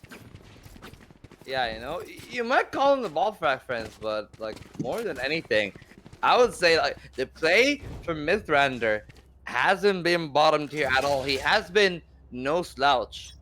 On that Yoru, you know, the adaptation was good, but now we're gonna go back to a little bit of the stable play. You know, another Eco round, but the Blaze Storm is gonna come out of the catwalk area. Mythmate just not finding that much. And they are slowly but surely taking control. They have to walk into a crossfire though in the mid area. Kwanzaa, Donut, and the Jet here. Saga Man, look at 1 ABC and Tarquin will go. Saga is ready to provide, even chipping down an Omen down to a measly 50 HP. Gonna look for a more Tarquin. Gonna go down in the hands of the Jet, but Mithrandir would not let that one go unanswered. Mithrandir now, the player with all the answers, is gonna find another one in revenge. Looking to get a full 10 out of 10 score. Mithrandir can't find the A+ against their namesake. Mythmage finds the headshot and the round. Yeah, well, that was a very big back and forth, you know. I love the fact that, like, on the Eco round, they've managed to hold the crossfire, play around the enemy smokes more than anything. So that was a very important part where you just play around the smokes, you let Saga get the kills, like, I give you my back, he gave me yours. And if that happens, and if that's the case, then suddenly everything just switched around.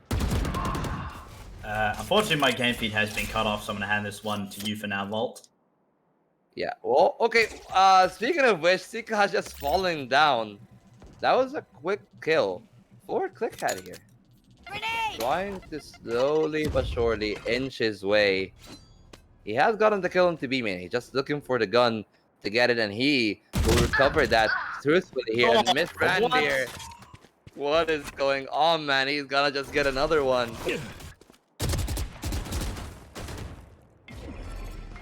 Okay, Kwanzaa is getting something here. He's gonna get a return, but Mythmate absolutely decimated. Wait. Okay, Mithrandir is on it here. Clickhead.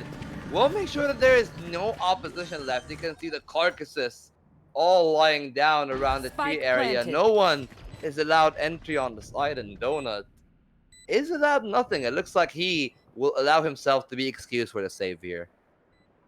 Botfrag Friends seem to be able to stand out in one thing in my mind so far in their attacking phase is once they get control of a site, they are impossible to push out of it. Once that spike comes down and they get 3 members off, they're going to be picking you off one by one and holding every angle in such a suffocating way that you can't find your way on the site while wrangling at your throat. The spike now ticking down, and there is no chance for our poor Sova to try and come back and defuse this one. Everyone else from the side of BFF friends fanning out to avoid the spike, Thrifty. and they won't be able to find Sova on their way out. Thrifty falling into their hands as well. Yeah, well, I mean, I don't know if this is just a matter of hubris, or if this is just a matter of like them slowly losing it over in that situation. I get it, you know, Sagamans is exceptional. You gotta give him that much. He's always there for the multi-kills. He knows how to wrap it up. But you're pushing your economy very hard here on the side of FFT, where you have to eco almost every other round that you lose. I mean, like, to be honest, to give it to the side of the buff frags, they've been playing the defaults pretty well. They keep pressuring Sagaman on 100 HP, no armor. You gotta be very aware of what's happening. And the mid control has been slowly being conceded. You can see them just building up the rounds, building up what they want to do, and now Myth is gonna support Sagamans, and they're just trying to find the build up, but there's only 1 minute left on the clock. The mid control has been conceded, but the sides of like the A main and the B main has still in control of the FFT. Clickhead successfully denying any mid control that Sagamans initially had with that boom bot, and further forcing them out to the back of that A corridor. Napkin? Spike down B. What was that? That is the line of Larry moment, you know, just throw an arrow, Line get up everything Larry. away from it. When it's Zika! No! Uh-oh. Zika goes down, but now we look towards site. 30 seconds Tarquin left. gonna get revenge for Mithrandir. Another trade goes down, this time Myth Mage picking up ABC. It's 2v2. Pressure still looking towards this B site. A teleport from Omen means that they want to try and close him out. A massive showstopper here. Spike Closes out planted. Sagamans, and it's just Myth Mage facing all alone up against the other two. Staying safe inside that boat hut. Last player Eyes standing. everywhere. Myth Mage finds one and the other to clean out this site and get the defuse on top of this spike. Man, the drama, the tragedy, Yeah. and I am just waiting for it. Like, look at the replay. Look, yeah, Headhunter could have run out, and this is where actually I think, like, yeah, like this is where it becomes 30 very seconds doable. ABC though, like just dying there to Myth Mage. This is like, oh yeah, this is my coastline. Especially like Omen has to expend this all just to get the spike. Showstopper was absolutely beautiful from Clickhead. Spike planted. But this is where like they have to split their attention. You have to cover every possible angle, and in a 1v2, Last player it is not as easy. And catching him in transition here, Clickhead, was the key for him to get that. And now we have a timeout. You know, Quicksand. Like, how do you feel about it so far? It's just been a tussle. It feels like map 3 and map 4 is carrying on to map 5, where it's the back and forth. Every round is coming down to a clutch, to a heroic, to a mishap. A little bit of overzealous from one of the two sides that is just leading to their demise there. Well, I have to say, it certainly is satisfying my urge for action. I've been watching this game. You get to see back and forth, just clutches and at least attempts at that moment. And I have to say, I was definitely developing an appetite to see that. So I'm starting to feel quite satisfied after the entree's out of the way, but we still have the main course and the dessert to come. Our timeout ending up as the next dish is just about to be Does delivered. anyone have fun? I gotta say, this is panning out to be a very close game. I initially thought that FFT was going to have strong footing as they had the first 4 rounds to 1 under their belt, but clearly they didn't tighten their belts enough. And now it's all falling all over the floor. They're, you know, I won't say that on stream. Face your fear. I mean, you can just look at it this way. Maybe there is some floor, but the floor has to be lava because it has been taken over by the dragon. Well, Spike Mistman and down Sagamans are ready with the fireproof boots, and now they have to claw something out of it. Oh, ABC no. is trying to find the way out of this into the spawn, but Sika and Sagamans we'll make sure that they are stuck, and suddenly Frey Last round before the are switch. back on the board, 7-4. And the last round, we'll have a pretty poor buy, actually, from the side of the bot back friends. So 1 second, peeps. maybe a conversion will be the question. A conversion? You're saying funny words to me, Vault. I mean, like they're gonna wrap up the round because it's probably gonna be 8-4 with how weak the buy is. It's ABC on a tour de force. There is a Spectre and an Ares. You want to play? Let's So play. you have to find some sort of heroics Well, he here said to the find thing. something. Yeah. Yeah. He said. Yeah. He said the weird gun, the Ares. Exactly. How do you feel about the Ares, Quicksand? The Ares, dude, I don't know. It's like I don't buy it. Like when I'm playing, dude, like the Odin's there. The Ares is like it's like a fake gun, bro. It's not real. Well, while it may be fake, and you can say, "Oh, it won't hurt me," it is definitely been pretty hurting from Kapkan, like on the Haven, and now he's picking it back up here. So they need to find something. And once again, just a lot of mid control is getting to their end. They just need to push Kwanzaa off. He is ready with the shorty, but they have decided, you know, we'll just get our attention to the other end here, to the market area. And now Mage is ready with the run it back. He will not be able to find anything though. The decoy will make sure he's blindsided. And now they're trying to split onto B. It is all down to Zika and Donut here. Donut needs to find something. We'll find the first. The spray transfer was almost good, but he just like let the trigger go at the worst possible moment. We've seen Yoru throw that round from that position in VLS, and it's gonna happen in VRS. And Salgaman will get one. He's trying to find something. It's all down to Tarquin with 25 HP. He will find one left in a 1v1 against the Cosmic Divide. The timing will be the enemy as Kwanzaa will get it, and that's 8-4. And Frey's, they have let it down. They have went to map 5, but they are looking to wrap it up here on Ascent. You can't let these rounds go that close. Donut Keeper fails the spray the spray transfer, as we saw before, and then everyone else was trying to get a flurry of bodies down market and mid. Sorgaman's got a wonderful headshot to deny Mithrandir in that market, and then tries to jump out, doesn't land that headshot. That was so vital to try and get something here on Tarkin as they look towards him in Boathouse, but Kwanzaa plays it safe, plays it patient, knows that they have the advantage on their side with that wall, and Kwanzaa closes out the round. Yeah, I mean, I don't know. This has just been way too exciting, and this pistol is gonna almost be like the tell-all of this half in my eyes, because it's 8-4. If you get the 9-4, you potentially get the 10-4 as well.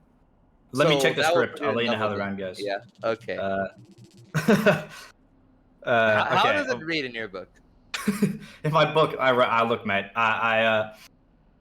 It feels like right now, Frey's, they managed to pick up the first pistol round under their belt, and Zika is gonna. Spike down B. 3 points from far out and taken out. A big double spells doom here for Frey. Yeah, okay. Looks like Salgamans is ready to find something back, but ABC will not let that go unanswered. As you can see, no good deed goes unpunished indeed. And now they're trying to find him in the side. They're trying to find something. But Clickhead will walk out, and suddenly you're in a 2v4. But you're tasked with a very quick and eminent defense. Sarquin will get one. He's ready for the second. Dona will be the better of him though. But Mithrandir will get that one. And finally, another pistol conversion. But all so important to put them on the board for the 5th. Make this game competitive. That's right. That raise grenade was so big. It was enormous. It was massive. It was gargantuan. A double kill in the first round as they're pushing B timed that well with no escape just spelt chaos. Oh. Whoa. Settle down, mate. Bloody hell.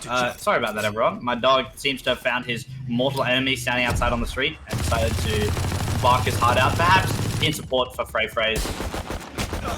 Speaking of support, looks like Buff Rags are ready to hail it down on them, and now Mid-range is just stuck in the logs area. He is gonna be naded out, but he's just walking, sneaking like a ninja. But Captain will manage to save his friends, and that is, homies, how you save it, pal. And now Donut is stuck between the rock and a hard place. He will find the dink and on Mid-Randir, but Tarquin will get the trade. You know, it's a pretty good round. Like they managed to get themselves in the areas that matter, but does it really matter in the end if you die? I don't know about that. Expectedly so, a round that was not filled with much money here for the side of FFT means that now they'll be able to hopefully buy up some more guns that they were looking to get their hands on, while we do have a whole chunk of credits in the pocket of our frag friends. And now, look, Capkin and Kwanzaa, both are Ks, not looking like they're on top of the scoreboard right now, but it does not spell anything out for both of them. Still wanting opportunities to come back in. That's a big double there for FFT. Whoa! What's happening? Soggerman's out of nowhere. That's a huge double headshot now, all alone. Capkin chance to prove themselves. Zika follows up flawlessly on their Jets. Fantastic double headshot.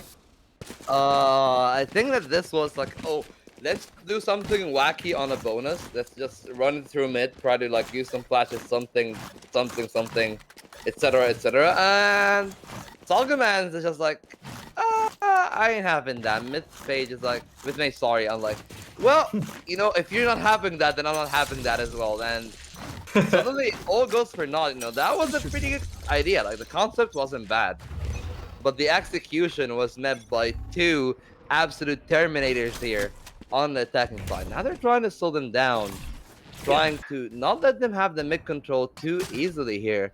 But that price for that will be the aiming areas here. Mid-Randir have to give that up. They know that people are at mid, but ABC will get some pickings in the B main, and that would be a very big pick for the defense. And now they have to find something on the other side for an attack, but it looks like they will not. A sponsor will fall down once again. Mid-mage will be dissuaded, and a minute left on the clock, and it's looking worse and worse for the attacking side. It's gonna be a back-to-back flawless on the opposite ends.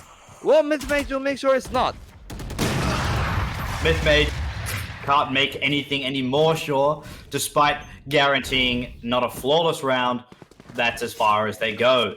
Now, this means that we do get to see FFT sitting at a score at 9, while BFFs, who were so strongly trying to hold on to a lead, let it slip a little bit, but turn that slip into a stumble and turn that stumble into a sprint. Now catching up to the lead that FFT has at 7 points. 2 more to go before attempting to equalize, but FFT only 4 rounds away from victory. At this rate, FFT may just find themselves in a position to close out the game before the bot frag friends can find room to level things out.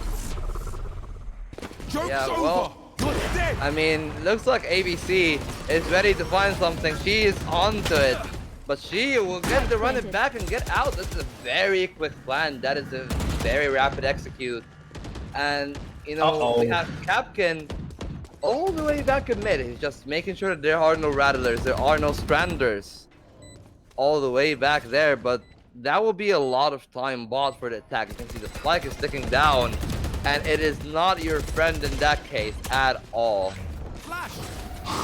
Now, by giving them the pressure of time instead, Mid-Randir going to find Kwanzaa. That's a trade on side. Mid-Randir not ready to give it up. ABC as well. Zika finally finds the assailant who's closing out their site, and now it is down to 1 defender left to try and close out this spike. Finds one, needs to get this defused down ASAP, but Zika is not going to let it happen. There is not enough time on the clock. There is not enough time in the world to get that spike off.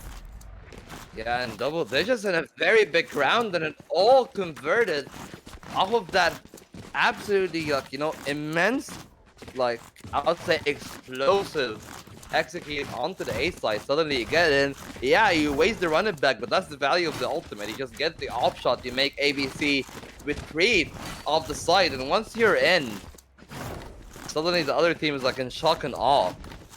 And, you know, the retake was a good attempt. Like, you gotta give it to the bottom track friends. They had a very good retake attempt, but the crossfire was set up in a way that made it very hard for them to find something, especially with how late Capkin was to the party. And now Yoru trying to run around the back instead of running it back, sending themselves back to where they were after successfully scouting out the opposition. Still have Sorgamans just trying to survive in their spawn, closing out any aggression from the defenders there in the B main. Now all gathering around in that mid area. They need to make a move soon. They've been taking it very steady, but instead of being able to make a move first, they are cleaned up. This Yoru has been unbelievable so far, taking out already Sagamans, meaning Frey is a little bit stunted. Yeah, well, I would say a big bit stunted, not even a little bit. Yes. Down 2 members, 40 seconds only left on the clock, and look at the position the Tarquin is in. And, well, that makes sure you know that they're not going to go mid. You know that they probably haven't rotated through Swamp, because if they have, Capkin would have been looking at that. 30 seconds. And now with the Astra Stars, you probably know what is going to happen, and you can move your team. You can see ABC just going for the spray down, trying to find something, trying to find anything in that situation, and she will find 2 here, and that will be Sika just falling down, and 8 to 10, and there is still fight left in this. The economy isn't in the best of shapes for the side of the oh my god, I'm losing it. Economy isn't in the best of shapes for the side of Frey. So a lot of fact friends will have a chance to equalize back at double digits here. That's right. There's been a lot of shuffling involved where someone takes 2 steps back and the other team decides to tango and match their movements while following them up. Unfortunately, tango isn't here anymore, but, you know, they still keep carrying up the name with the dancing they're doing. 1 step back, the other team will follow suit. They've still been 2 points apart for a good while. The grenade doesn't find the pick and does force Sober to move further up that B alleyway. Now looking for more. Has to wait, and if they can take this round, then they can break the pattern they've been moving in. But yeah, but look at Mithrandir here. Wait, look at Mithrandir. He's in a position to haunt all of them. But no, he's not ready. Slash his hand. What? He will get 1 though. How does he get that? I have no clue. I'm lost for words here, Quicksand, to be honest. I am lost for words. But hey, Mithrandir. He gets out. Tarquin gets a second. That is very big. And now suddenly 50 seconds left on the clock. The attack has to go back on mid, and Mithrandir is ready. He has their number. He will not have their shot though. So at least they have some solace in that. You know who has their shot? Clickhead. It looks like, you know, 1 will be traded. That's a shot out of the tour de force. That is a bullet expended. And that is a flash to just road them out. Left. 30 seconds left, as you can hear the announcer. And it's all down to Sika here and Kwanzaa, but only classics in hands and not that much defined really. There isn't really that much in their name. Last player standing. Spike down mid. Just Sika now. Long. With the tour de force in hand. Gets flanked, ganked, ambushed, and right up the backside. No chance to try and spin it around. Caught in a pincer trap that they had no exit from, meaning that a round has been sacrificed by Frey, giving our BFFs that 1 round gap. Now, a timeout coming through. There is going to be a big discussion here. Hey, guys. Hey, there ain't no way we can let BFFs catch up here, okay? We're going to keep our heads in the game, and we can close this one out. Our economy, yeah, in a position to try and win this round. I don't know, Vault. Now that we're full guns on both sides, I mean, I can't tell which way this round is going to go. Neither team is winning with a weaker economy, is how this game's been going. So both of them being at level terms, I mean, Frey's found opportunities to take more steps forward when that was the case.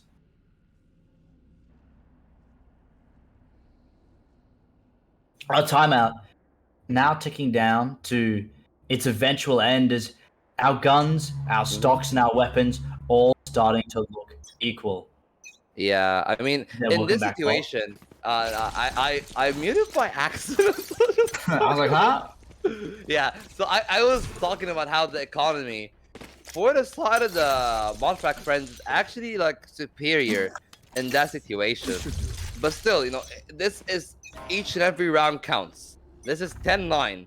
If you lose 1 round, the game can swing out of your favor, and they are taking mid. ABC will hear the steps. He will spray it down, but I don't know. Is it good enough for them now? Saga Man, they're trying to get in that spot. They're trying to find something. And Tarquin is just trying to find something as well, but once again, the side has been taken. We still have Showstopper, still have Order Force, but it's all down to Capkin here to hold the side. And everyone is storming. Capkin will go down. Showstopper will take Kwanzaa, but not for Seacal. Gets the trade back, and that's a 3-on-3 with the Hunter's Fury for the retake if everything goes well.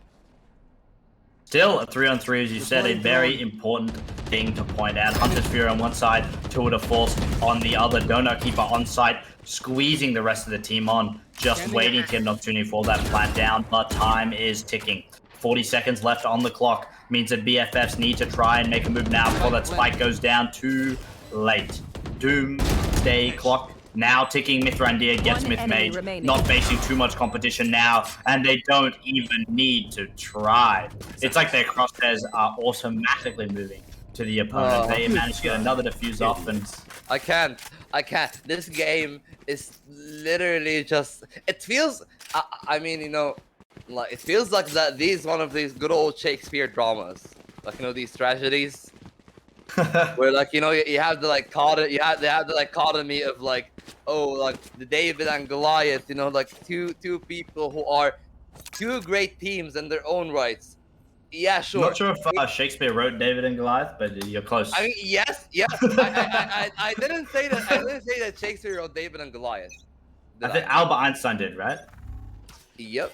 Like, you know, like maybe like, you know, this is more of a King Lear situation. Is what I feel. And Cookhead, that nade, we'll get another one. Maybe they've done it again, or maybe it was just the weak buys. But look at it. Mythmage is in a very scary position. They're trying to find some angles, but ABC, it could be ready here for the flash for the TP. We'll be dead, and with a minute left on the clock, they've lost a member, and they haven't gained that much in return. Mans finally answers your question there, Volt, and finds a return. Mithrandir, what is that? Oh. Okay. Now Mythmage trying to bring the rest of the team forward. ABC through the smoke and outside the chaos finds another. Phrase, they have been panicking. So many of these moves and these lives lost have been a result of rash decision-making and uncertain movements. They're not entirely sure what they need to be doing. Like, there are some moments where they're walking up too far, not winning gunfights that they clearly should win, especially from players like Sogaman or Myth. We're just not seeing it come through. Does not mean this round is over, though. Spike still in hand. Now it's looking a little more precarious. Yeah, it's like out of hand now. 10 seconds left on the clock, and there really isn't that much to save for here for Sika. Probably just trying to find the easy 1v1, but that will not be the case. Team Ace, and that's 11-10. And every game has been going through the wire from game 3 onwards.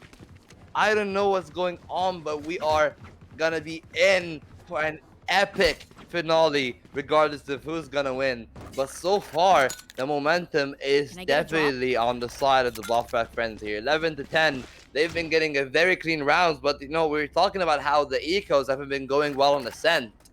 This is it. This is the round where you turn things around. If you're Phrase, if you want to keep your dream of being the champions after being 2-0 up, more than anything else. I'll handle Joke's over. Now, dead here. Phrase have put themselves in a very awkward position.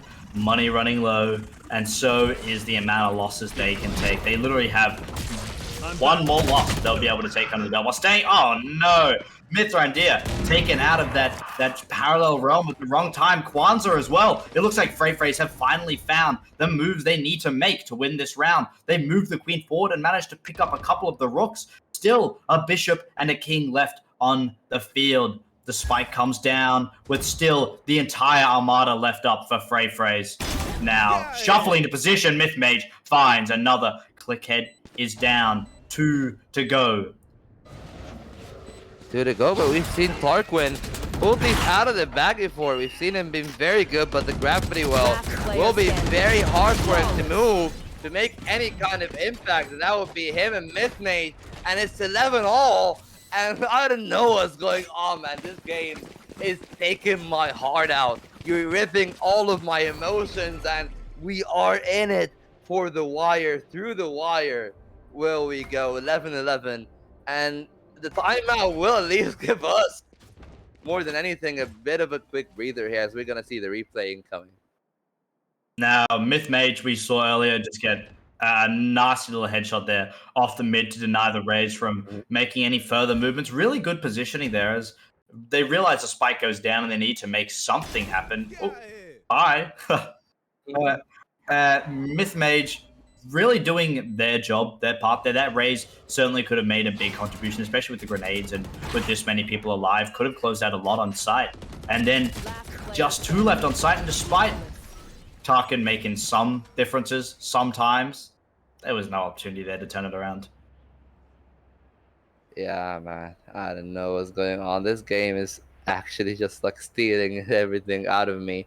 10 seconds left, though. You know, let's get back to the actual analysis. You have a very good economy on the two teams. So the two teams are going to play for these last 2 rounds regardless of what happens for the outcome. But, like, so far, it's been a back and forth. I would say that the last round just happened off of the back of the fact that, you know, the bot frags have whiffed some shots. And if that happens again, suddenly Frey's have an opening. But so far, I don't think that will.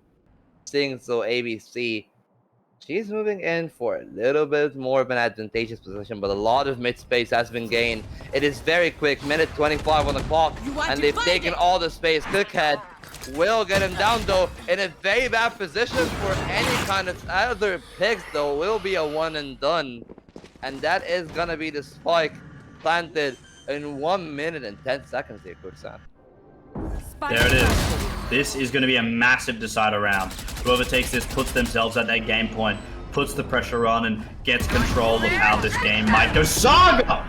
That's a huge headshot to further deny any retake of that side. Bring it down to 3v3. Tarkin does not let it go unanswered and shouts the victory cry, bringing down any opportunity that Donut Keeper had to try and stay in the game. Gets Tarkin walking out of the smoke, but Captain will not let that stand, and neither will the BFF. They defused and put themselves at the series. No, not the game, not the series, not the playoffs, but the entire season point. Yeah, this is the championship point or overtime. It's do or die for either side here. Economy will be good enough to have a buy at least, and Hunter's Fury as well. Not to mention the place form. So there are options to do some playmaking, but it will all come down to this. We've seen a very good retake. Tarquin just clenching another round for his team, and they will need to find something else. Tarquin will not have that kind of start, though. Myth Mage will shut him down, and suddenly it looks like overtime can be on the horizon. A catastrophic start means that somebody who has consistently performed under pressure finally gets crushed. But in a moment that seemed like everything was okay as well, Myth Mage has managed to capture control of that mid, and the rest of Frey's, oh no, it looks like an eye for an eye. The world is yet to be blind, but Sagamance certainly does cripple a little bit of the Frey's. Now, seeing their jet, it's going to be a 4v4. It quickly changes up, and someone who has been shining so brightly gets the glow again. Mithrandir's spark is completely extinguished. And Mithran comes in for 3 as well. Wants to bring this one into overtime, and it is just down to Click Head coming in, looking towards sight. The spike is down, and this Raze has no money to save, no economy to worry about, only a clutch to make. Inside their head, they find one. Slowly breathing, preparing. Showmaker comes down and doesn't close out the Sova they were looking for. Dart comes out, explosion location. One hell, one main. Clickhead needs to look towards both, as time is also against them. Coming around behind their back. And brings this game into overtime. What drama happened there? Myth Mage just stealing their thunder for the side of the buff frags, and we're in overtime. This is it. 2 rounds. And each and every of these 2 rounds can be the swinger between who's gonna be the champion and who is gonna end up broken-hearted from this one. What drama we're seeing. This is it. Overtime. Everyone needs to bring up their top game. You get all the money you need to buy rifles. Maybe you can buy an op if you're adventurous enough, but we don't see any of that so far. And it's 5 seconds. And in this time, it will be bot frag friends on the attack. And they're just going to play it pretty slowly. We're going to see the B side default, just waiting for the util of the Sova to be used. Trying to bait out any kind of util. Probably going to take mid. But I don't know. It's been a minute 20. And for the last 10 seconds, they've just been sitting there in spawn. I think we're all collectively holding our breaths for this round, and my heart pounding and my head racing. Donut Keeper, I can't imagine how the rest of the teams are feeling. They must be shaking inside their nerves. This is what it means to play Valorant. A big double trade over puts them both at equal terms as Mithrandir now going to keep looking. Zika takes out their clone, and the second one. Zika, what are you doing? As Kwanzaa comes back and cleans up them just to pick up around 13. Switching sides. This is it. Match He has point. stole the round from them. Now it's match point. And you know what? They've been doing pretty well on attack. They just stole the last round on attack. It's coming down to this. And if I am the side of Brave Race, I feel good about this. I've just basically demolished their retake. And now it's all down to this. 5 seconds left on the clock. And it looks like it's going to be another one of these sole defaults. Probably into a mid take. That has been the way that they like to play on the side of Brave Race. Mithrandir, though, he's sending a decoy. Will be shot off. And now they have taken the B area. But Sagamans is going to find one. And that's Sarquin once again shut down early on. And that is what happens when you lose the controller. Donut will find one as well. Clickhead needs to find a multi-kill to keep the dream alive. But look at Sagamans. Look at that positioning. He could find something. He's going to find Myth. But not the shot. Only the shoulder. Mythmage, though, will find Clickhead. It's looking closer and closer to have our champion, Sagamans. It's all down to Mithrandir. It's all down to the Yoru. He's been stepping up all series long. And now he has to do it for one more round, the 1v4. And I don't know if he has it in him here, Quicksand. I don't know. He has to find the first. But they are all awaiting his appearance. It is not the return of the king. It is the return of the samurai. And will be even superior. He will not. And we have our champions. Everyone, feel free to finally take the breath of air that you have been holding in for so long. Finally, relief comes out through all of our lungs, collectively sighing as we get to witness the culmination of weeks and weeks of weeks finally paying off.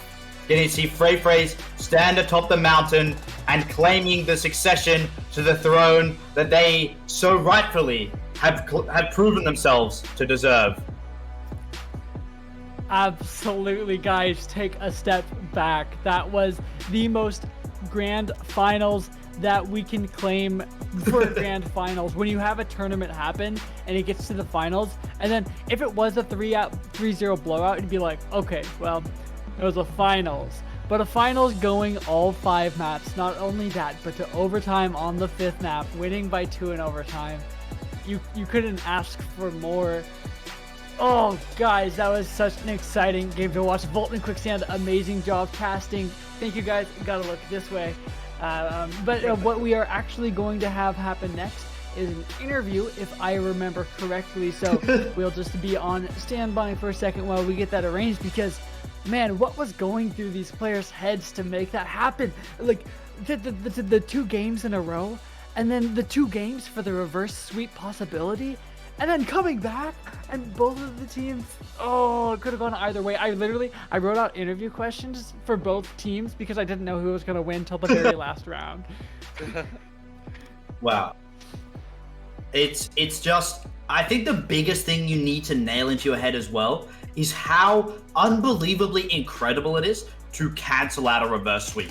Going 2-0 and then having the other team get 2 on top of you is unbelievably shattering for your mental. Almost, there is a statistic, I cannot tell you where it's from, but so many times, and the majority of the time, you will find that when a team starts preparing for a reverse sweep, they see it through, because the other team, instead of keeping the mental in their mind of we are going to win this, it's we can't lose this. And when you have losing on your mind, you can't win. But it looks like it's time for me to take a step back and instead let our performers prepare to take their bows. But it looks like we actually have, well, maybe the entire roster coming up in here. We have the Phrase team on call with us right now to talk to us a little bit about this series, this game, this tournament. Yeah. So guys, welcome to the casting desk. We have you on stream right now. I just want to start with, how are you guys feeling right now? Like, tired, exhausted, excited? What's the mood? Hello? What's up? How you guys doing, huh? Holy, yo, I'm trying exhausted, bro. We are exhausted. We're tired, yo. Oh, man. GG, though. GG. This game's actually fun. Amazing job. I want to ask, because this is the question on all of our minds. What happened in map number 5? What was different? Because you guys won the first 2 maps and then lost 2 in a row, so the reverse sweep became possible. So what happened in map number 5? What clicked? What was different? We just started to get a rhythm for how they were playing, you know? We started noticing certain patterns, like how they would delay us and how like we would give them easy frags by peeking out. So we just started saying, all right, let's not give them free picks. Let's just play, like, even if they use util, we know that they're probably not going to hit sites. They're going to wait until like the last minute or something. So we just played like around them. That was pretty much it. It was kind of tough though, like in the beginning, because we were just playing normally. We were playing like ourselves, and then we were getting smoked. So like we just had to change. I don't know what happened. I don't know what happened at all. Yeah, it felt like you guys definitely started really strong and then came back just as strong. That's exactly what you're looking for if you're looking to secure that final round. So my question, also kind of related, is how do you guys stay positive when you have so much momentum and it gets shut down like that? Like, are you guys hyping each other up? Is it like you do a little group song, you know? Yeah, what is your team's methodology there? I don't think we do team songs, but like everybody on the team is like so positive and so chill that like even if things are going downhill, everybody's just kind of like reinforcing each other with good like attitude like, nice and try. like you know, like nobody's nobody's gone mad at a single person a single time, you know, like even if something is somebody's fault, like nobody's gonna call it. We're all like nice to each other. We're all friends at the end of the day, so it's like we're not gonna rage at each other. So like I guess that was what kept the spirits up. All of you guys are insane. Even though we were like, not gonna lie, we were feeling like, yo, we could actually lose this whole league. Like I thought we were gonna win. Like no lie. But nah, we're good. We're good, you know, like we just kept on saying like, yo, nice try, all good, we got this, and just kept a positive attitude, and we're one out here, Pop. I want to make sure you guys know I had you guys 3-0 last week. That did come true, and 3-0 again this week. It took a couple more maps, but eventually we got there, so glad to see it. I do want to highlight though, Saga, you did amazing through the whole series, but I kept wanting to bring it up, and we definitely all talked about it, all the casters. Myth Mage, you kind of felt like the secret tool, like the trap card that you guys would play to just like just go crazy occasionally. Yep. Listen, he's the coach isn't a mastermind. coach after all, you know. Yeah, he's the mastermind of all of our strats. Like no lie. Yeah, Like earlier on when I was coaching, like, cause like I joined in for some games, and like I was just like, I kind of just started getting a feel for how people were playing, and then like when I started joining the games, it was just so much more easier because like I didn't need to wait to call a timeout, or like I didn't need to, like I was basically just the IGL for the team, for the most part. Like I didn't always IGL. Sometimes people just popped off. I didn't need to say anything. Yeah.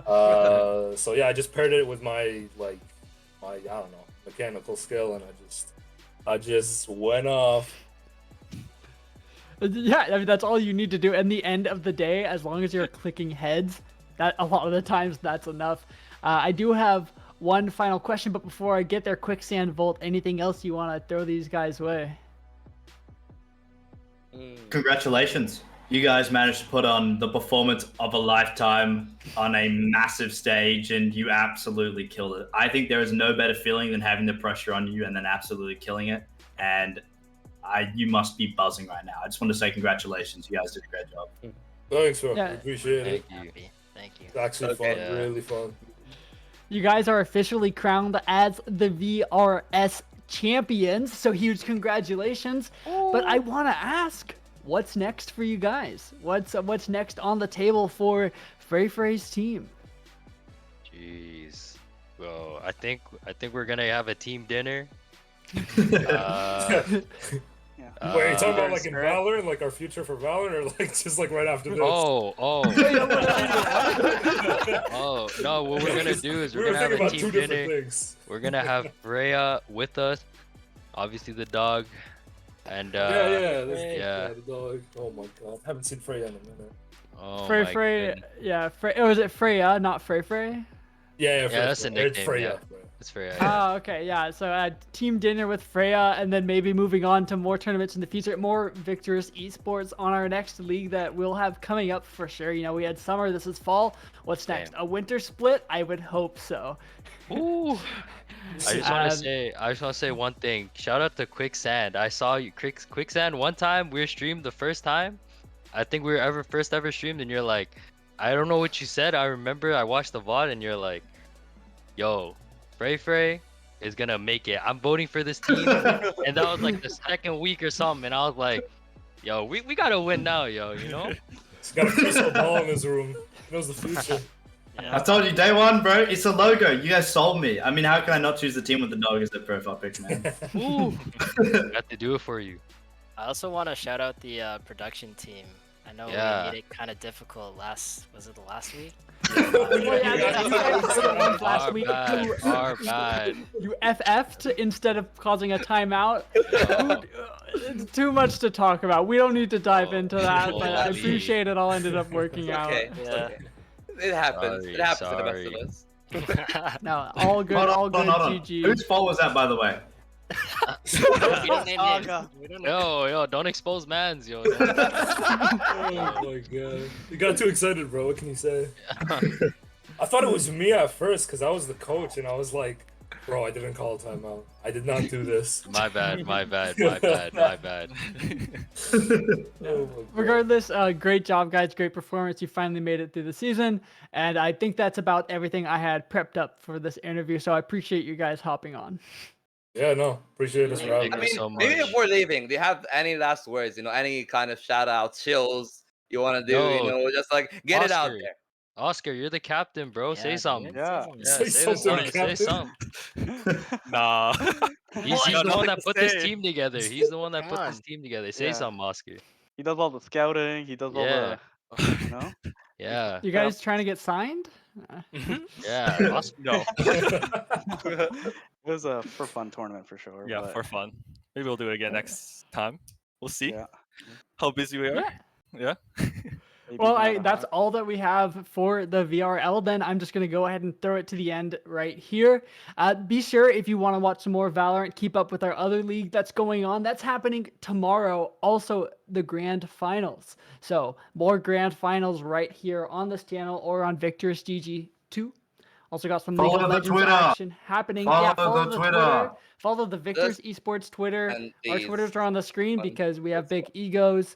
But beyond that, that's all that I got. Thanks to our producer, Gurf, for stepping up. We'll catch you guys tomorrow, I guess. Not us, but there will be people here letting that happen. Thanks, everyone. Shout out to Zozea. Yeah, oh yeah, Zozea. Can't forget Zozea. Shout out Zozea. We'll always remember you. Couldn't make it. All right. That's all I got. See ya. Good night. Thank you. Later, Later.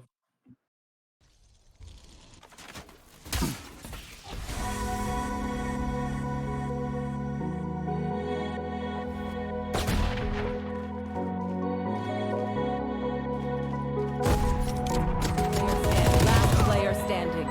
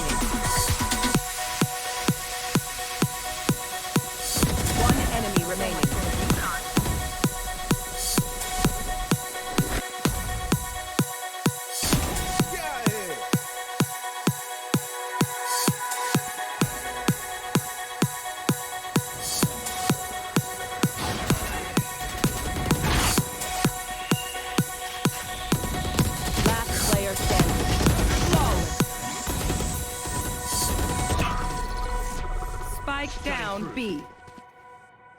Our spike carrier.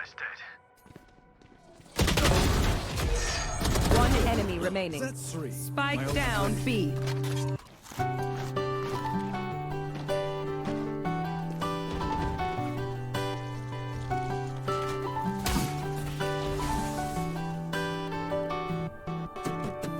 Don't try to make yourself remember, darling. Don't look for me. And last player standing. You've been told, so let's pretend a little longer. When we're gone, Concentrate so much. everything goes on.